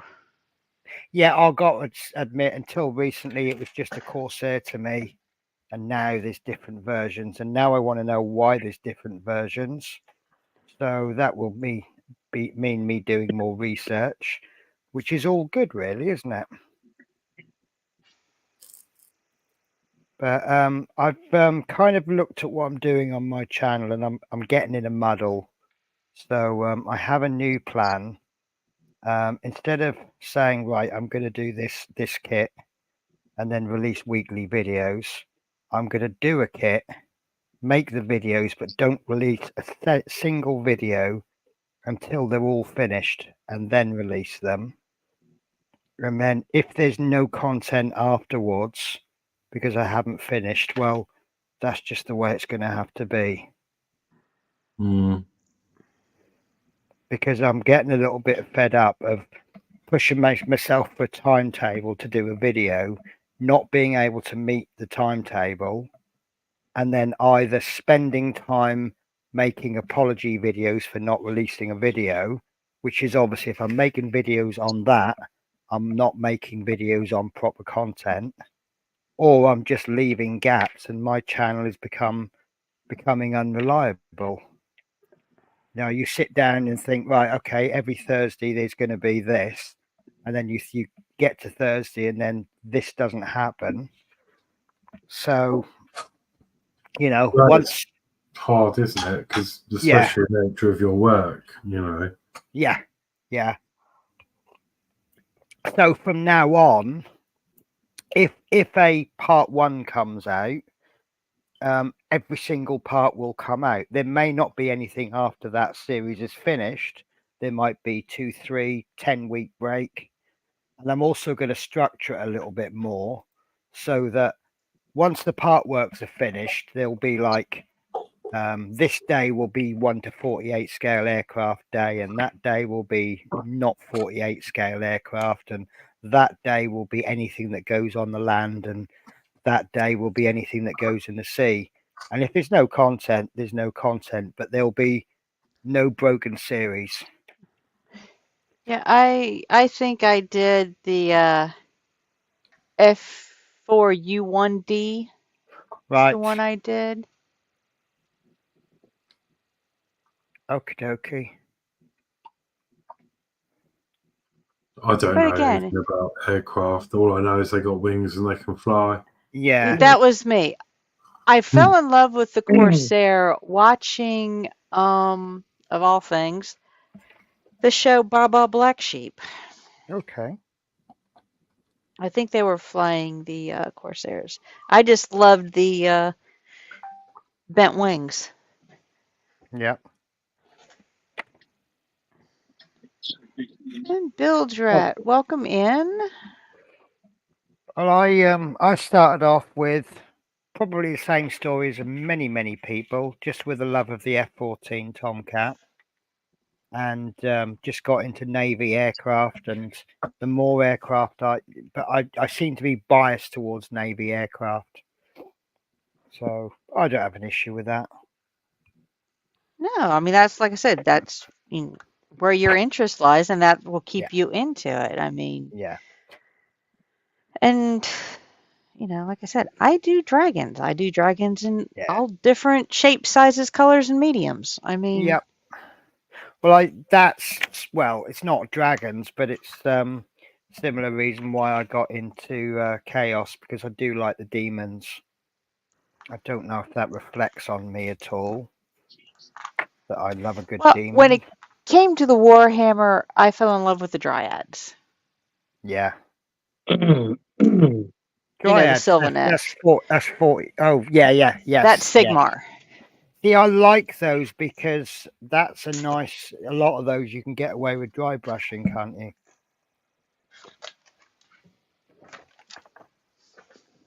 Yeah, I do like dragons, and I mean, I've never really done anything like the model wise, but I'd like to go with a dragon on my arm. Well, I would suggest, on the basis that you're another one of these ones that goes, oh, I don't know about models, I'm not sure if I'll be very good at it. Looking at what you've done, I think you would be okay. Well, you never know. I mean, you are I can already tell you're detail oriented, so you will, if you just said the thing Kids dragon, like I said, this one just happens to be clear. Yeah. They're not all that way. I think he would be a good elf painter because he's very neat and tidy. The elves demand a very neat, a neat color scheme. Good night, Andy. Thanks for hanging with us for a bit, stopping in. Well, again, like I said, this is the Sylvaneth. These are the dryads. These are the little ones. Yeah. Baby tree men. Yeah, they look like itty bitty ants.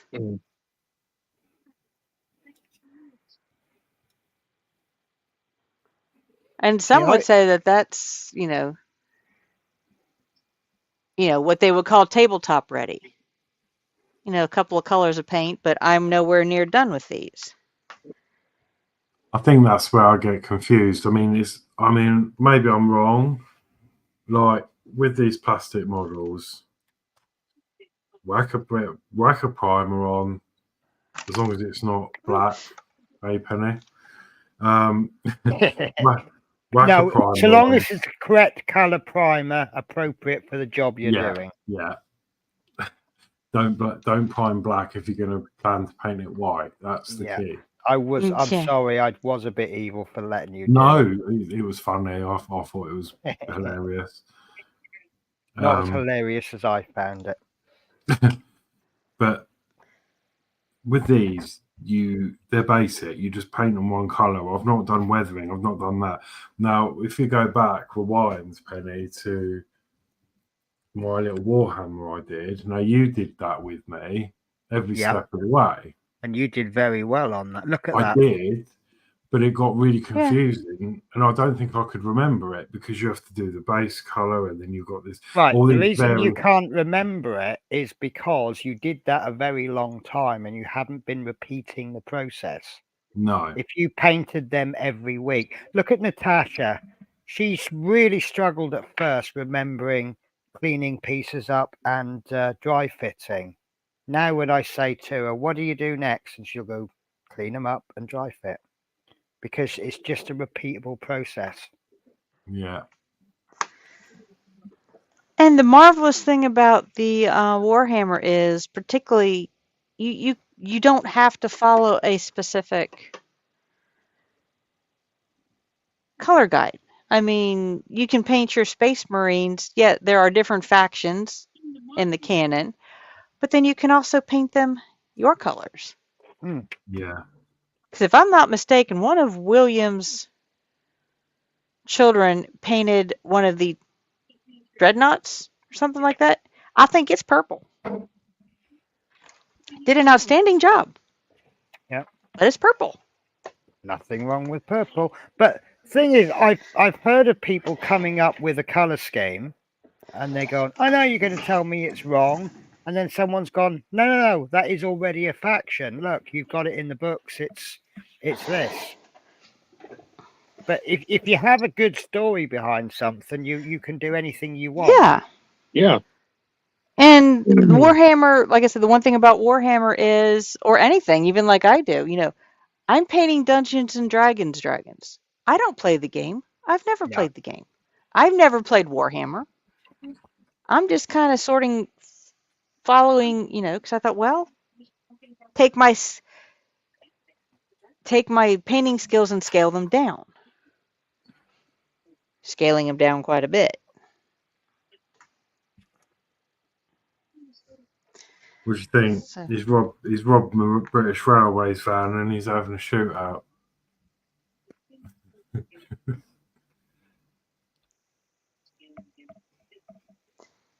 and like I said, I like that Horlicks. I'm quite jealous of that kit. See, a few months ago, I'd have looked at that kit and scoffed at it. Oh, I don't do vehicles. Yeah. Yeah. No, I've enjoyed it. I was saying, I don't know if you call it other streams or not, Penny, but I've probably just been working. But the next one to do is in our series is the refueler. Okay. I'm dreading it, Oh. but I'm going to learn something new because it's sort of gone up a stage, I think. Yeah. Because when I do the actual fuel container at the back, that's going to need, I think, it's going to have a massive seam line down the top, and it's going to need filling, sanding. Obviously, I sand anyway, but it's going to need filling, and I've not done that before. Right. So that'd be another skill that I can try and learn, and it's either going to go right or wrong. We did not to anything major, but me and Tasha did filling. What we did is we anticipated that, and then we put a little bit extra glue in the joint, so that when you push it together, you get what I've always called glue squidge. Yeah. And then once that sets dry hard, what we did is I taught her that where you've got a step, you just paint it, and then you sand it, and where the step is, the paint will remain. So you keep sanding till all the paint's removed. But that's how you remove a very small seam line. Obviously, bigger seam lines require a different technique, but it's just putties or even plug the gap with something like a piece of plasticard. But I mean, you're doing it as a group, so you'll all win or lose as a group. Yeah. And you got some talented modelers there, so I don't think losing is really an option for you. I don't think it's going to happen. No. I mean, the only time you lose is when you give up. Yeah. I mean, that's why I keep trying to tell people, I said, this is a hobby. It's not a race. If you get tired of whatever you're working on,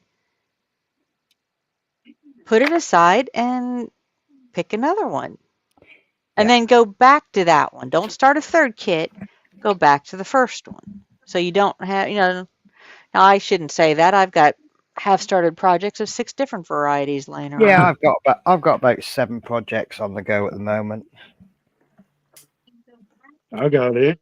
I've got engines and stuff. I got to do work on.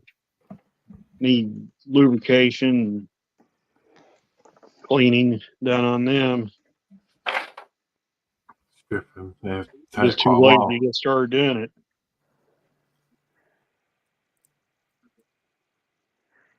And I've got, it's spring's starting to hit, and I've got outdoor projects, my yard to work on. I've got some other home improvement projects I want to do outside. Plus, I've got some Ren Fair outfits I need to work on, both for myself and, mostly for others. Okay, this thing is having a laugh. I guess I always say that I'm too lazy to work on. I guess I'm more or less afraid I'll get one of these things stripped down, and then the railroad's going to call, and I'll be in the middle of having an engine took apart, and I'll have to jump up and leave, and then I'll come back and forget what I'm doing. So that's when you just take pictures. yeah, I have done that. I've that Proto 1000 Erie built that I attempted to work on. I took a picture of the gears in it when I took the truck covers off of it, so I can remember how they was orientated. The problem is though that particular set of locomotives, because there's A and a B in it, just like the F3s, but unlike the F units, the gears in the Erie belts are offset to one side, so I can't just put clones of Athearn gears in them, or put Athearn or Walther's gears in like you can the F units and some of their other locomotives. So I don't really quite know what to do about that one.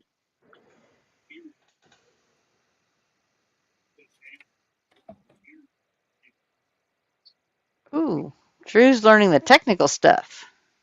Volumetric painting, color theory, light and shadows. That sounds way beyond my thinking. I meant my thinking abilities is what I meant. So it's fun, but it's really helps, does it? Though.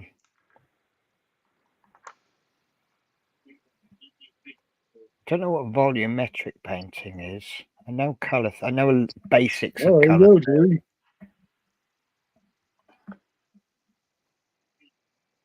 Oh, that's wrong. Yeah.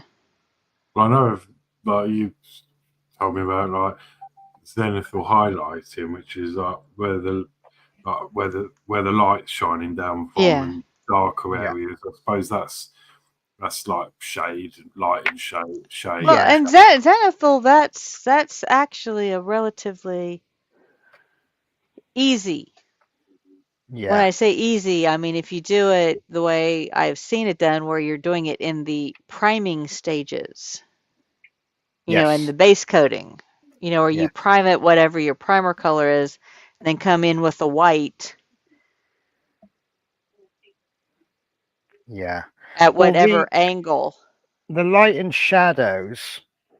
Remember when I explained to you that at a basic level, to make something pop, you either have to make the surrounding areas darker, or you make that item lighter, or in the case of figure painting, you do both. Mm. And zenithal is one way of doing that. Yeah. Because like I said, it's basically the way I've watched it done. You do the prime coat, then you come in with just basically a white, light to medium is, spray from just one direction, either straight down or maybe offset from the side a little bit. If you want to get it look like what they call object source lighting. Yeah.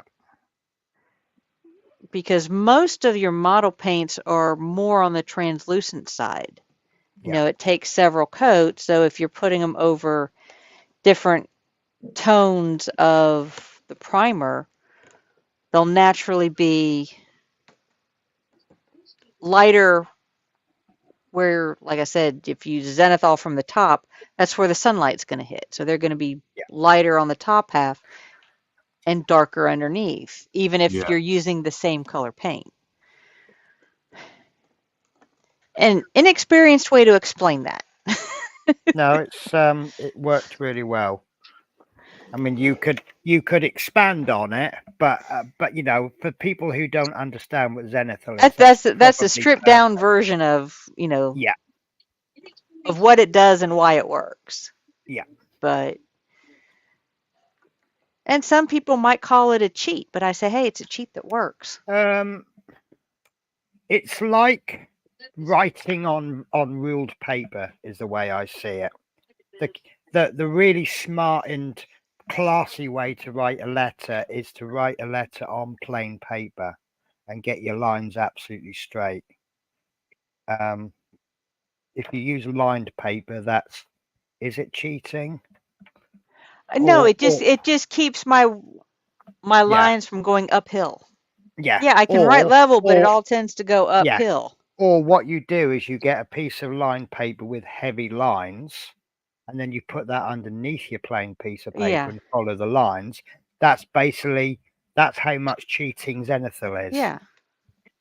Is it cheating? I don't know. Is there actually such a word as cheating in this hobby? I don't if think it gets so. a good No. result, are you actually cheating? Not unless it's outlined in whatever competition rules you're in, which none of us are at the moment, I believe. I say you can't do it.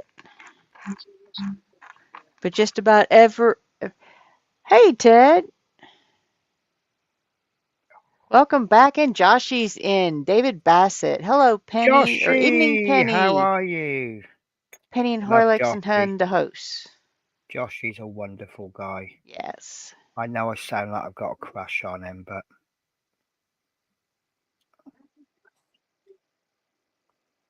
now, Joshy, things have quieted down a little bit. If you'd like to join us, I know, you know, feel free to. We can adjust for your delay. And Francis Adams is in. And Ted's hello, Cars Francis. and Guitars is back.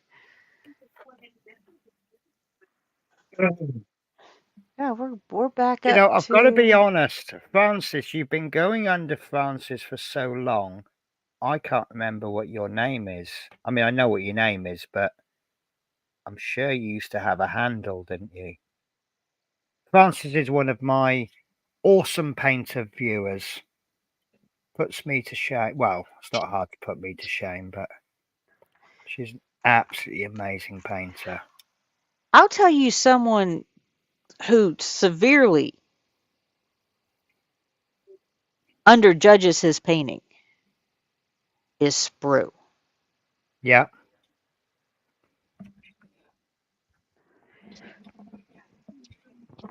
Screen name for Twitter is Valkyrie. That's it, Valkyrie. Of course. I knew it was a cool name as well. But, you know, Lindsay is phenomenal as well. It's like I got one of those ghost arcs just because they made it look so awesome. Yeah, I've done that a lot.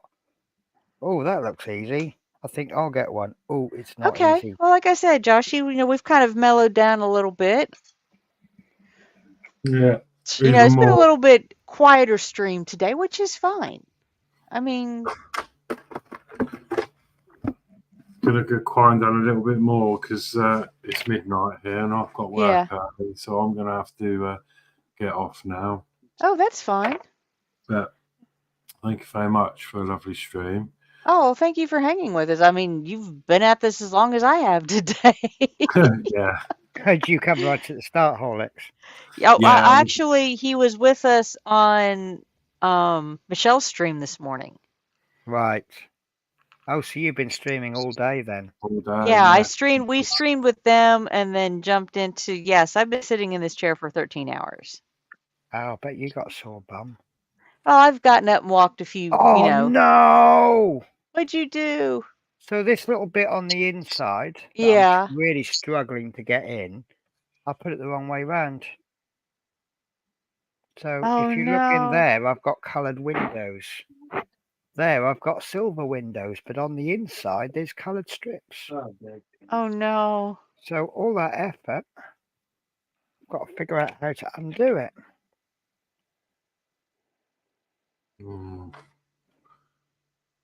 Yeah. Well, I've done quite a bit of the diamond painting today anyway, so that's quite good. It's quite that's quite a lot for me. That's why I call this a hangout. You don't have to have something on your bench. You know, you can hang out, and it doesn't matter what you have on your bench. No. As long as it's publicly acceptable, that is. Yes. Although I don't know some of my earlier stuff with this little fella. Well, you might have to have what a definition of publicly acceptable, because some of the painting I've done in the past has been so bad. Well, no, it's like as long yeah. Penny, did you not see some of the early pictures of what my little dude looked like? Yeah.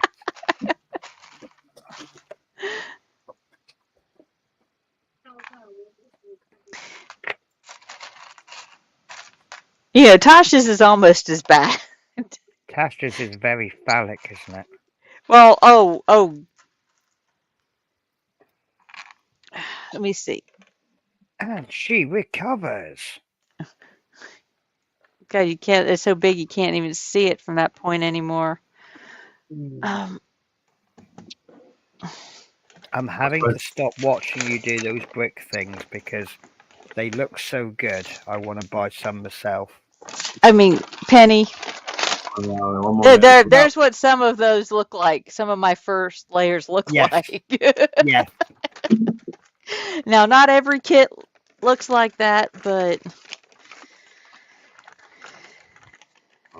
No, I do. I keep looking at them myself, and I'm like, oh, I just don't know which one. they're cute, and I mean, good grief for the amount of time involvement for the cost of the kit is rather good. I mean, yes, if you but are that's looking how for addictions start, though, isn't it? Well, it's a lot for what it is, and then so I want another one. Yeah. And then I want another one, and the next thing you know, I've just snapped off a tab there. Oh well. I think I've got 3 of them over there now. So I've got the blue fox, the red dragon. I think I've got one other one. So I got 4 of these, but I've resisted getting the really big one that I've seen. That stands about 68 centimeters tall and has 35,000 pieces to it. See, I'm just like, I want. Oh, I want it, but I'm just like, I'm not going to spend the $125 on it right now. Bill Drat says he has an RAAF Mark IIA Spitfire. Nice. Drew says he thinks he'll get off the couch and blend some skin tones. Oh, I really need to work on my skin tones, especially when I have certain people, not mentioning any names, Terry, taking the mickey out of my skin tones. At least you're not using pink and white or red and white. No. No. Have I just inadvertently just had a go at someone by saying that in that way? No. Okay.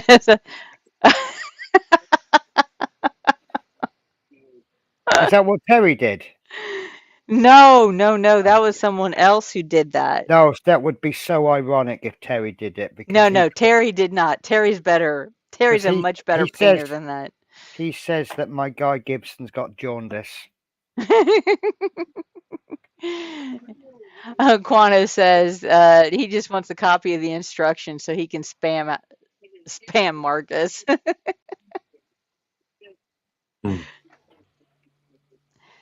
If nothing else, Dan, I'll take I'll take a picture of that first page and I'll send it over via Messenger. Well, yeah, Rodney, but there's a certain that particular screenshot that from an earlier picture has been memed. It's rather funny. Is it?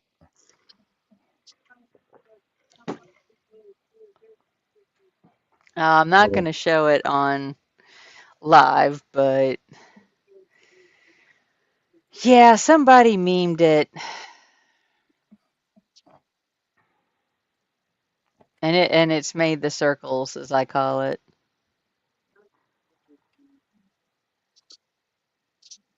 Oh, dear. Right, okay. I am going to go this time. Okay. Don't want to, but Well, we don't you do want have you to get go. up. I hate Mondays as well at work.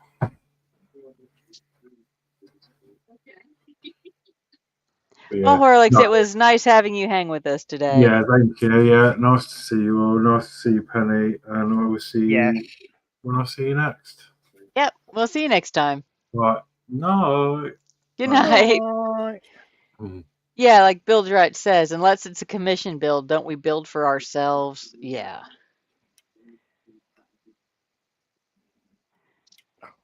And then Joshy's Quanta wants the instruction so he can replicate it, make it bigger and generator powered.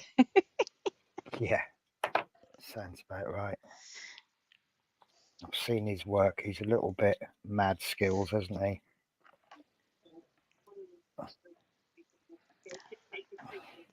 Oh, like I said, I love his the Optimus Prime he's working on. Yeah. Well, when I was on the same stream as him, my cat sitter was watching, and she came round a couple of days later, a Saturday night, and she was just constantly asking questions about it. And because most of my answers was, I don't know. He's like, where do I get it from? And what can you help me do it? And I'm like, I don't know. I don't know. Ask one on economics, because that would be easier. Oh no, it's not that. Where did I see that one? It's Brian. Come on, get in.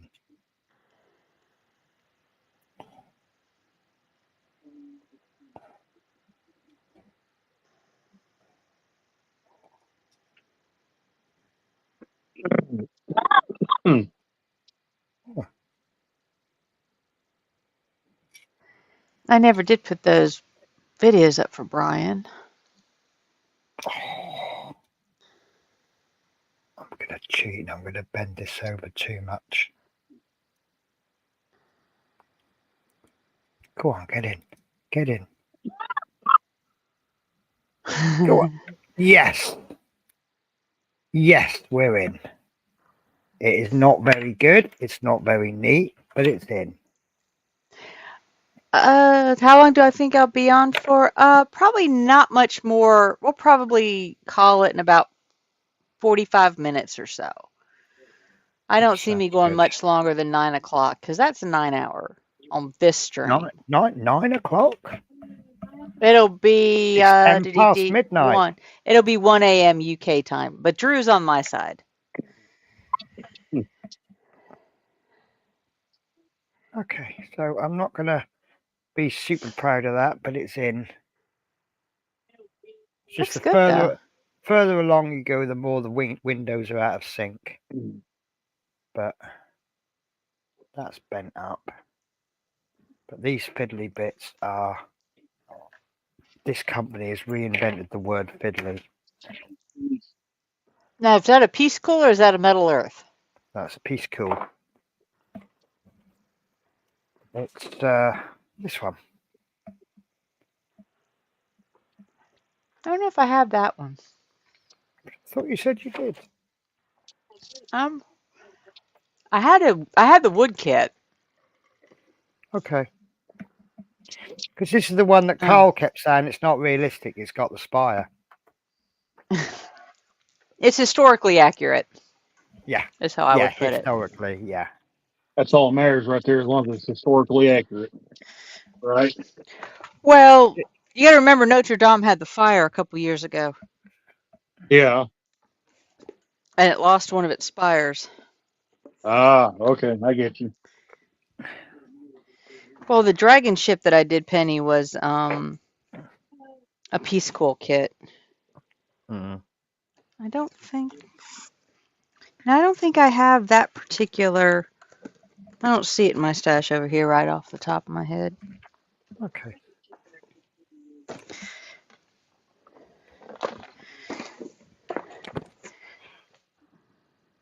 Oh, I do have that one. Okay. Oh, But then, who's to say what I've got buried in that stash? who knows? Only the shadow knows. Yeah. Don't like that. It's not meant to be that wobbly, is it? This one's gone. No, but hello, building with the boys. How are you doing this evening? Oh, Scott, how are you? Congratulations to your two boys. Scott's got two sons who wrestle. One of them fought for a title, which I won't give you the outcome on that one. And he's had another one who has made his debut this weekend, and I won't give you the outcome on that one. But I am someone who doesn't enjoy wrestling. It's not my thing, yet I found that quite enjoyable. I found it rather enjoyable. Well, my brother wrestled in high school. Right.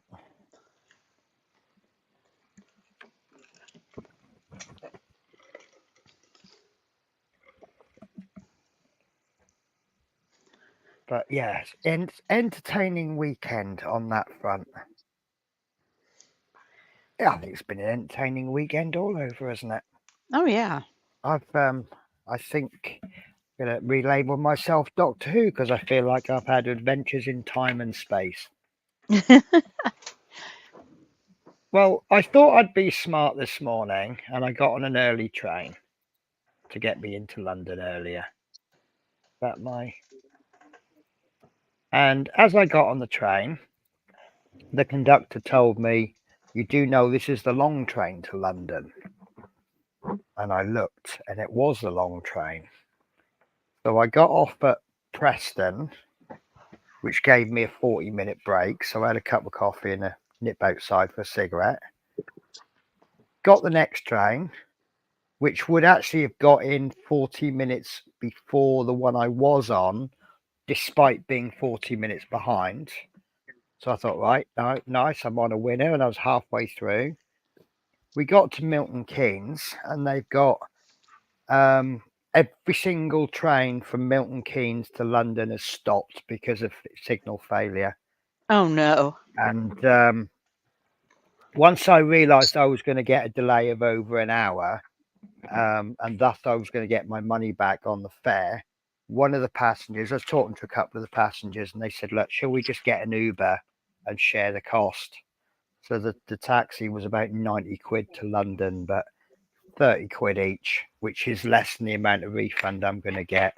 So, yeah, cut a long story short, I was about 3 hours late in London, and it just became a very long day very quickly. And that's why I'm exhausted. Well, I'm tired. Randall's. Are you still there, Randall? He stepped away. Well, I think once he gets back, we'll just wind this up. Like I said, yeah. I think I was in green room at 6:30 this morning. Yeah. So if I end in the next 15 minutes, that's still 14 hours. Yeah. That's as long as I worked yesterday. Yep, that's about an average day for you, isn't it, Connie? Yeah. Well, I admit, I do enjoy this because, like I said, I'll finish here when I'm. If you want to, Josh, here we can. You just grab the link and join us in green room. Yeah. I mean, the thing is, a lot of us that are streaming if we weren't streaming, we would be doing this on our own in our homes. So it's as close as you can get to having your friend at the hobby desk with you.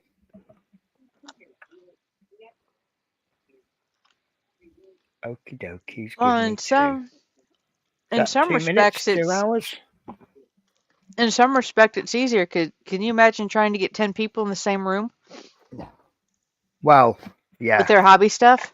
I mean, they call that a club, don't they? But it depends on what their hobby is, I guess. Club meets, yeah. Mm-hmm. Do you know what? I joined a club, and it was absolutely brilliant because I joined the club to meet like-minded painters. And by the time I'd been going for a couple of months, I was playing different games, and I somewhere out there I have a D&D character, and I also have a I can't remember all of the. I'm going to be careful what I say because I know people get insulted when you get DC and Marvel mixed up. Was I Ant-Man? I think I might have been. I'm not even going to say whether it's DC or Marvel because I don't know. But I think they've played some Marvel-y superhero-y game, and yeah, I think Good night, that was Ted. my character. And again, thank you for the truck. I'm just waiting for Bill with the boys to tell me off because he knows it. He knows his Batman's from his Guardians of the Galaxy. Sure thing, Alex.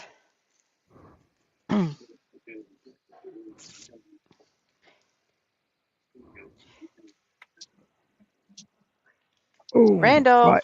Yeah. Okay. I would say we're going to go ahead. I didn't know if you were back. Yeah, I'm back. Okay, I think we're going to wind this up. I mean, it's almost 8.5 hours. Not one of our long. And Quano says, yeah, everybody's saying Marvel. Yeah, as far as Ant-Man. I got something like then ish. So, I guess we will see you all down the streams. I mean, I'm there most mornings, or lunch times for UK, mornings for me. This is the only one I host. And like I said, some days were longer, some days were shorter. Uh-oh. Randall's Sorry about that. Randall, are you cough not well? medicine. Yeah, sorry about that. I was going to work on a train, but that's okay. Well, I had my camera turned the wrong way. Yeah, like I said, I'm getting a little bit tired. I'll have a little bit of a green room chat, and then we'll probably call it after that. But thank everybody for hanging with us. I mean, we still have 12 on my side, 11 through Terry's, 5 through Penny's. I mean, 5. Wow. Yeah. I got 55 thumbs up. I think I'm going to have to start streaming through the night because I do have some mad, crazy people that will watch at that time. Well, yeah, you never know. So I will say good night. I will too. And good night. We will see you next time. Again, thank you very much.